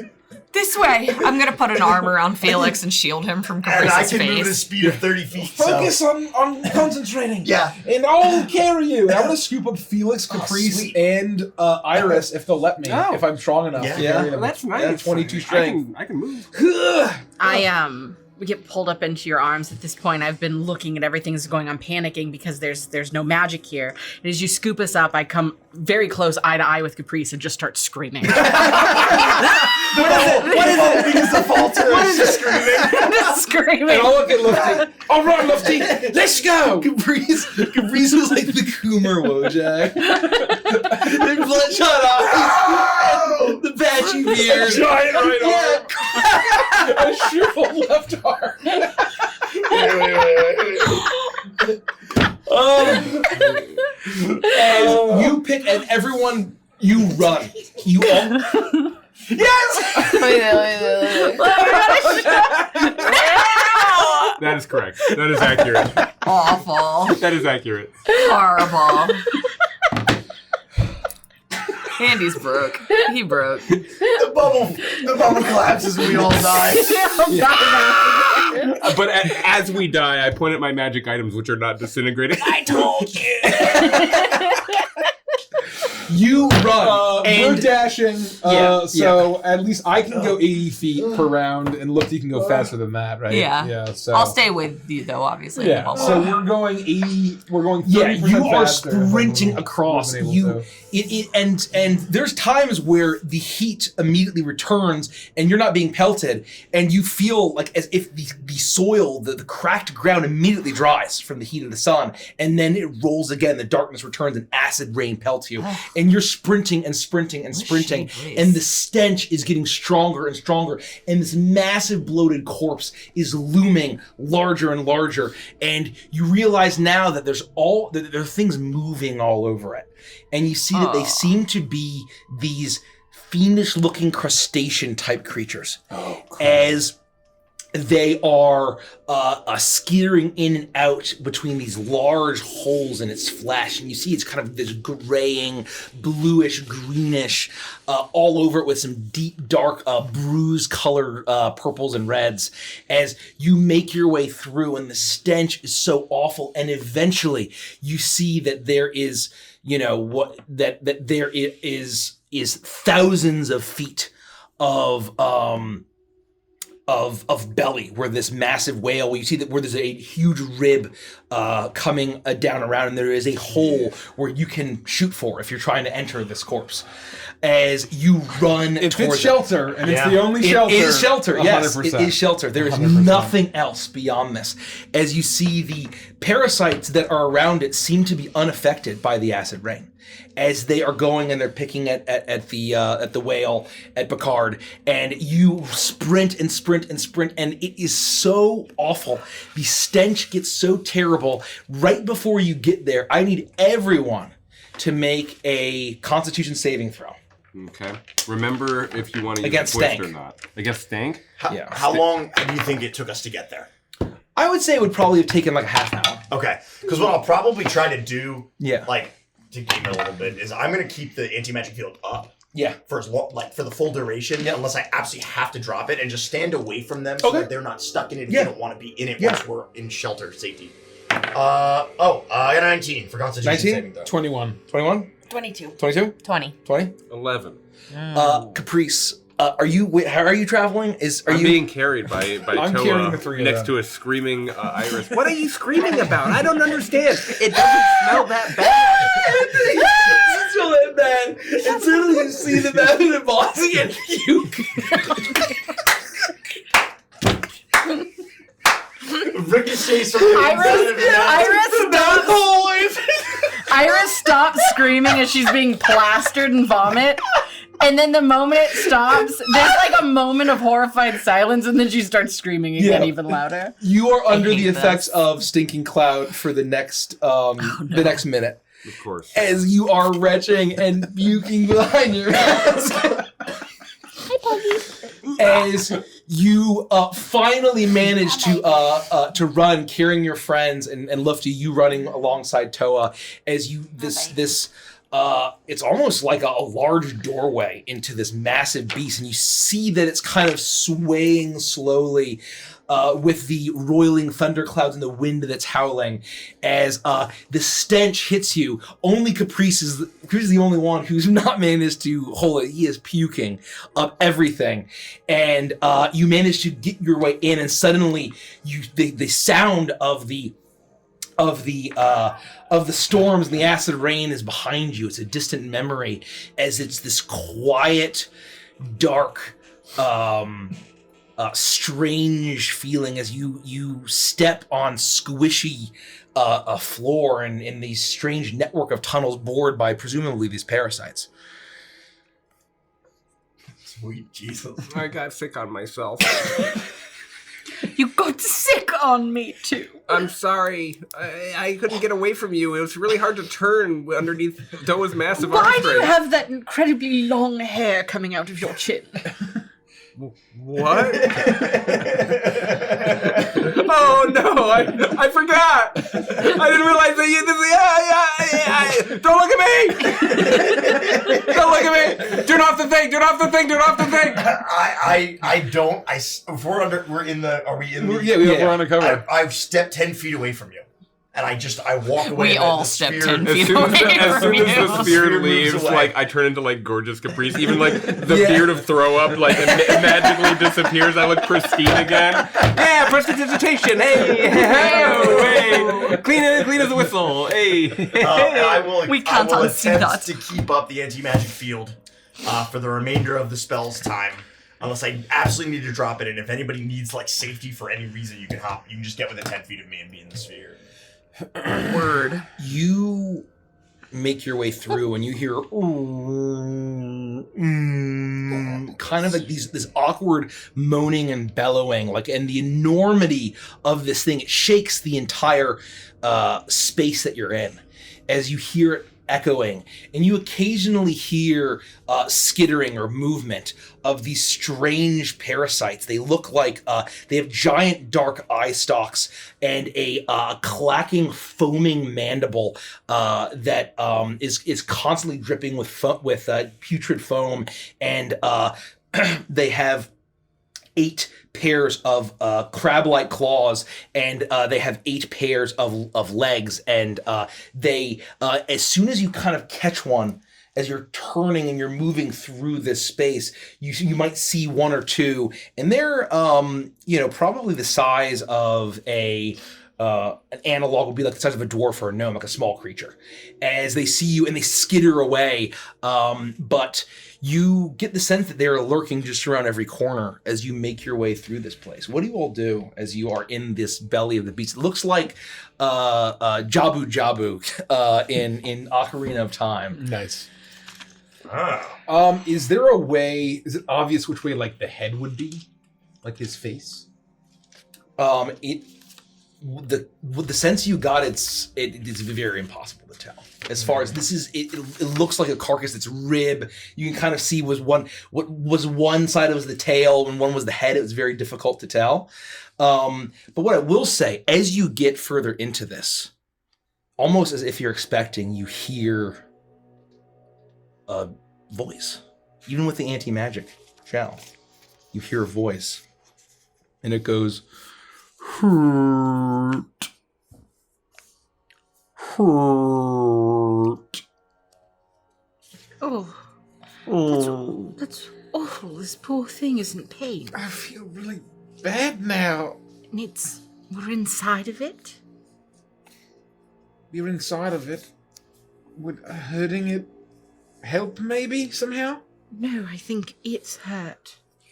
I can't expand the field. If I could even temporarily cover the whole thing. I would. I'd try it, but I can't. It's only about 10 feet in any direction. Maybe we can find a way to, I hate to say this, put it out of its misery. I mean, it's being constantly bombarded by that rain. It must be an eternal torment. Yeah, and all these little things eating it too. If only we could take the giant whale carcass and push it somewhere else. It's very funny. What? What? I was saying we could maybe move it, and then it's not constantly under the acid rain. How? How would we possibly This do is that? this is a carcass, so it's considered an undead. Oh, sweet Jesus. Arise! What the hell? That's very interesting. I mean, it is a demon lord, but depending on what you're trying to do, I could hear it out. Well, just most healing spells don't work on undead. No, I would say it's not undead. It is certainly not undead. It is a rotting carcass. But I would say that you don't even need to roll. That maybe this would probably unsettle you. Is where that it seems to be a dead carcass, but there is life here. And it seems to be a fiendish, a fiendish type of flesh. But it seems to be that although it's a rotting carcass, you get the sense that it's kind of moving and reacting to you walking through these strange passageways bored by the parasites, and eventually you find a large chamber that may have been some sort of enormous organ. That you look up and you can kind of see the ridges in the flesh, and some of it is rotted, and some have been pockmarked with this. So, well, I'm not sure what to do. All of the other ones have told us what to do, and this is saying hurt. So maybe we're supposed to hurt ourselves. But if it's in pain, it might be saying it is hurt and it doesn't want to hurt anymore. Or it wants to be hurt for some weird reason. Some people like that. Oh, they do? Yes, Lufty's one of them. What? Yeah. What? Huh? I'm so glad you left that circle. Yes, Lufty and I, when we were traveling here on the ship, we played this slap game where we would smack each other. Yeah. Oh. I didn't like That it. was just a silly game. We're not supposed to talk about it. Oh, and she enjoyed it? I didn't like the game very much because it hurt, but she seemed to like it a lot. Where did you smack each other? We had pillow fights and things. So right in the face? It's Yes, like a sometimes. smack right in the face, huh? Yes. Well, and my siblings, Wait for a smack bottom. my siblings, when they were younger, were quite disgusting, and they'd play this game where they'd spit at each other and they would try and smack it out of the air. Ew. That is disgusting. That's actually something my siblings did in real I life. didn't need to know that. Keep it in game. Keep It was so weird. I never participated. Like a loogie, or like they would literally sit like facing each other, and they'd spin at each other, trying to smack it in the air, and they'd do it for hours. But everyone loses. Like I'm not There's no winners. kidding. There is no winner in that game. You get spit on, or you get spit on. punch spit. It was the stupidest game I've ever seen in my entire life. I never played it. Oh God! I got Did you it. want to play? Did you feel left out? You No. wanted to play this? Did it have a name? No. I don't know, slap spit? I don't know. Sounds pretty good. Spit goose. I got it. We can't go outside because of the acid rain in order to push this creature. But what if, from the inside, we tried to roll it? We could crawl up its ribs, and then if we could create enough inertia, we could get it out from underneath the rain. It's decaying currently. We could roll it around. We could walk inside of it like a giant whale hamster ball. But it's really big. I don't think we're big enough to make it happen like Definitely too big. Why don't you hurt yourself?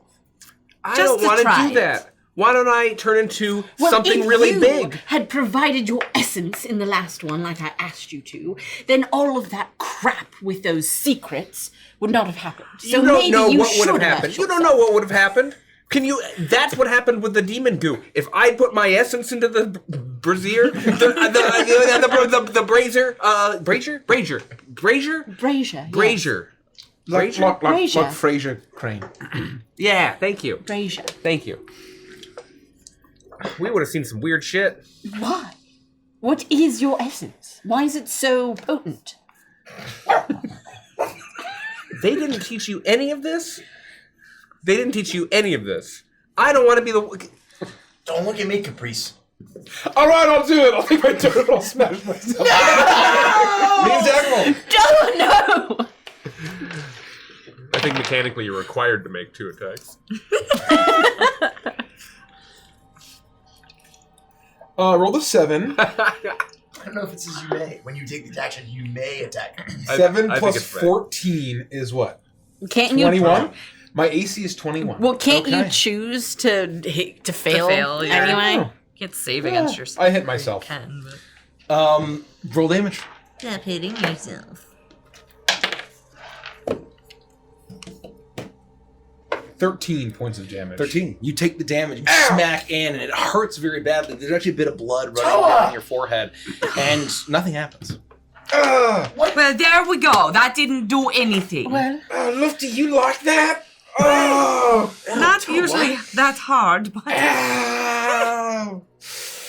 Oh, Toa. Oh, there's an ant climbing up my body. One of those little chittering insects. One of the parasites starts. It's a parasite. It's a pugacite. It's a pugacite. Move the dice tower so we can get a better shot. Oh! She's standing up. She's standing on her hind legs. She can chill there. Well, that didn't work. I think it's hurt, and either we need to help it or kill it. I don't think we're going to be able to kill it. And I still think we haven't fully rejected the hamster ball idea. We have fully rejected the hamster ball idea. Why? It's No too big way and that's we're not going strong to enough. work. I could turn into a whale. How big of a whale? A full-size whale. But then how would you walk like a hamster ball? I will climb up I'll stick to the Whales range. I'll can't climb up on the climb. inside. I'll wedge myself into the side, and I'll turn into a whale. And the weight will... Well, then it's just going to get like a quarter ton of whale. Thank you. We You're only just get a quarter going- turn. I did do this a few times. Not even that. If part of it is decompressing, and you're going to expand into a whale and explode the whole thing. Are these like tight kind of? If we kill it. Some of the times it's a little bit tight and you need to crouch, but other times it kind of opens up depending on, where you are. But like certainly a fucking Jabu. whale wouldn't Yeah. fit in here What was it? comfortably, right? There are areas where you think that it might, there's a large chamber. You imagine that there's probably some sort of chamber that would be a monstro type operation. It sounded like it was in a lot of pain. Maybe this is like the other one, where Felix gave it its home back. Maybe we need to give it some life back, and it will be able to move on its own. I'm not sure. Well, try healing. He seems... How much health does something like this need? Maybe it's just like a symbolic thing, and, the thought that counts. That's fair. It's not like we solved the hunger for magic for Kabiri. He's still hungry for magic, and he likes to watch. Watch what? Everything. We're going to have a long series of talks when we get home. There's a lot to teach you. Well, I will... Can you... Well, I guess I can walk out of this thing.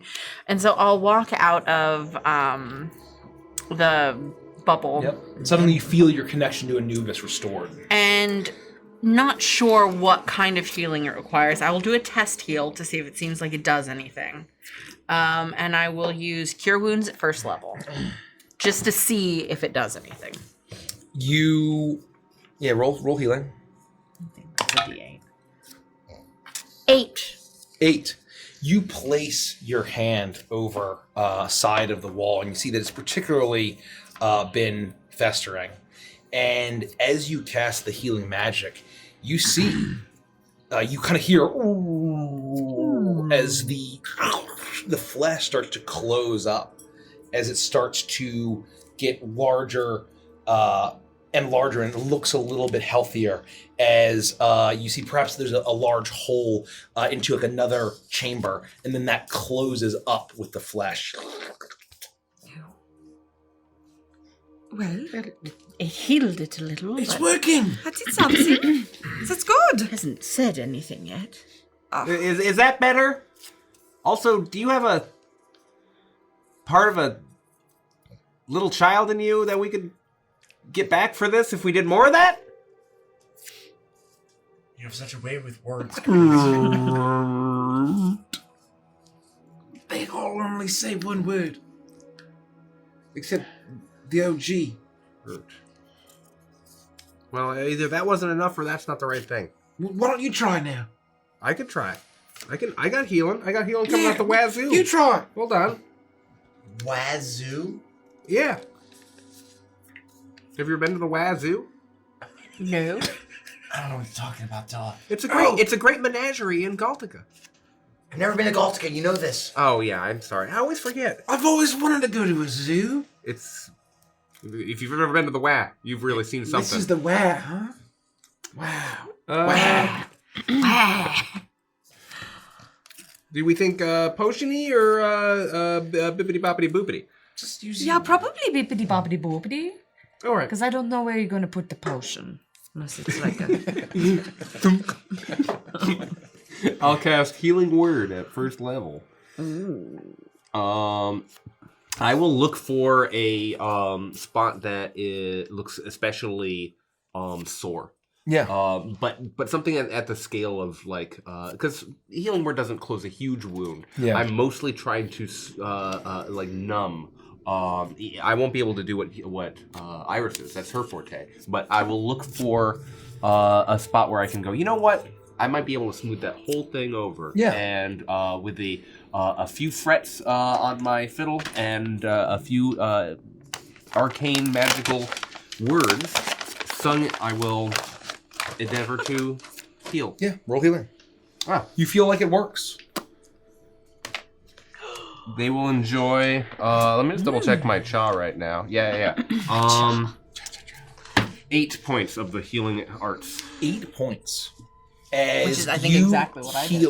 You heal that, and with both of you having healed more, you hear ooh throughout, and then you hear very slowly, kind of booming within. Boom, boom, booming out as like an enormous slow heartbeat of some kind. Few out deeper into this beast. Based on that alone, does it seem like it needs a significant portion of healing? A moderate portion of healing? What I will say, mechanically... Could I medicine check Make this? a medicine check at advantage, because you both put in this and you've done the research. And is it obvious to us that that thumping sound was not previously happening? until these heals, or we just didn't notice it? Or it's that slow? 25. 25. Okay, all right. I would say that you get the sense that just kind of triaging this sort of thing is not going to work unless you were able to probably get to the source or the heart of this thing, and if there is some sort of thing afflicting it with the parasites, you could do that, or something like a regeneration, right, where that basically is dealt with on a creature basis throughout. That I think is kind of the idea, or just pumping cure wounds or whatever on different parts in this kind of, without finding the heart or the core of the beast. Well, we've tried everything. I'm gonna masturbate. Tor, stop him! Break his hands! Well, no, that was the plan B, wasn't it? There's plan B in a different plane. We need a new set of plans on which plane we go to. Maybe it's healing. Please don't jizz on this poor whale. It's been through enough. Oh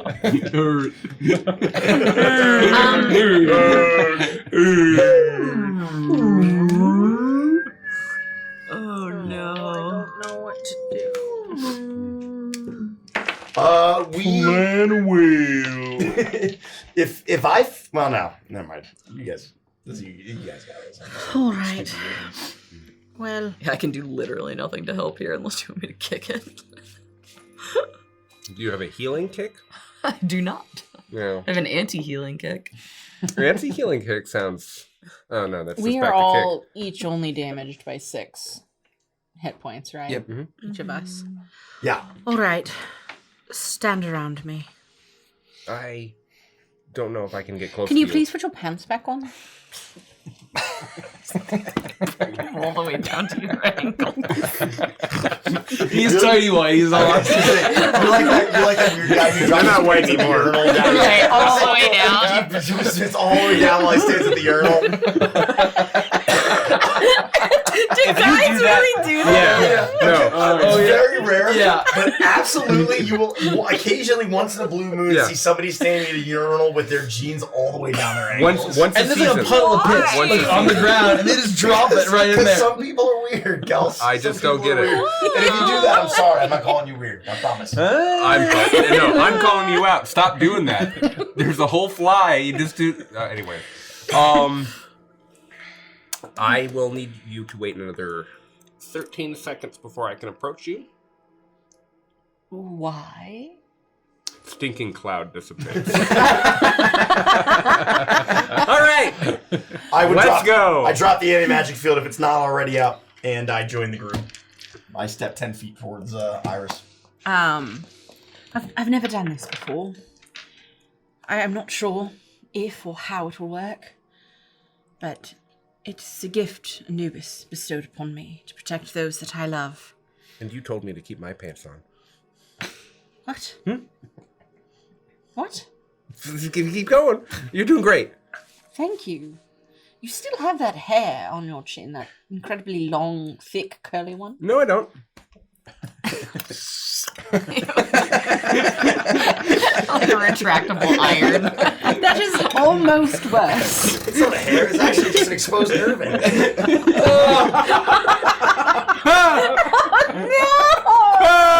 Why would you say that? What is wrong with you?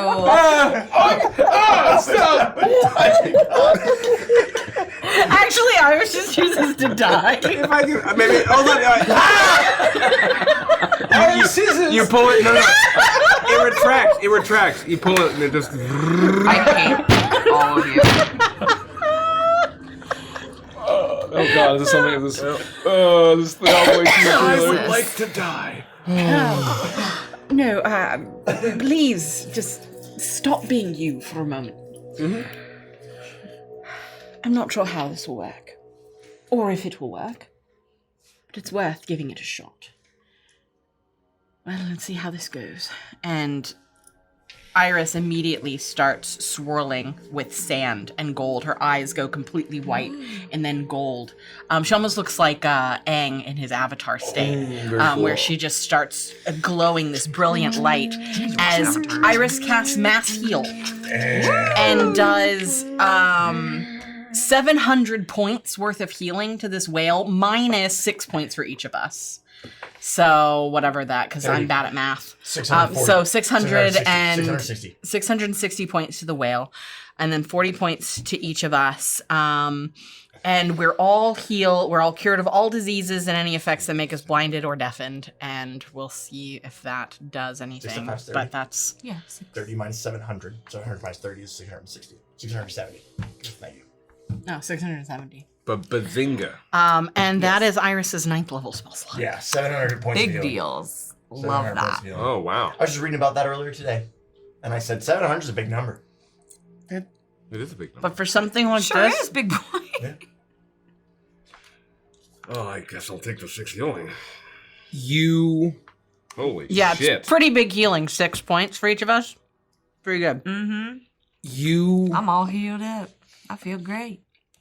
swirl with sand.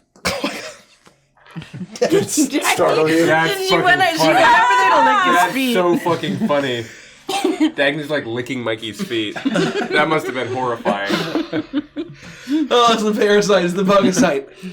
It's the Pugacite. You channel the power of Anubis, and the sand swirls all around you and billows and spills and crashes over and begins to fill the different tears and rotting holes and rotting wounds of this whale as it spills out and fills and pushes all of you, and you realize now that the sand that begins to fill the wounds is serving almost like just like how the sand had rebirthed Iris after becoming the mummy. When facing Ankhetep, that it begins to shift and change and patch up the wounds and heal as it then floods down in all directions, all the various rotting blood vessels and different organ systems as it fills out. You are then the entire, you hear the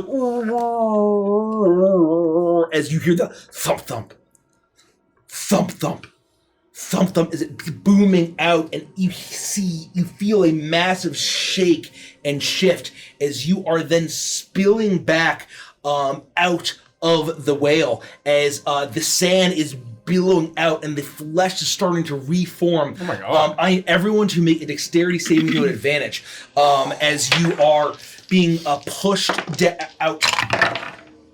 Damn, I'm like rolling like hot fire. Out of 23. We've all been rolling very strong. Yeah, this has been crazy. 19? 19's pretty good. Yeah, that's insane. Yeah, 25. 15. 15? It's just also 29. level 17 plays. Yeah. Stupid. Yeah. You know? 15 was enough. 15 was, anyone would get below 15? You are all able to dodge back and begin to run out of this as the flesh is closing behind you. The sand is also spilling out, almost getting a life of its own now as it's being tended, as it's doing what must be done to heal this many hit points to this massive creature. As you hear a thump thump thump thump thump thump as you all manage to burst out as you see that running with you, almost trying to survive in various different tunnels or chambers, you see dozens, hundreds of parasites trying to escape and then being crashed and swallowed by the sand as they're being consumed. It's like the 1999 masterpiece, The Mummy, starring Brendan Fraser and Rachel Weisz, as they're being consumed as you manage to run out. And once you burst out into the heat, you see now that this massive corpse of a whale is starting to patch up. The deep rotting bruise-colored flesh is starting to turn this deep purplish blue as the ribs are starting to get covered in flesh, all patched, and as the golden sand is spreading over this entire mountain-sized whale as you all stand back and sand is pouring off of it, and you start running away and you realize that the acid rain, thankfully, is now dissipated as it's now just the oppressive heat baking this thing. As you are running, and suddenly you hear a thump thump, and in a massive burst, a plume, a geyser of sand erupts from the blowhole at the top of this corpse, and sand spills out and crashes down, and you see glittering flecks of gold spilling out as it crashes down, and it almost falls like rain. It's soft, it's warm, but it's not oppressive. It blocks out the sun as the blowhole bursts this geyser of sand, and it falls on top of the bloating whale carcass, slowly healing it. As you realize that you see something amidst the sand of the gold riding down, you see the torso, a small child-sized torso, as it falls down directly at your feet. As Escher perks up, and you see as this thing shifts and shakes as it's being reformed by the sand, as you hear it groan as the heartbeat thump thump thump thump thump thump as it's getting more and more intense, as you then see that the sand is starting to heal it, and the parasites that had been crawling all over its heart, all inside and out, are being swept away as they're shriveling and dying. And after several moments have passed from this great healing spell, this incredibly, impossibly powerful magic, there's silence and quiet, and you see reformed, no longer rotting, in this place, an enormous, massive, fiendish-looking whale, just beached, no longer rotting. You can see far off in the distance a large eye closed, and then it slowly opens, and you hear a rushing of water, and from the blowhole, water erupts and fills the sky, and rather than rain, acid rain, now salty, briny water pours down, coating these badlands. As the rain gets more and more intense, you taste the salt of the sea as it erupts from the heart of Bacard, as it begins to seep into the cracks of the badlands and rise and rise and rise. Crazy. And the cracks in the ground are sealed by the seawater that is bursting out as this thing is moving and groaning. As Lufty, you feel Escher tugging at your buns, trying to bat it to you again. And he's getting back up. He gives it a smack and then getting back up, and then gets onto your hair. As you realize now that a couple corpses of the parasites rush by you as this massive whale starts to move to one side and then another, and then as it moves back towards you, you see this water that's rising start to actually crest towards you, and it reaches your knees as you realize that the water is starting to flow back and forth, and you feel like there's limited time as Escher's urging you to grab the body and get away so he can teleport. I'll follow what he's signaling to me and pick it up, and kind of book it, but also cradle this thing because it feels more like serious than like the disembodied parts. Like this is like a child's body. Yeah. You know? Yeah. Also, you run so much faster than us. You just disappear. Yeah, I'm just gone. You do that, and you get away, and while your friends... We chase after, for sure. As the water starts to get up to your knees, and then your hips, as you're trying to get this entire Badlands is filling with seawater faster than you could possibly imagine, as you see now this fiendish-looking whale spurting and slapping its tail as the sea is returning, the parasite slain, as Escher appears before you in his humanoid form, and he picks you up and he kisses you passionately. As he looks at you and he says, "Thank you, Lifty. You knew exactly what I meant." You're getting pretty good out there. I'm down there. Yeah. So are you. As he hugs you again, and he grabs he very gingerly takes the body while the rest of your friends are going, opens up a portal to the pocket dimension, sends it sailing through, and closes it until he opens up, and this deep greenish grayish portal opens as water is spilling in. Now it's up to like your waist height as the acid rain is gone, the parasites are gone, the hot sun now is entirely blocked by the clouds of the storms of the sea as Escher opens the portal and jumps through. And you all join him, I presume. Yep, we leap You through. presume correctly. As I'm running, I'm catching up or staying in pace with Iris on the way to the portal just before we pass through. Holy shit, that was fucking crazy! He's no longer a rotting husk. You changed an Obereth's entire fucking existence. Cool, right? I'll sort of turn back, and I genuinely felt bad about this whale. Like, this is the first time that I felt remotely like any sense of compassion for any of the Obereths. And I'll sort of smile, and I'll sort of say, like, I hope you help us. And then I'll jump through.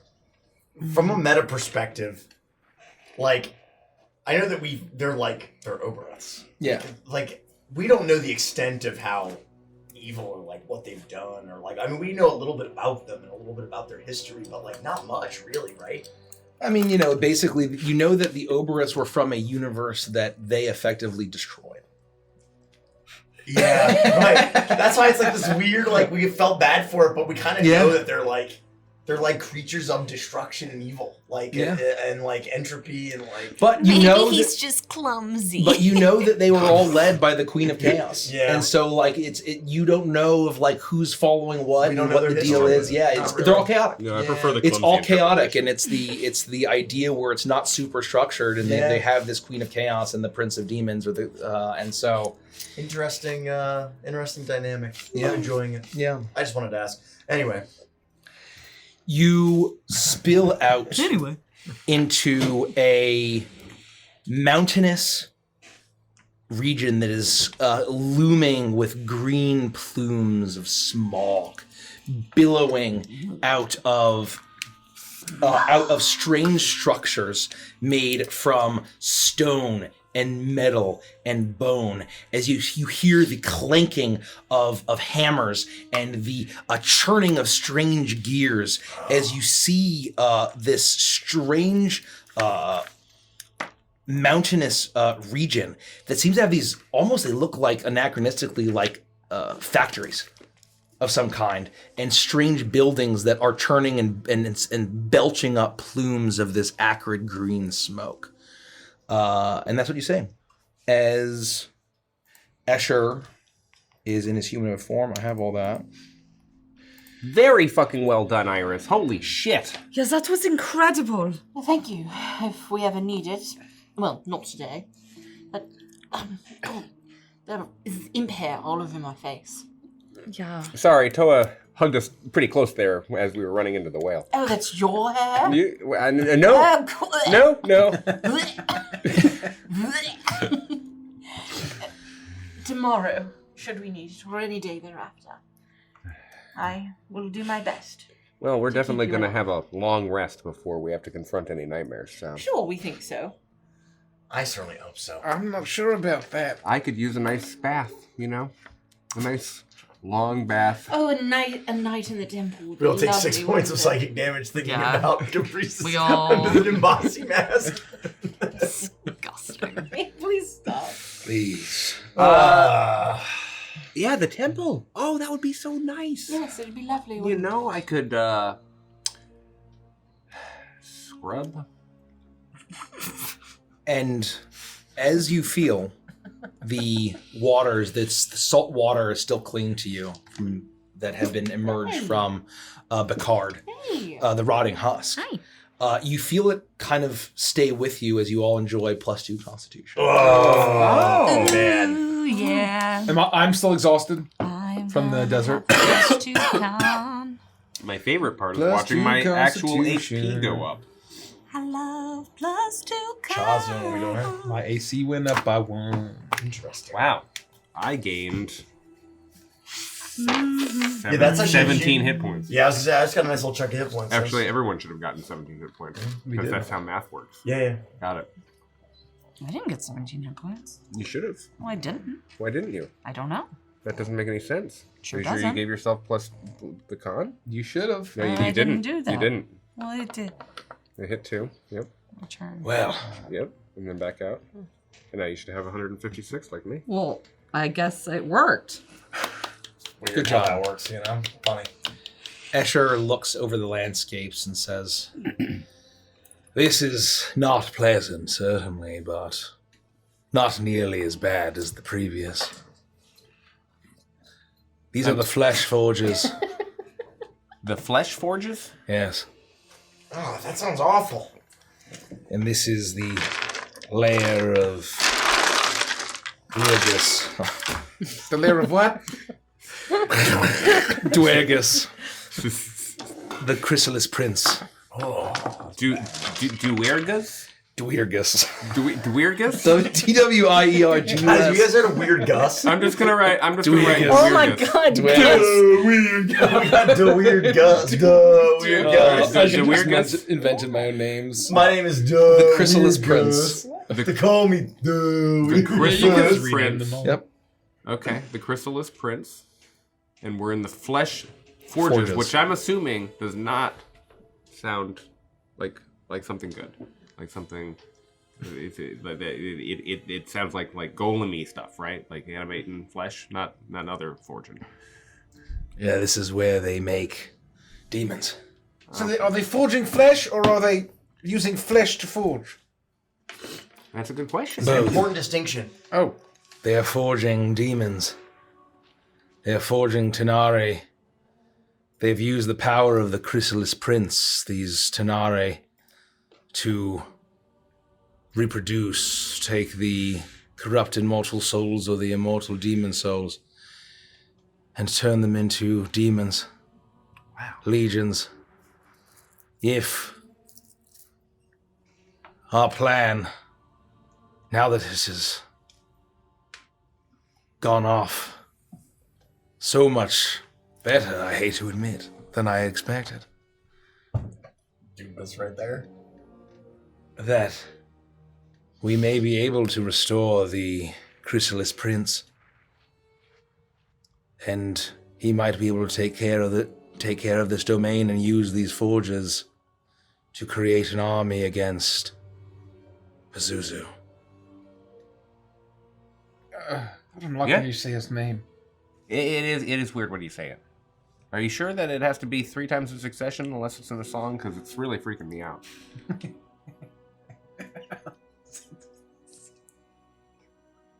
So this Dwergus, he what is he into? How do you know? Hurting, helping, anything else? After the betrayal of the Tenare, they broke him down into his chrysalis state. He's eternally cocooned, but he may be able to be reforged. Oh. And they use his own forges to create more of them. The servants rose up against their masters, as I believe you saw in the visions you experienced before you met me. Well, How do we find him? yeah. This one is less mysterious. That is the Grand Forge there, and he points up, and you see this massive factory-looking structure made from bone and stone and metal is rising up, and there's billows of smoke. And he looks at you and says, "But this is populated by true demons. They have an operation here. You may not have to fight your way through. You may be able to talk your way through. But as long as you can get to the Chrysalis Prince, and allow him to be reforged,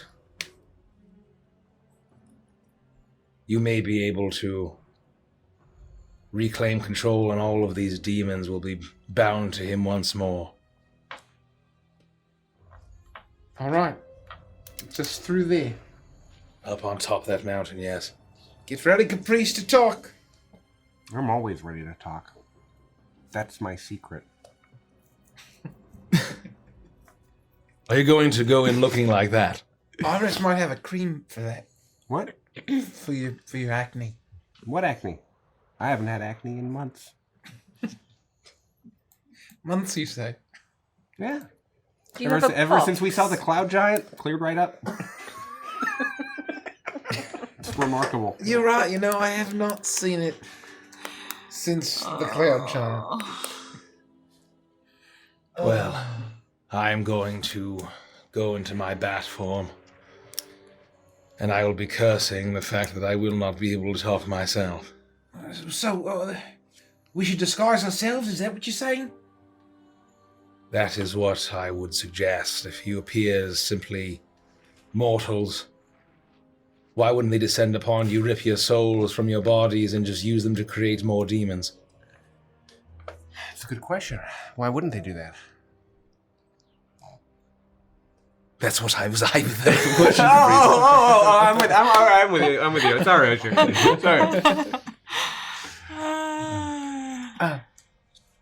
All right, how should we disguise ourselves like? Oh, shit. I don't know, is there like gross stuff on the ground? There's a whole that bunch of stuff all over the place. You can get creative. I'm going to turn into a bat now. I do not want to be seen. There are eyes, and although the chrysalis prince has been reduced in state as Bakad had, they still are able to see. They still have eyes and ears in their own layers of the abyss. Oh, I haven't prepared this guy's self in months. Oh, I have my mask. Well, hold on. It doesn't look very demon-y. Just 1 minute. Hold on. Oh, we can hold on, Caprice. Wait, just 1 minute. Oh, just Okay. we can. We're holding. Oh, okay. I thought maybe I could do it, but I can't.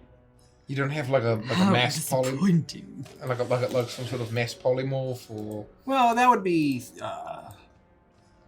possible, but into what? That would be able to bypass these this stronghold. What about 5 like gross bugs? Or 6, I guess. I don't know. I mean, I could. Well, we don't need to polymorph Escher. He's a bat now. I suppose we could all become bats. But that seems like a lot of power for... We can just talk our way through by putting on some of these bones. But if we all become... Well, I'll leave it up to you.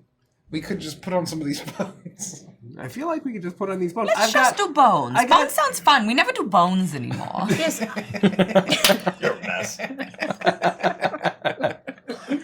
Bones and mods. We could do bones. I could do bones. I mean, my mask is kind of like a school sort of thing. I have nothing against bones. I even came up with a name since the last time we did bones. I thought I could go by Bonnie Bones. I love that for you. Thank you. That's great. I feel like we don't do names when we do bones. Should we all have a bone I think we name? should do names, yes. Oh. They don't have to be bee names, but they should be bony. Well, mine was going to have bone in it too. Well, maybe it could. That's okay. Go ahead. What is it? I was going to be Bone Scott. Okay. I love that for you. That's great. I think I should be Mr. Bones, aka the lesser demon formerly known as Mr. Osteoporosis. That seems really long. That's very long. But that's the point. I love that. It's a real backstory. Oh. We're going to need that kind of Yeah, commitment. and think about all of the ogres we've met. They've had crazy names. That's true. Nobody's just like Chuck or It's a lot Gary. shorter and abyssal. Do you remember the last time we played Bones and we let Caprice be the game master, Yeah. and you took us through the penis temple? Yeah. And how it kept going from floppy to erect, and we kept having to make dexterity saving throws. Yeah. Iris, what the fuck are you talking about? The last time you didn't play with us. You went to bed early. Oh. You stayed up really late one night playing Bones. You missed Cock Palace. I'm sorry. Wait, was it Bones or Cock Palace? Well, we were playing Bones because you rolled the bones.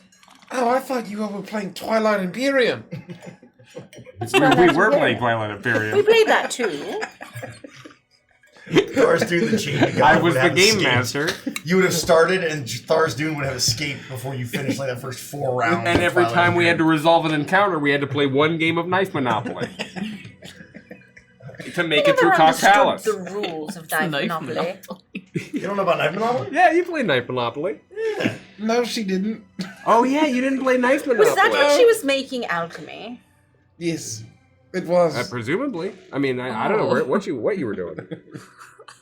She was making something. Weren't you making a larger point about Penis Temple? No, I was just asking if you remembered it. I do. Yes, that's all. I'm gonna be Barry Bones. I thought you did a great job as the game master. Thank you. But I felt like we all just used our own names, and having Bones names is a great idea. So we have Mr. Bones, Barry Bones, Bonnie Bones. Bonnie Bones. You only got half of it. Bones Scott. A.k.a. the lesser demon formerly known as Mr. Osteoporosis. Oh, I'm never going to remember that, Felix. And you're Bones Could Scott. I just call you... I'm Bones Scott. Lufty, what are you going to be? I think I want to go with like Billy Bones because Billy is kind of androgynous. Oh, I do like that. Is it with an Y or an IE? An IE. I like that. That's good. So we have... Say the whole thing. I'll go in this direction. Say the whole Otherwise, thing. they're not going to know your best friend. And best demon friends forever. Escher can't speak for himself, so we should just call him Batty Bones. Oh, Batty Bones. Wait, Caprice, what was your name again? Barry. So we have Barry Bones, Billy Bones, Bonnie Bones, Bones Scott, and Mr. Bones, a.k.a. the Lesser Demon Prince, formerly known as Osteoporosis? Perfect! I got it! You did it. Barry Bones, Yes. you are a musician, yes? Yeah. What song would encapsulate Barry Bones?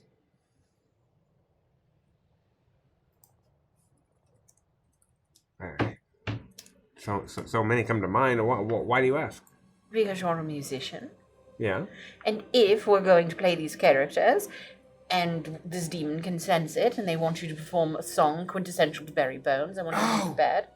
What if we're like a skeleton band? Like some sort of cool bone band? I like this. Skeleton band. Oh, I'm writing it all down. of us are in a band? We're all one band, yes. Skeleton What band. can I play?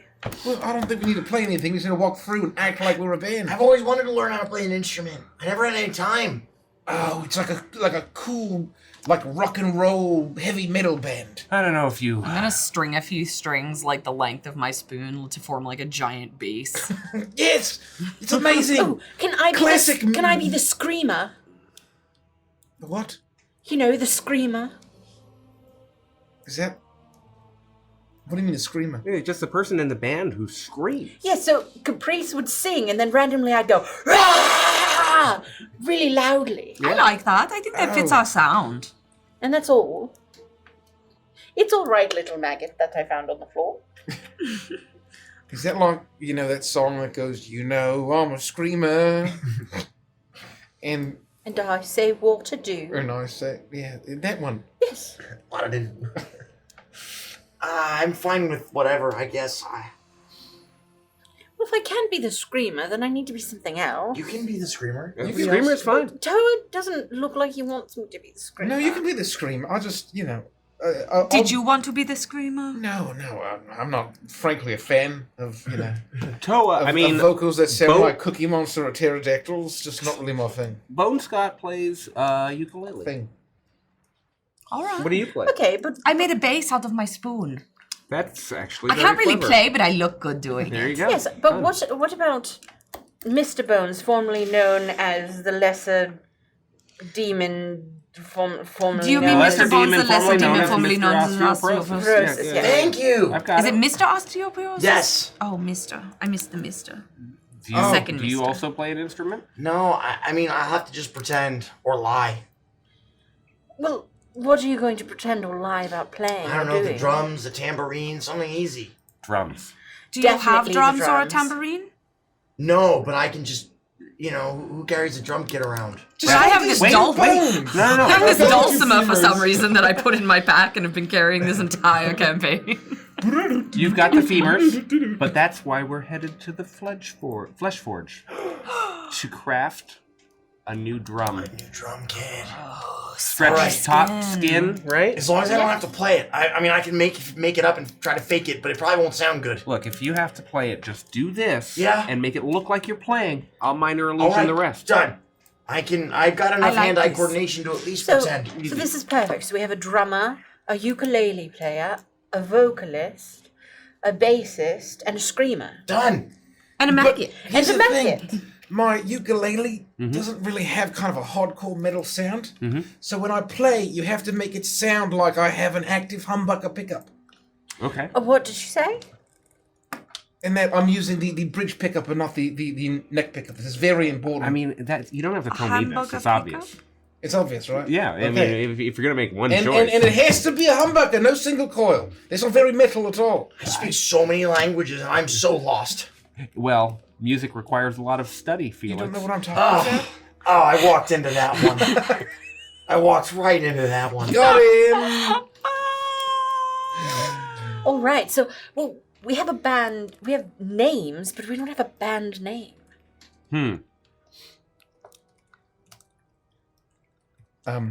Band of Bones. That seems a little on the nose. Okay, well, your name is Barry Bones. Yeah, and your name is Bonnie Bones. Yes, I know, but I came up with it first. You copied me. I thought we were all doing the alliteration thing. That's not Wait, fair. are you like B-A-R-R or B-U-R-Y? B-A-R-R-Y. Like Barry. Barry. B-A. B-A. Yeah. Mm-hmm. Okay. I thought maybe you're doing a pun like you bury bones. Oh, that's very funny. Shit, I didn't think of that. Oh, no, you should definitely be B-U-R-O. B-U-R, I'm changing it now. And it's still pronounced exactly the same. The world ended 10 minutes ago. Oh, fuck. Everyone's I dead. don't know because we're in a different dimension. The world is dead. We lost. We have to find joy somewhere. Yes, that's Yeah, true. you're right. Oh. Let me think about it. Hold on. Hold on.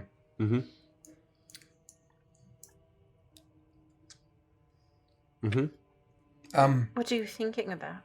We're brainstorming band names so that we have our story straight when we sell this outrageous lie in 3 seconds so that I can roll one The die. final 4 sessions of Beneath Dark Wings has turned into the final 8 sessions of What if we call ourselves the Catacomb Well, we have to go on Kids? tour. The Catacomb Kids? Yeah. I like that a lot, actually. Catacomb Kids? Doesn't have to necessarily No, be that's a not- pun for It some feels more anachronistic... punk rock. I'm not really into that. Okay. How Sorry. about Boney and the Jets?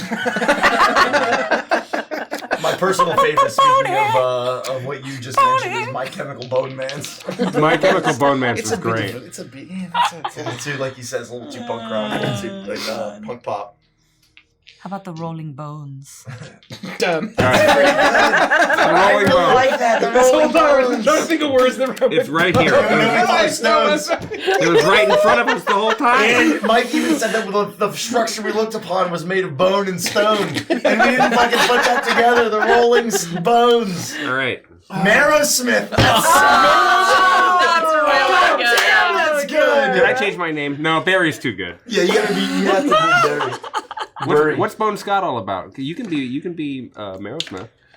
No, that's a band name. That's a band name. But That's Smith is also a last name. No, it's not. That's too long. I like everybody's names. I like her. I'm speaking as Andy, Bone not Scott. Felix. All right. Where And does no one that... at this table gets that reference. Yeah, It makes no, me where very does it sad. come from? Sorry. Bon Scott was the original lead singer of AC/DC before he passed away from alcohol poisoning in Scott, yeah. 1983, 2. Wow. Yes. Well, you can keep Bone Scott. I mean, I could change if no one gets it. Well, now we all get it. You explained you it. explained We it. all No, get but it. no, it's not Good the reference. same.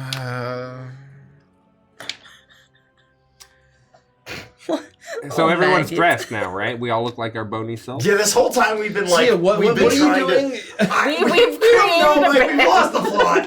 No, I'm kidding. I would say that we would be trying to disguise ourselves in some sort of fashion, and that led us off on a tangent of coming up with bone fake names. Iris would have pulled out her makeup kit, which she obviously uses every day, and taken the kohl eyeliner that she has and put dark eyeliner on everybody, and really glam rocked everybody up.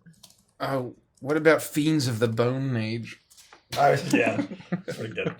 I would be doing that. I would. If you're applying makeup to everyone, I would line up and allow you to do that to me, and try to make us look as I guess undead, fiendish. Like we belong here to some degree, and we're gonna try to pass it off. You guys just stay in the back, okay? All they need to do is get some vague idea of what you look like.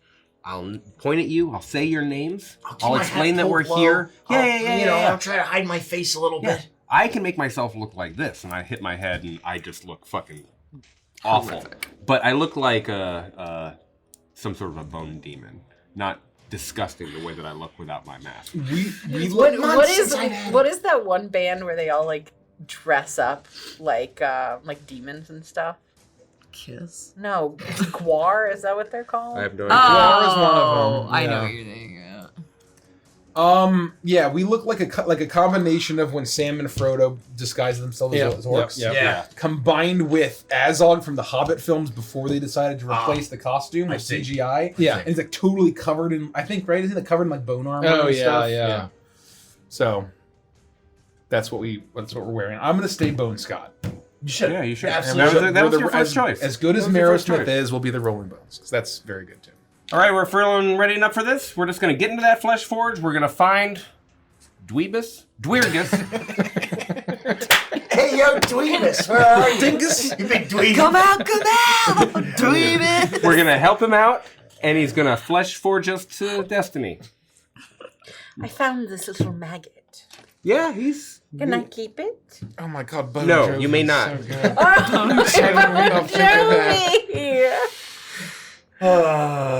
You're not allowed to keep the maggot, Iris. I know. Because we couldn't keep Fangy. Well, Fangy was gigantic, and this little maggot's very small. We can't do but it. you don't know what the little maggot's going to turn into. What if it's something horrible? It's snoring. Yeah, I know it is very cute. And actually, you do see strange maggots and caterpillar-looking things kind of crawling around. Grubs? Grubs, yeah. Definitely grubs around. And you actually see that there are demons far down in this valley. There's going back and forth. They're pushing these big carts. And you see there's a loud buzzing around, and you see there's insectoid demons flying around. And this is a really horrifying eldritch place. But compared to the rotting stench whales, The small maggot is going to end up the saddest episode of Teen Titans ever with Starfire and Silky. Yeah, no! You can keep it for the illusion, for this deception, and then once we have to go back through the portal, you're going to leave the grub here. We could name her Grubby. Yes. You don't name it. You fuck. What? It's really cute. You don't like the name Grubby? I thought really hard about that. It's hard as I thought about Fangy. I don't fucking you fuck. I don't fucking name you fuck. Because we can't leave Grubby. You must Why did you name it? This has made so much art worse now. It was a suggestion. We've already had a heartfelt goodbye scene to an animal. Shit. Let's go, band. Bone Scott, I'm disappointed in you. I know, I'm disappointed that I missed Bon Jovi. Escher teleports back and he looks at all of you. What's your alibi? What do you mean alibi? Do you even know how the Tenari? Do you know how the demons operate, what the roles are? I figured we'd walk up and they'd be like, what have you been doing? And I would say, murdering. And they'd be like, that's, yeah, I mean, high fives all around. And then I would say, we're here to make a drum made out of flesh. And they would say, well, you came to the right place. That's metal as fuck is what they'd say. It's pretty good. Come on in. That's fucking sick. It's hardcore. That's fucking sick. Mike, is this how you expected the session to go? You see that the bones that you have, he's like, well, give yourselves spikes on your head. Oh. And then if anyone asks you, you are Babao demons. Babao demons, yes. Oh. Yes, they are they're usually assassins and recruiters. So a band, I don't know. That's all I've got. We're recruiting. Because with our music. if they think you're bone devils, it'll be blood instantly. Remember when you went to go to the movie theater and they always played Citizen Soldier by 3 Doors Down to recruit for the military? All right, that's all you get. That's what we're doing. So we know that we are supposed to be demons, not devils. Yes. Yeah, we would not make that mistake. Yep. I would make sure we don't make that mistake. Okay. And you're going to need to back me up.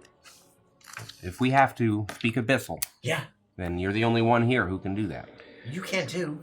I mean, in addition to myself. That's fine. I'll help. Who can back me up? As you all are finishing applying your done, costumes, whatever Grub. makeup, you have plenty of icky, goofy stuff, whatever you want creatively.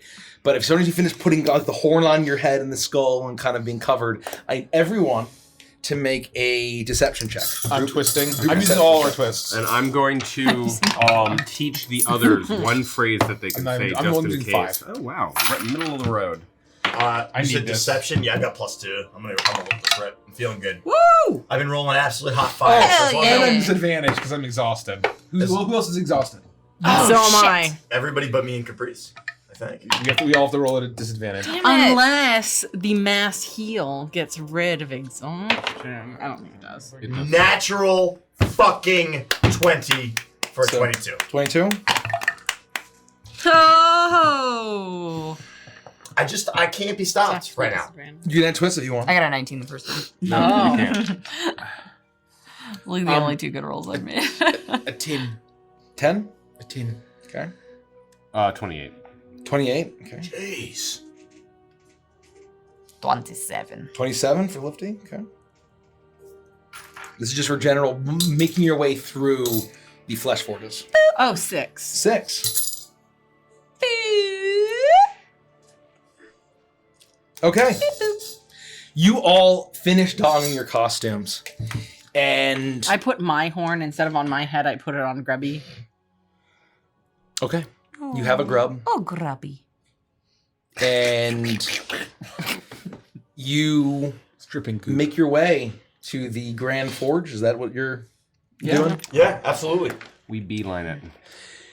You make your way through and you see all manner of demons working. There are some that are you see mining operations going throughout. You see great buildings of forging and industry. You see all manner of demons, these buzzing, long, proboscis fly demons. You see enormous, hulking orangutan-looking demons. You see packs and packs of these small baboon-looking demons moving around in packs off and doing manual labor. You see strange demons that look like they're just a mass of eyes and teeth. You see that there are demons of all varieties going about. You see some that are very large, almost toad-like humanoid demons, as they are all doing various jobs throughout, very clearly hard at work with the big billowing plumes of smoke all around you, this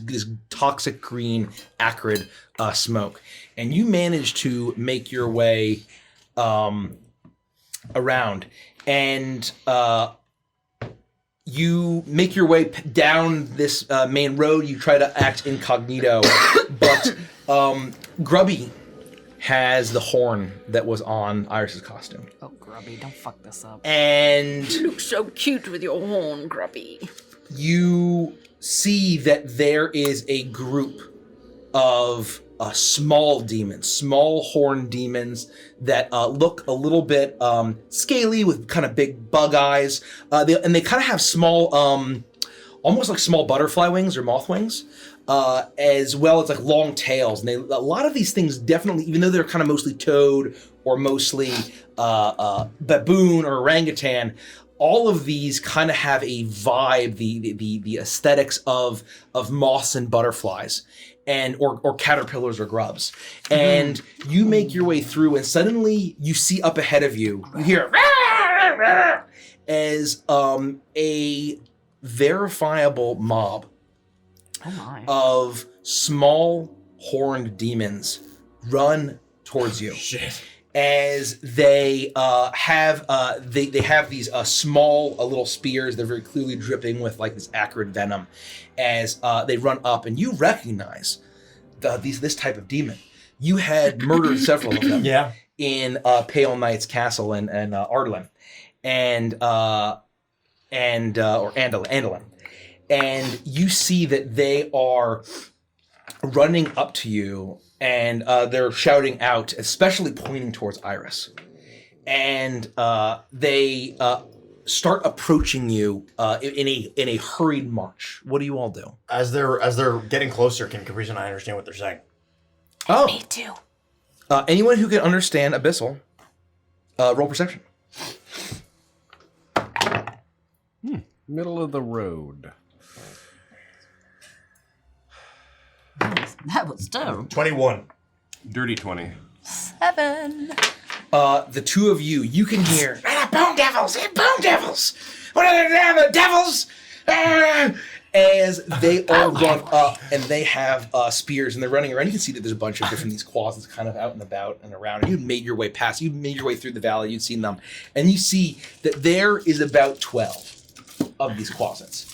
As they have their things, and one of them is a little bit bigger. He's got even bigger eyes. He's got little, the little, even small, fuzzy antenna is coming up from his head, and he says, "Halt there!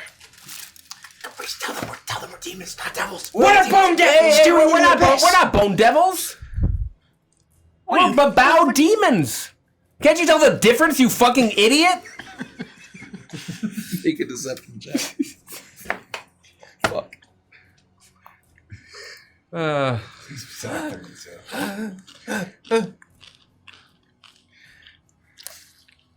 shit! Deception, you say? Yeah. If only D&D Beyond would let me scroll up. I rolled a 7, so 25. I got a 5 for insight. Oh, well, what are you doing here? We don't really get much babar on this plane. We've journeyed a long way, making our way to the Flesh Forges, where we're gonna forge some flesh. We're part of a band. Yeah, this is our screamer. That's Bonnie Bones. I'm Barry Bones. It's not spelled how you think. I think we have other various names as well. I would happily tell them to you if you're interested, but I'm not sure if you are, given that you're holding your spear up in a menacing manner, which makes me feel threatened. I am interested. Yeah. This is Bone Scott. I'm Bone Scott. I'll do Bone King. This is Mr. Bones, the lesser demon formerly known as Mr. Osteoporosis. Chicka, yeah. And this is Billy Bones. We're not related, but we have the same last names, except for him. He's changed his name. No. Now I do have the same last name. Well, but we were all born with the Bones. Previously, you changed it to it. Right. We were all born with this. This is where we're at. You're right. But all I tell her, and I see her, I'll be like, my name is Scott. Oh yeah, his first name's Bone. Yeah. We let him in because he has a metal ukulele. It sounds different than you think. Are you gonna let us through, or are we gonna have to throw down, little Jim? Toa, I think Caprice needs help. He's brandishing his thing. Are you ready? He looks at you and says, like, Those are really odd demon names. I told you we journeyed far. They're very normal. What are normal demon names to you? Gussanaz, Brahman, Drithton, Sigtharoth, Booglanab, that kind of thing. Oh, Kyle. That sounds really. Kyle. I don't mind Kyle. I lost my accent completely. I swear that we're demons. He's the star demon. I'm the space demon. She's the cat demon. She's the fox demon, and he's the demon. Make a group deception check. Only 3 of us need to succeed. I'm doing a fantastic job at being the screamer. At disadvantage? No. 3 of us are disadvantage. I got a 18. Oh, shit. Deception, you say? Yeah. 7. 11.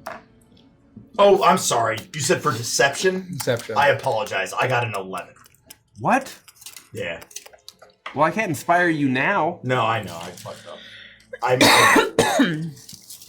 an 11. I got an 11. Sorry. Jesus. I rolled a 2. After all that. Plus 0 wisdom for Quasance.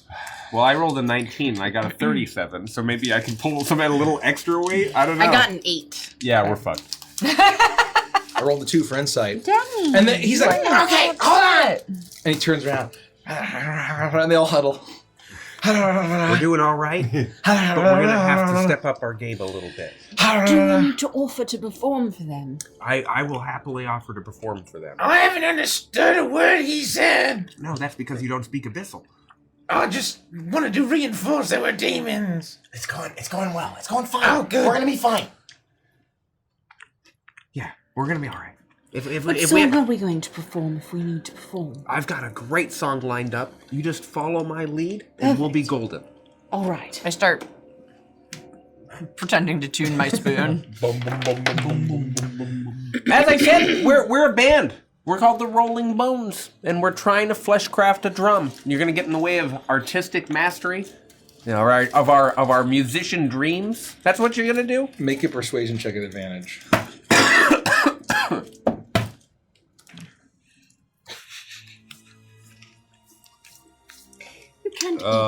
Persuasion 36. 36. Damn. Reliable talent, jack of all trades, yada yada yada. All right. Well, I guess that makes sense. But we gotta escort you. If you're new to the Flesh Forges, we gotta take you to the Taskmaster. And then you can prove you're a band if you are who you say you are. That would be fine. However, before we see the Taskmaster, can I ask you a favor? A favor between you and me. I don't know your name, but you seem really trustworthy, and you've one of those trusting faces, you know. My name's Oftoff.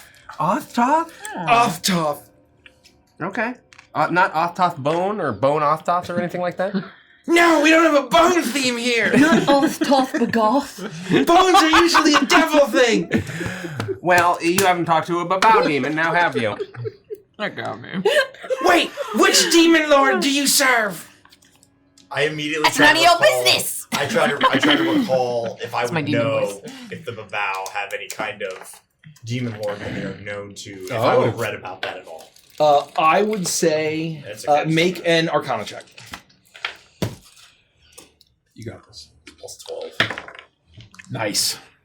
27. 27. You know that all demon types are used generally by all demon lords, and they kind of that's why the ones that had worked at Baphomet look kind of more bull-like, and these guys look a bit more bug-like. Yeah. And so it really depends.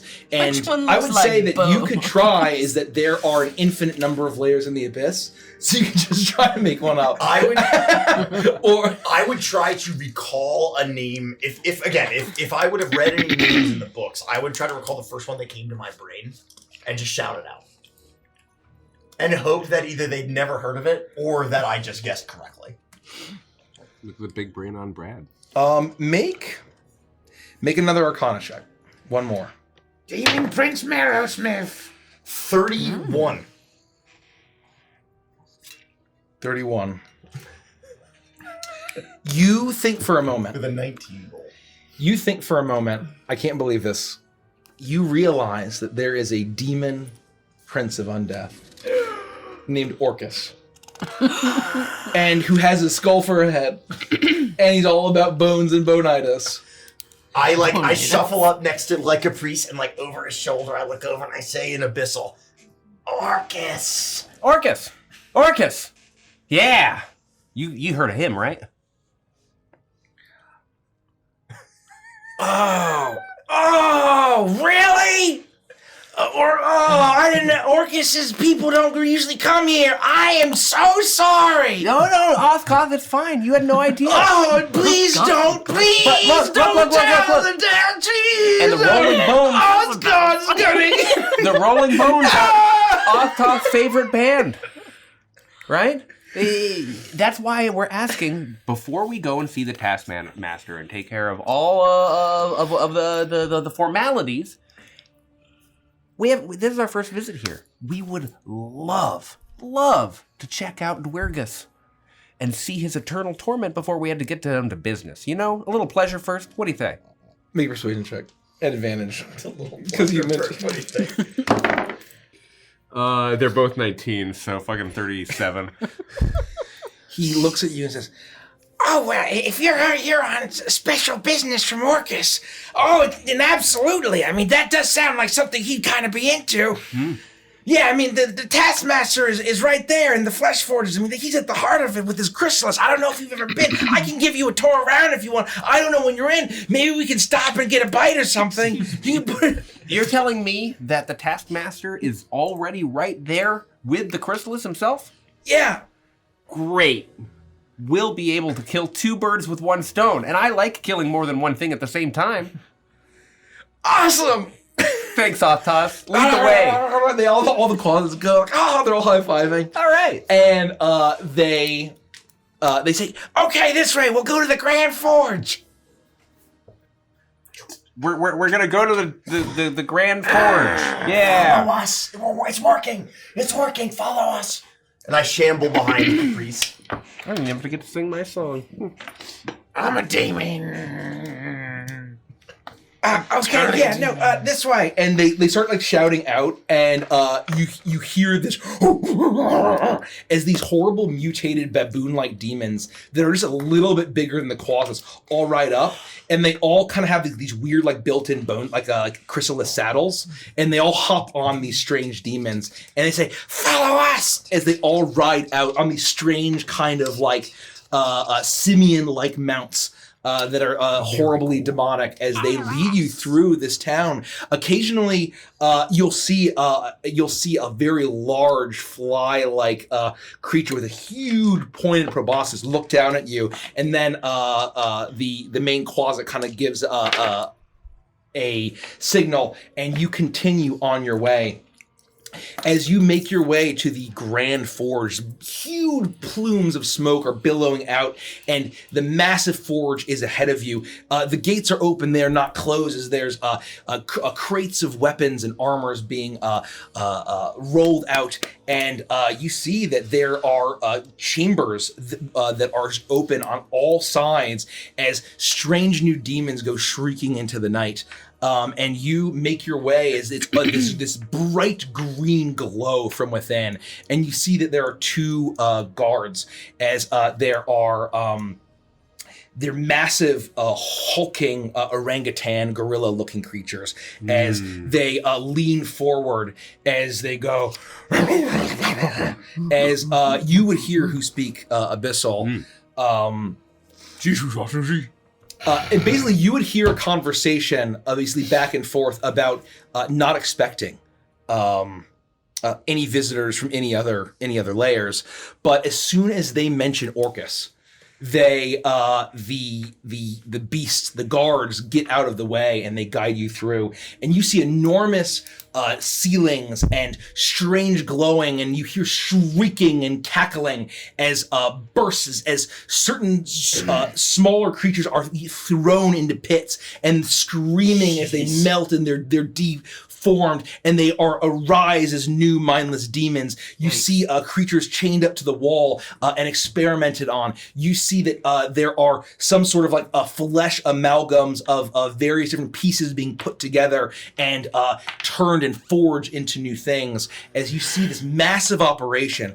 And eventually you are brought to a grand what looks like an audience hall with after a grand staircase that opens up, and you see that there is a green chrysalis symbol on the door. The door opens and you see a massive pit that's blazing with this green energy, and all around it is it looks like it's built.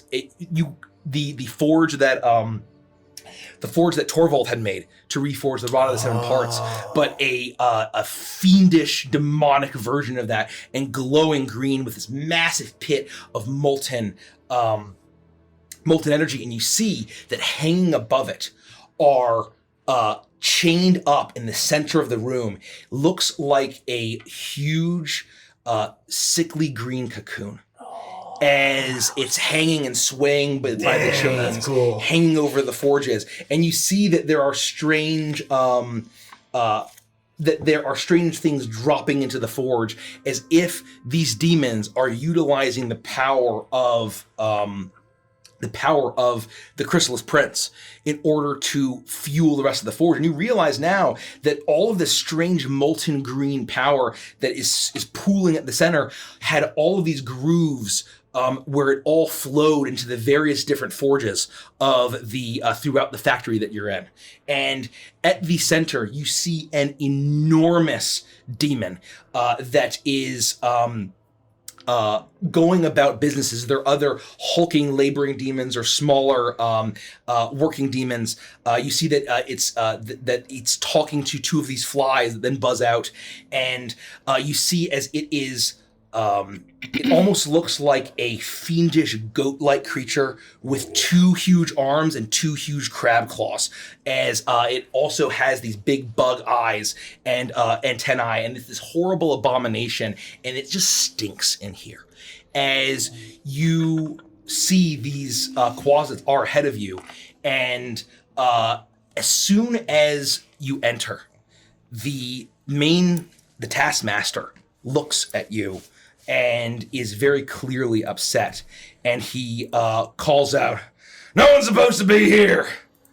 And you see that I'm gonna roll something for the closets. The lead closet immediately goes white, if he could. And he goes,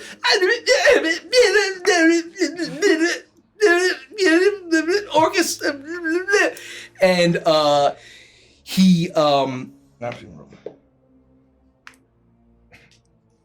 he lumbers forward, and he says, "Spit it out already!" And the little closet is looking up. His eyes are filled with tears. Like, "Oh, they're here from Orcus. They're a band or something. Please, I mean, they wanted to see you." Make a acrobatics check.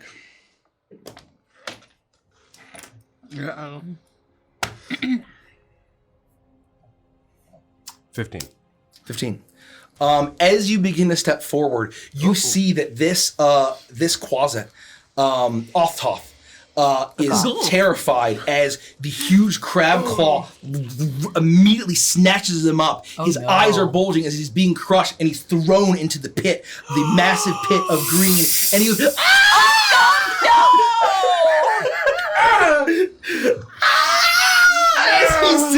sizzles, and there's horrible soul stuff popping out, and the other closets immediately bolt, and they turn as they run. As he calls out.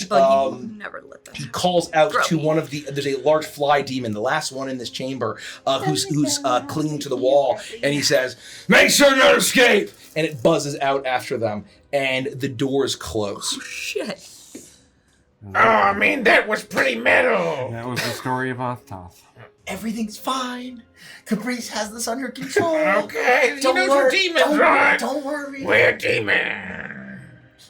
I will step forward a second time and look the taskmaster into the eye, and you'll hear my voice boom out.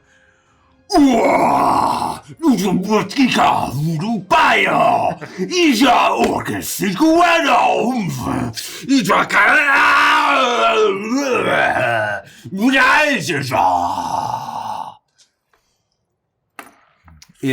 common. Well, no, Mikey understood that though. Yeah. Yes. No, I didn't. Hi. Well done killing the closet. You make a great taskmaster. Hey, pal. We are the Rolling Bones, and we come as representatives from Orcus. And We are here specifically to see Dwergus, for we are to put a great show on here. A show for who? What does Orcus want around here? We need to create a drum. A drum that allows us to play our best song. And we will perform a premiere of it here, a debut. However, we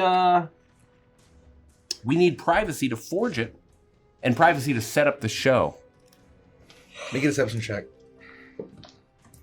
Oh. Natural 20. Oh, I got a 25. A 25. Wow. I got a 38. Oh dear.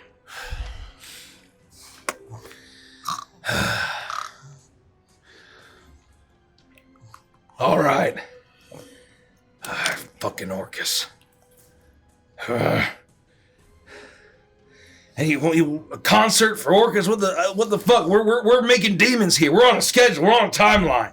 We understand that this is a large ask, a favor. Orcus will not forget this great deed that you have done this day. If you want, I'm happy to play a little taste of what the rest of your demons have to share in when you gather them all here after we've had a little privacy to forge the drum that my drum player needs. And if this is an arrangement we're settling, then this is going to be granting us the power of undeath. And more. I'm sure your master would be very pleased to accept this gift. That would allow us to hit our timetables even more efficiently. Here, let me give you just a quick taste of what you and your demon friends have in store. Make a persuasion check. Straight. That's cocked. That's just cock. 21. Oh wow. Oh, I thought that was a 3. He steps back, and he still is a little skeptical. But he steps back and he says, all right, convince me. Now, the magic that we have to share with this song is not going to take effect until we have a full band. However, I'll start to sing. I can feel it coming in the air tonight. Oh, Lord. And I've been waiting for this moment for all my life. Oh, Lord. Can you feel it coming in the air? And I sing as much of the song as I need to get to the drum moment. And then I go... But now imagine without any drums. It's just Felix going crazy with the femurs, and there's nothing to hit on. You see, without that one moment, the song is lost. All the magic is gone. Make your performance check at advantage. Sorry, Daddy. Poor Daggington Bear. 30. Wow. He looks at you, and he kind of narrows his eyes, and he says, all right, I'm going to need it. In writing, though, that Orcus and his legions are going to make good on their end of the bargain. Yeah. All right. You mean I need to sign, or do you sign? I'm happy to produce the documents that you require, if that's what you're asking. Yes. Just one moment, and I will fetch them from our document keeper. Deception check. No. Oh. Fucking outer space again. Hold on. 17 plus 18 is 35. And it's 27. Ah, man. It's possible for him to beat me. Holy shit. He says, all right, hurry up. I don't got much time. We can't have these forges disrupted for much longer. I'll race over to the rest of the group. All right. I've almost got him out of here, and then we're gonna have all the privacy we need, in order to do what we need to do. I just need to quickly create some like abyssal-like documents or something, just to prove that Orcus has sent us in order to share his undead magic. Okay, fine. Yeah, let's whip something up, and then if we can just get that chrysalis open and explain what's going on with the P-Man, I think we'll be out of here. We'll be done. Okay. We'll buy what we need to do. This is very complicated, and I'm very confused. Just hang in there. It's gonna get easier. I promise. All right. Okay, I've got paper. I'm ready to play it too. Right here. I think I got a quill. Yeah, I got a quill. Okay, hold on.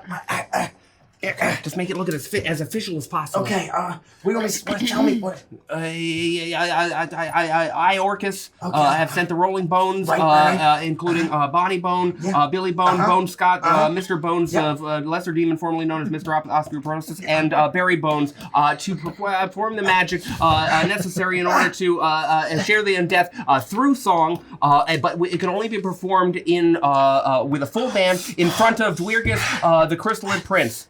At the Flesh Forges. Got it! Okay. And to make it look like it was signed by Orcus. So, would you like to use some of the maggot's wax to seal it? Did he spell berry right? Genius. Yeah, I got it. Squeeze it out. All right. And we need a little stamp or something. Oh, we'll use the maggot's paw. Oh, genius. Boy, this looks really fucking official. Good job, maggot. Turn around having gotten everyone's help. Hey, there you go. We found it. Make a deception check at advantage because you were assisted. Wow. 28. I think I'm best Not of all. enough. All right. Oh, wow. You got this notarized by Yugoloth type stuff. Oh, you are fancy and official. It's the only way to do it. It's very funny. All right. He rolls it up, and you see that he takes his arm that isn't a crab claw as he a claw emerges, and he stabs his wrist as ichor pours out, and he puts it on his finger, on his claw, and then he signs some sort of strange name, and he folds it up, and it hisses and bubbles, and he gives it back to you. Thank you. You know that's binding. I mean, yeah. That's who doesn't love a good bind? Now we as I said, we need an hour with the Flesh Forges in here, and we need an hour with Dwyrgus to make sure that the show is as good as it possibly can be. And when those doors open again, you and the rest of the demons can all enter and share in the promise of undead magic, necromancy. You got 1 hour. And he walks out, and the doors slam behind him. Okay. Holy shit. We've got about an hour. But we gotta figure out how to wake up or break out this chrysalis, explain to him what's going on, and get him to come to our side. We've got 1 hour to do that, otherwise we have the entire fucking layer of the abyss coming down on our necks. We'll fail. We'll just have to get the portal out of here. I'm sure once we explain what's going on to this Obrith, they'll start raising an army against the P-Man. They will. And it'll be a huge benefit to our what we want to do. Yeah, but how do we wake him up? I don't know. Could we just cut open the little sack? No. Let him fall out?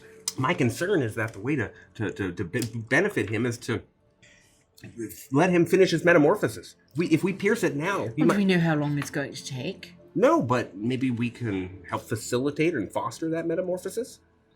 Do you have sack growth?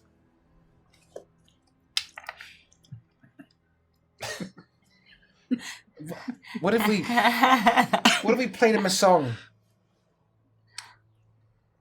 Oh. Don't they say like music can help plants grow faster or something?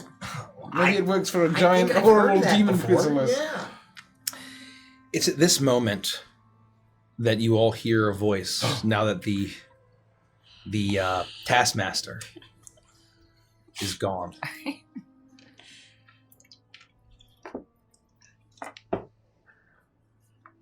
Rebirth.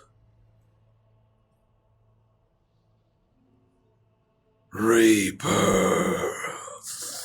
Wow. as the chrysalis pulses with green energy. What does it mean? Dwergus knows what's up. He knows we're here. He knows we're here to help. Rebirth? I don't know what it means, but that's what we gotta do. Well, all those little creatures in the forge, they were being thrown into the whatever and then being turned into something else. Maybe we put the chrysalis in the vat of whatever that is, goo. Whoa, that's extreme. I mean, we either fuck it up really bad or it works really quick.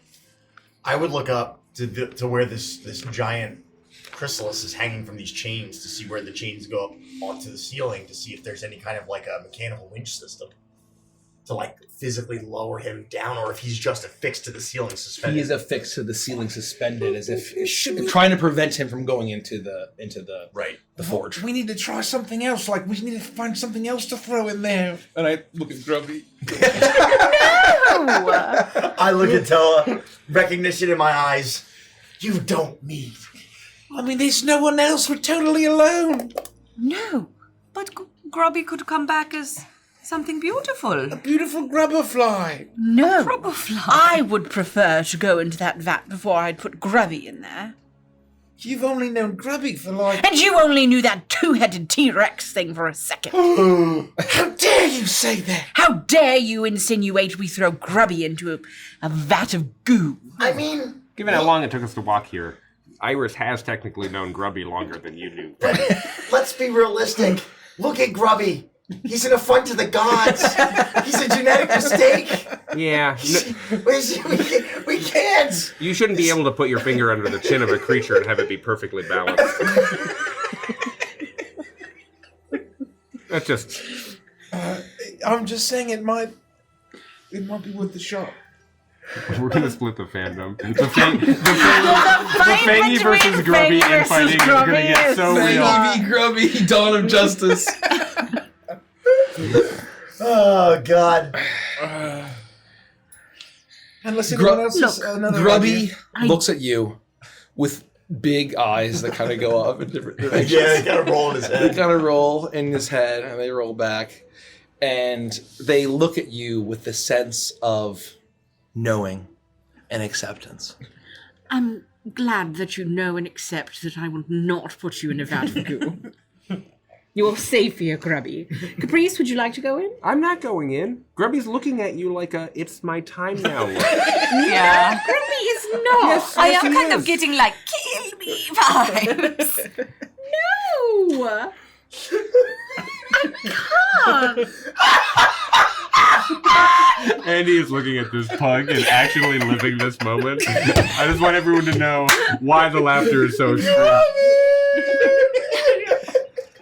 This is Daphne's first D&D character! Yeah, well, We can't last! not every Grubby survives its first adventure. Grubby! Grubby! Oh.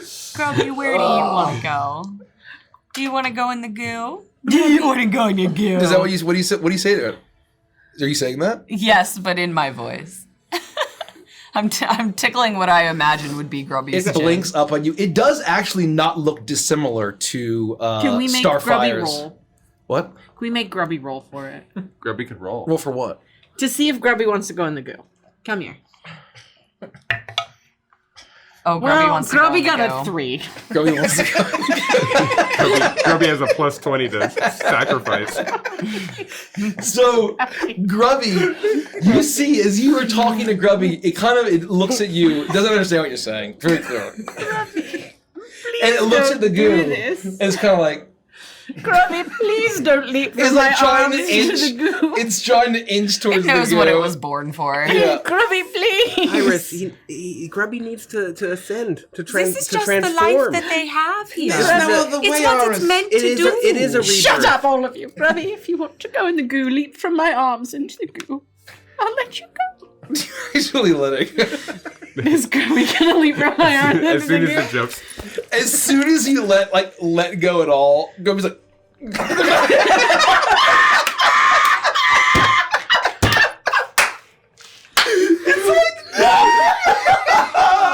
like the TikTok of my duck Adam. It's like that duck Adam. He's going for his first swim and the takes off. I'm so sorry, Danny. You poor first And you see as Grubby lands with a plop, and with the green like flesh begins to inch towards the large forge. Grubby. It's gonna be okay, Iris. Shut up, don't talk to me. Grubby will be reborn. Don't talk to me. Better. You can do it, Grubby.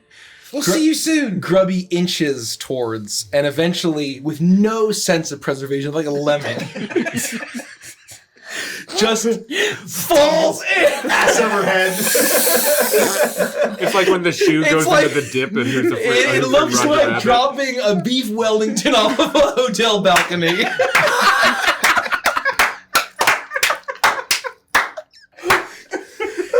As it falls and it hits the goo, and suddenly, as soon as it hits the goo, Grubby's eyes go wide, and from its grub-like mouth, it bursts this strange green substance that begins to then wrap around it as it sinks into the bubbling green forge. As he sinks below the surface, you see the eyes being covered in the strange green cocoon as he goes on. Yeah, and he does a little arm cut. He pulls the Terminator. Oh shit. And then the green stuff, soul stuff, begins to bubble, and suddenly you see a fiendish, demonic, pug-eyed butterfly demon. A puggerfly. A puggerfly demon flies around, and it flies through the room, circles around the huge chrysalis, as you see that although this demon looks like a full ascended demon, it's buzzing cacophonously. It sounds almost like it's trying it's almost unbearable to listen to. It reminds you of Abox Ob and his swarm. Yeah. He flies around with these it's simultaneously hideous and beautiful. It's like the end of Dr. Dolittle with like the moth and this demonic butterfly moth, and it flies in front of you, Iris, and you see it has a long proboscis with the between the fiendish curled antennas, and it goes, and you all hear, "I will never forget you, mother." Dag me. A tear comes to feel your eye. You're a level 2 puggerfly now. You leveled up. Oh my god. I will use minor illusion to whisper in Iris's ear everything, almost like one of those translation earpieces you see at like international ambassador conferences. Yeah, the babblefish. Yeah, I'll babblefish translate everything that is being said. Oh, sweet Grubby. I was born to fly. You're so right, you were, darling. Goodbye, I must fly in the sky. I'll miss you. Let me know if you need anything. Butterfly in the sky. Butterfly in the sky. I can fly twice the sky. And you see as Grubby in his new form, the large open holes outside where these new demons forge. What a bop. Flies out and takes off into the sky, reborn into a beautiful demonic Casmi demon. Are you quite a Casmi powerful demon? What a Casmi demon. Oh, you good little demon. I'm really glad I picked up that little grub. All the grubs, you know. That was the one I chose. That was Grubby. You made a choice, and that grub ascended to another level. Why were its eyes so crooked?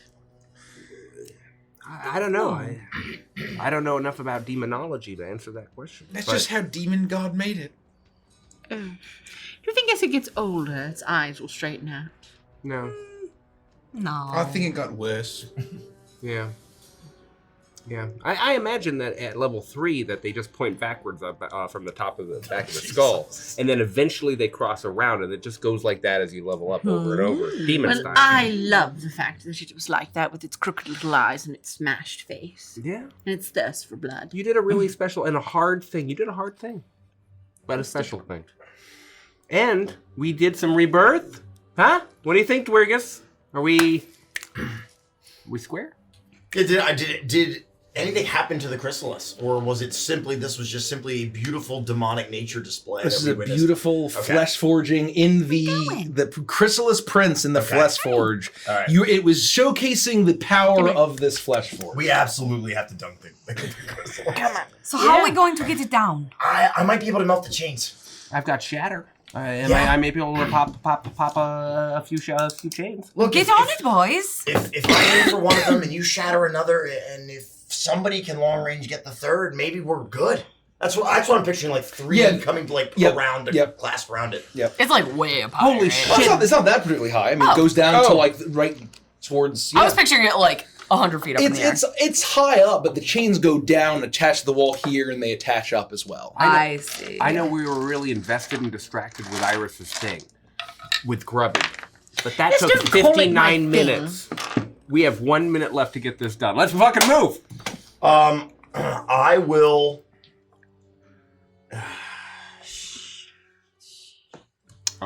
How far up is it? I want to cast Disintegrate on the chains to to fucking melt the chain. That's a 6th level spell. Yeah, don't waste anything. Go as How long far as up you can. is like the closest chain? I would say it's close enough in range spell. Okay, I will. Go ahead. Or what are you doing, Rich? I will. Are there any like hammers in this forge? Oh yeah. There's all sorts of hammers and strange devices and implements. I will grab one of the large like sledgehammer-looking things, and I'm going to 1984 Apple commercial. Yeah! Yeah! Let it go one of the chains and hopefully have it shatter. It's been a long time. Okay. What are you doing? Shatter? Yeah, I'm just gonna play a focused discordant chord to try and shatter. What song are you gonna play as your band while you are freeing Dweirgus? Freebird? The Chrysalis Prince. Free bone. On my bone. That's as far as I got. I have no songs prepared for today. I will sing, and it's discordant. It's probably still beside me. Yeah, thank you. Made of stone. Do I guess I'll say, does it look like it could be broken with... Without him, I'm lonely. Mechanically, like 15 damage, or does it going to require a little more? I feel like if you do something impressive and impress me, it is 1032. So I feel like that'll probably work because it's fun and creative. I point my finger at the chain, and much like I've cast Disintegrate before, an orange orb appears at the tip of my finger, and this almost molten lava beam shoots to hit the chain, and it is 10d6 plus 40 damage. Roll damage for me. As this determines as where Felix unleashes so much raw arcane magic that it makes the other chains weak. It splashes out and spills onto the other chains, weakening them for the rest of you. Toa, please make an attack roll with the Apple commercial hammer. 6. I get to reroll ones. They're gonna keep the second one, so that's 12.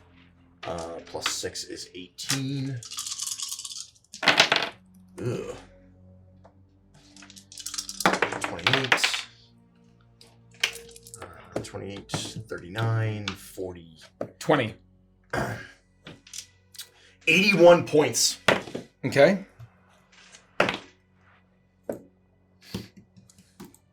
$17 points of damage if 20 hits. Yeah. I upcast my second level shatter to 5th and do 27 points of with leading Felix's Disintegrate that weakens the other chains. They're all glowing hot. You play a discordant song, a tune, as the chains shatter, and there's one chain hanging. The chrysalis swings down, smashing into the wall. You already hear blaring of horns. Something is wrong. The spells that are warding this are going off. Oh no! And there's one more chain holding up. And Toa, you run up and you swing the hammer. Is glowing molten hot from the Disintegrate. Flies in, shatters it, and with a sickening plop, the massive chrysalis plunges into the forge, slowly sinking, slowly sinking. And as you see the chrysalis completely descend, you see at the very top a crack. And immediately the forge bubbles and spills over, and you hear screaming all throughout the Grand Forge as the bubbling soul stuff starts to get higher and higher and lash up, and all of the grooves that are pouring out begin to erupt, seemingly perhaps controlled by Dwyrgus the Chrysalis Prince, as if it is attacking the workers or the taskmasters and the workers of this place, as you hear screaming, as you hear these loud alarms, that the whole room is flashing with this green alert light. As the forge is bubbling up, you are all blasted with a wave of heat from this great forge, and you all enjoy.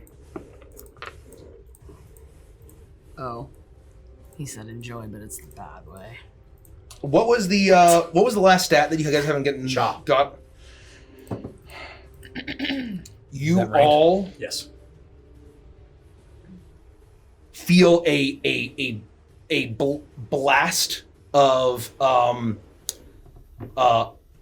rejuvenating, rebirthing power as at the top of each of your turns, you gain 10 temporary hit points. Oh my god. Whoa. At the top of each turn? Yep. Classic. I need to put that in the notes. Yep. Yeah, someone write that down. I will forget. As you are filled with this energy. However, the lashing soul stuff in the forge is getting hot, and everything is going crazy. Escher looks, and you see now that broken from the as the whole forge is starting to come down, there is from all the various chests on the wall, one falls to the ground and clatters, and directly before you see a small left arm of a child. And Escher is trying to bat at two of you, Lufty, and grabbing on your hair. And grabbing it, and I will follow his directions. Okay, the doors are closed momentarily, but you hear a loud slam against the door from the other side as the whole chamber of the forge is shaking.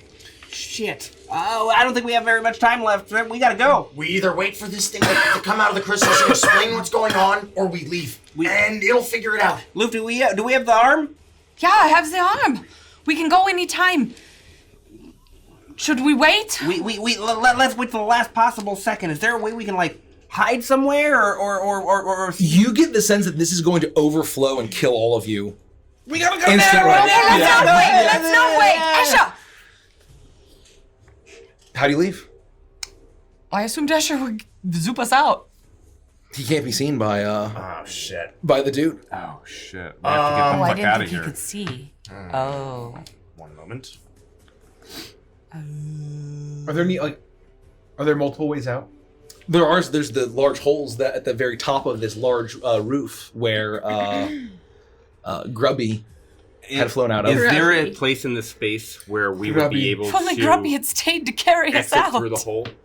If we stood in one spot, would we all be able to shoot up in a straight line? How big was Grubby? Grubby was a medium-sized creature. After the transformation? Yes, I have a hold on. Let me just double check. Actually, no, he's a large-sized creature. It's like the size of a. Grubby, come back! We need you! And Call your child. As you the door splinters open, and you see the taskmaster. He is angry, and he's vicious, and he is each of his hands has a huge blade, a jagged blade, 2 crab claws, as he says, "I know you weren't from Oregon." As suddenly a flash of wings as his skull is pierced by a proboscis. As you see, as if he's grown a pair of wings. And as Grubby clings to his back and sucks out his demon brain with gore and viscera dripping from his proboscis, you see that the Taskmaster stumbles forward and collapses into the goo and is completely consumed. You see now the utter chaos. All of the demons are being swallowed by this strange green molten material that seems to be controlled by Dwyrgus now. As people are screaming, falling into it, it's like when Gollum fell into Mount Doom. As these creatures are all falling. Yeah, spoilers for Lord of the Rings. You see Grubby fly forward and says, "You must leave." If behind where the Taskmaster was just coming, it's not like completely full of Soulforge goo at the moment, and there's like a pathway out, I would say we just run out the way we came in through this door.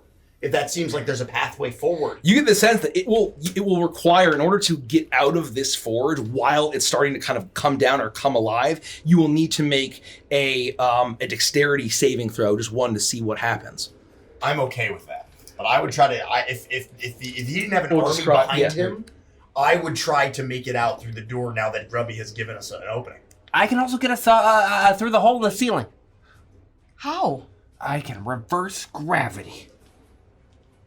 Okay. We just fall out. But only on us, or will everything be reversed? Well, technically it'll be a zone of reversal. So, and anyone who jumps in would be very unintuitive. For us, it'll just feel like falling horribly. Can it get us all the way through? Yes, there's no height limit to gravity. I could summon a giant scarab to fly us out. It's a couple hundred feet. It's a cube. Will it fit through the hole? I don't know. I think it's like a giant cylinder. Or cylinder. The forge is bubbling up. So technically, it's a 100-foot high cylinder centered on a point within. So if it's more than 100 feet, we can fly out. We would be able to fly out. Yeah, I mean, we would probably we would reach whatever speed we would hit, and we would go woo. Would a giant scarab fit through the hole? A giant scarab? Yes, I could summon my giant scarab and it I flies out. thought we would all just be able to stand there and just like beam up, but I don't understand my own spells because I don't study.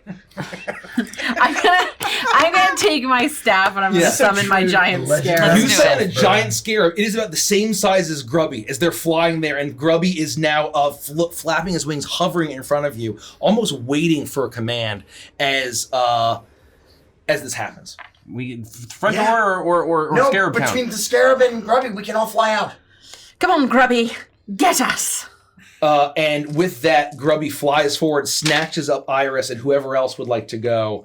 As the scarab takes the rest of you. I'll get on the scarab. You're all able to climb aboard and get grabbed by Grubby as the flapping of the wings, being a demon, is really cacophonous and horrible, but it's charming. It's saving your life as you fly out of the hole, as the forge erupts and bursts, as you have this boon from Dwyrgus, and you fly out of the hole as the Grand Forge is erupting in this green light, and you see across the entire plain, as far as you can see the mountains, the rivers of this green stuff are lashing out.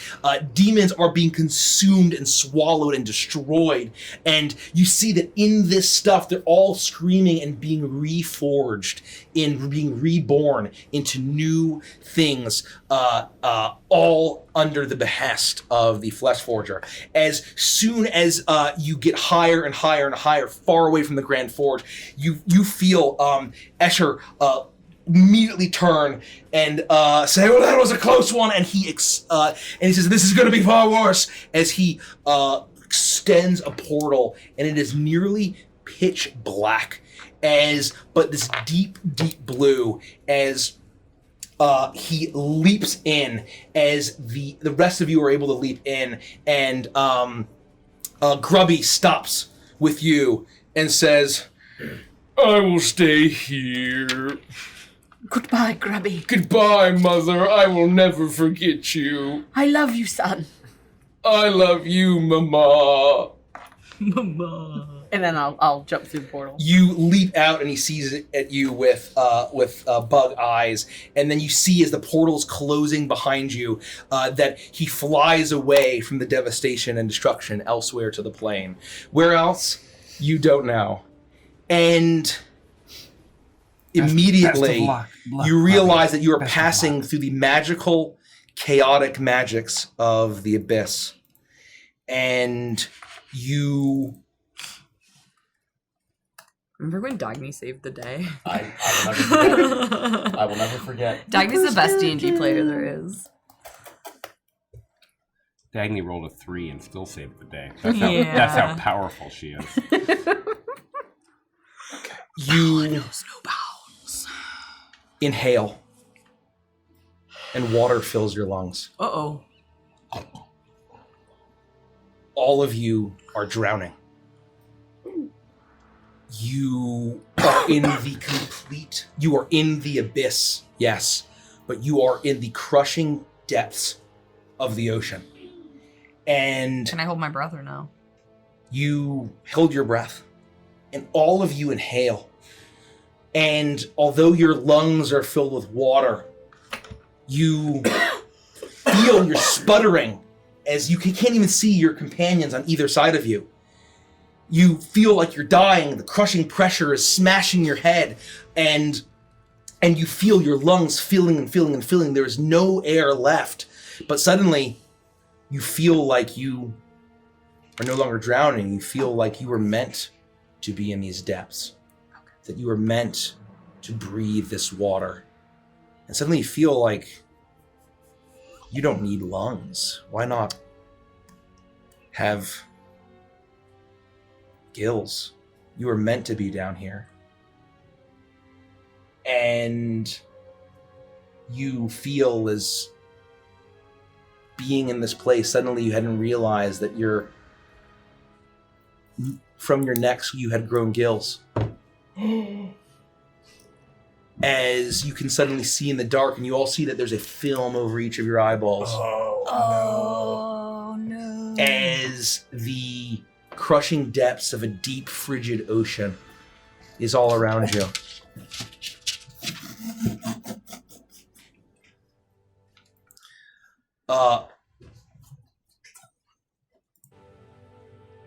Escher floats before you in his vampire form, and he says,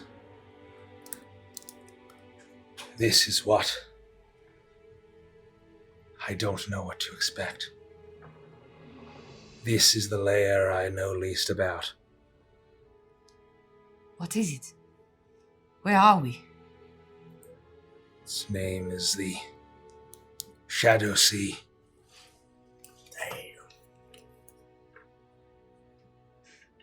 There, this is the only way that we'll get to the Queen of Chaos. There are no more portals until we deal with her. This Shadow Sea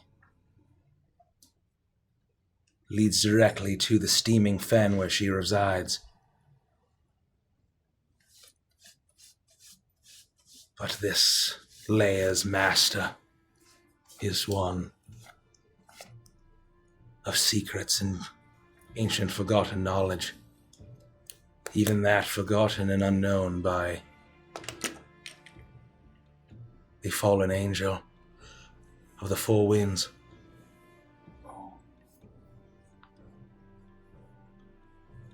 I know not what to expect. But I know there is a piece of my little bat here. Her entrails.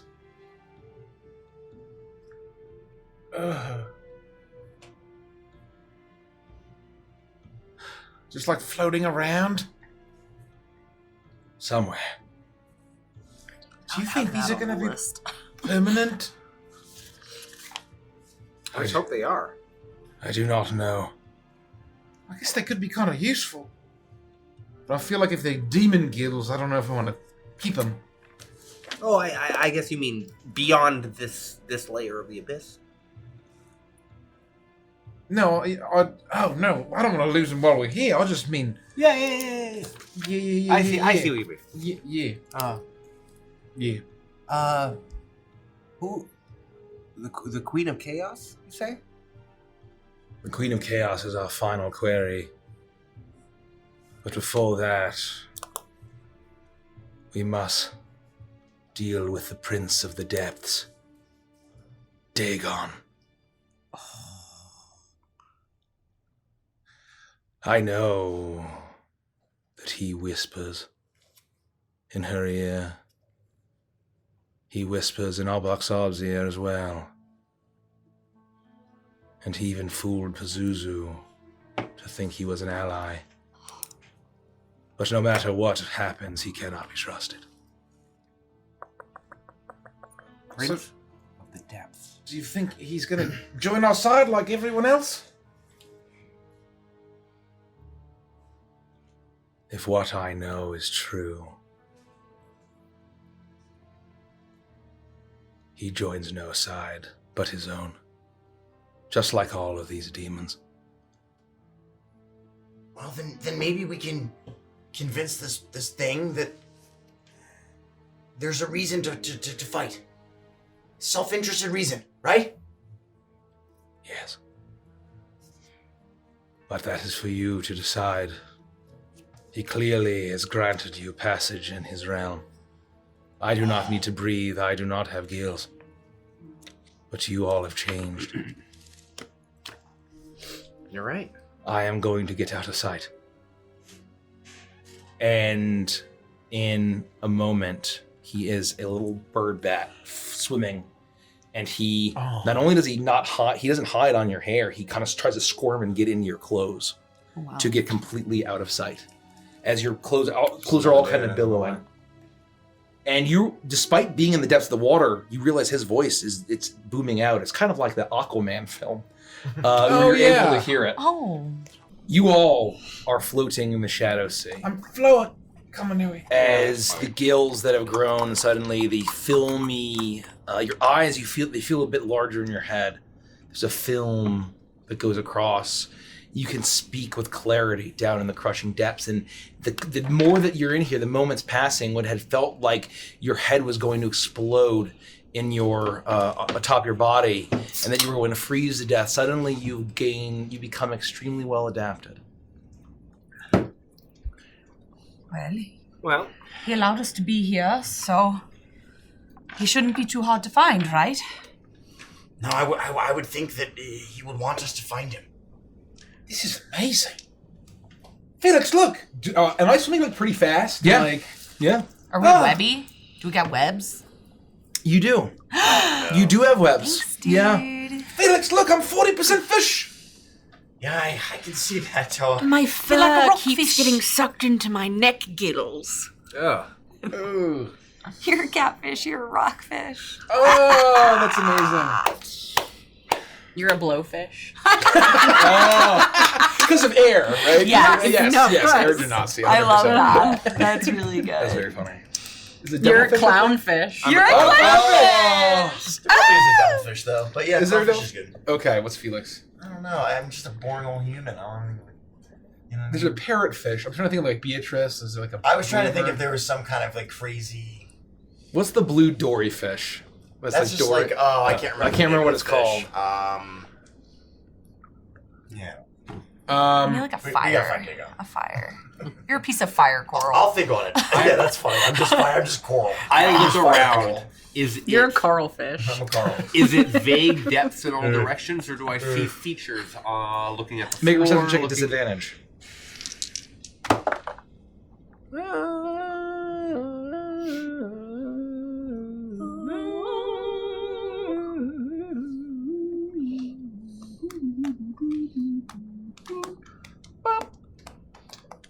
Uh, 24. You look around, and initially you would not be able to tell. But you start to get a sense, inherently. You look up and you realize what you had thought was down is actually up. Oh, And God, you I realize hate that. down as you orient yourself, and you see there's a tiny bit of light difference here in the depths. Far, far, far up. And you realize now that you look down now that you've oriented yourself, and that deep, deep, deep below, the depths continue, and it becomes even more pitch black in the abyss. I think we if we're gonna find this Dagon character, we're gonna have to head to the depths all the way down to the bottom. Yeah. All right. I'm with you guys. Woohoo! Oh my god, this is amazing! I love it. I was like having fun. I'm not even paying attention. Yeah. I will lead the gang. towards where I suspect to go. Heading down. Caprice heads down. I follow. Oh, don't leave. Oh. You swim. And you swim. And you swim. And you have no idea how long you've been swimming. Could be 5 minutes, could be 5 hours. But you aren't getting tired, and you're drawn forward, and it gets completely dark. Every period that passes gets darker and darker, and suddenly you realize you can barely see the friends all around you.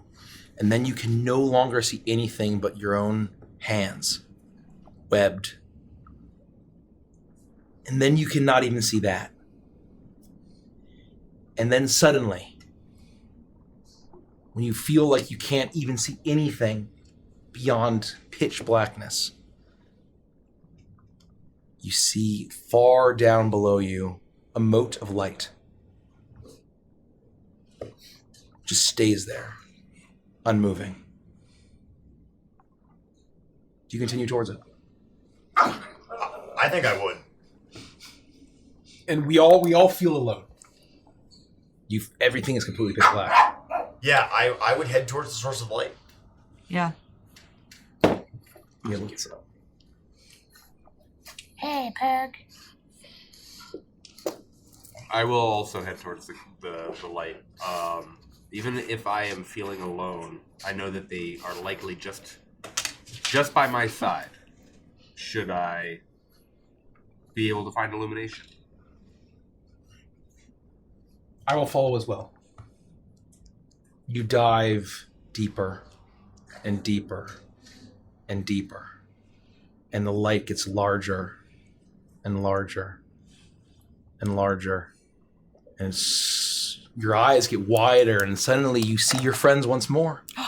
As the light from this light in the darkness is casting on all of you. And as you see it, it almost beckons to you. It almost calls you forward invitingly. It's like where you were meant to be. You dive deeper and get closer and closer, and suddenly in the light, you see something inside of it. As you see a set, it's kind of wriggling together, and it's hard to make out. And you see entrails, innards at the center of the light. Far off, and you know that this is where you're supposed to be. Escher squirms beneath your clothing as he even feels it, as you swim deeper and deeper, and suddenly the light is huge, enormous before you. And you stare into that enchantment in the light, and you hear a deep, guttural voice say a single thing. Feast.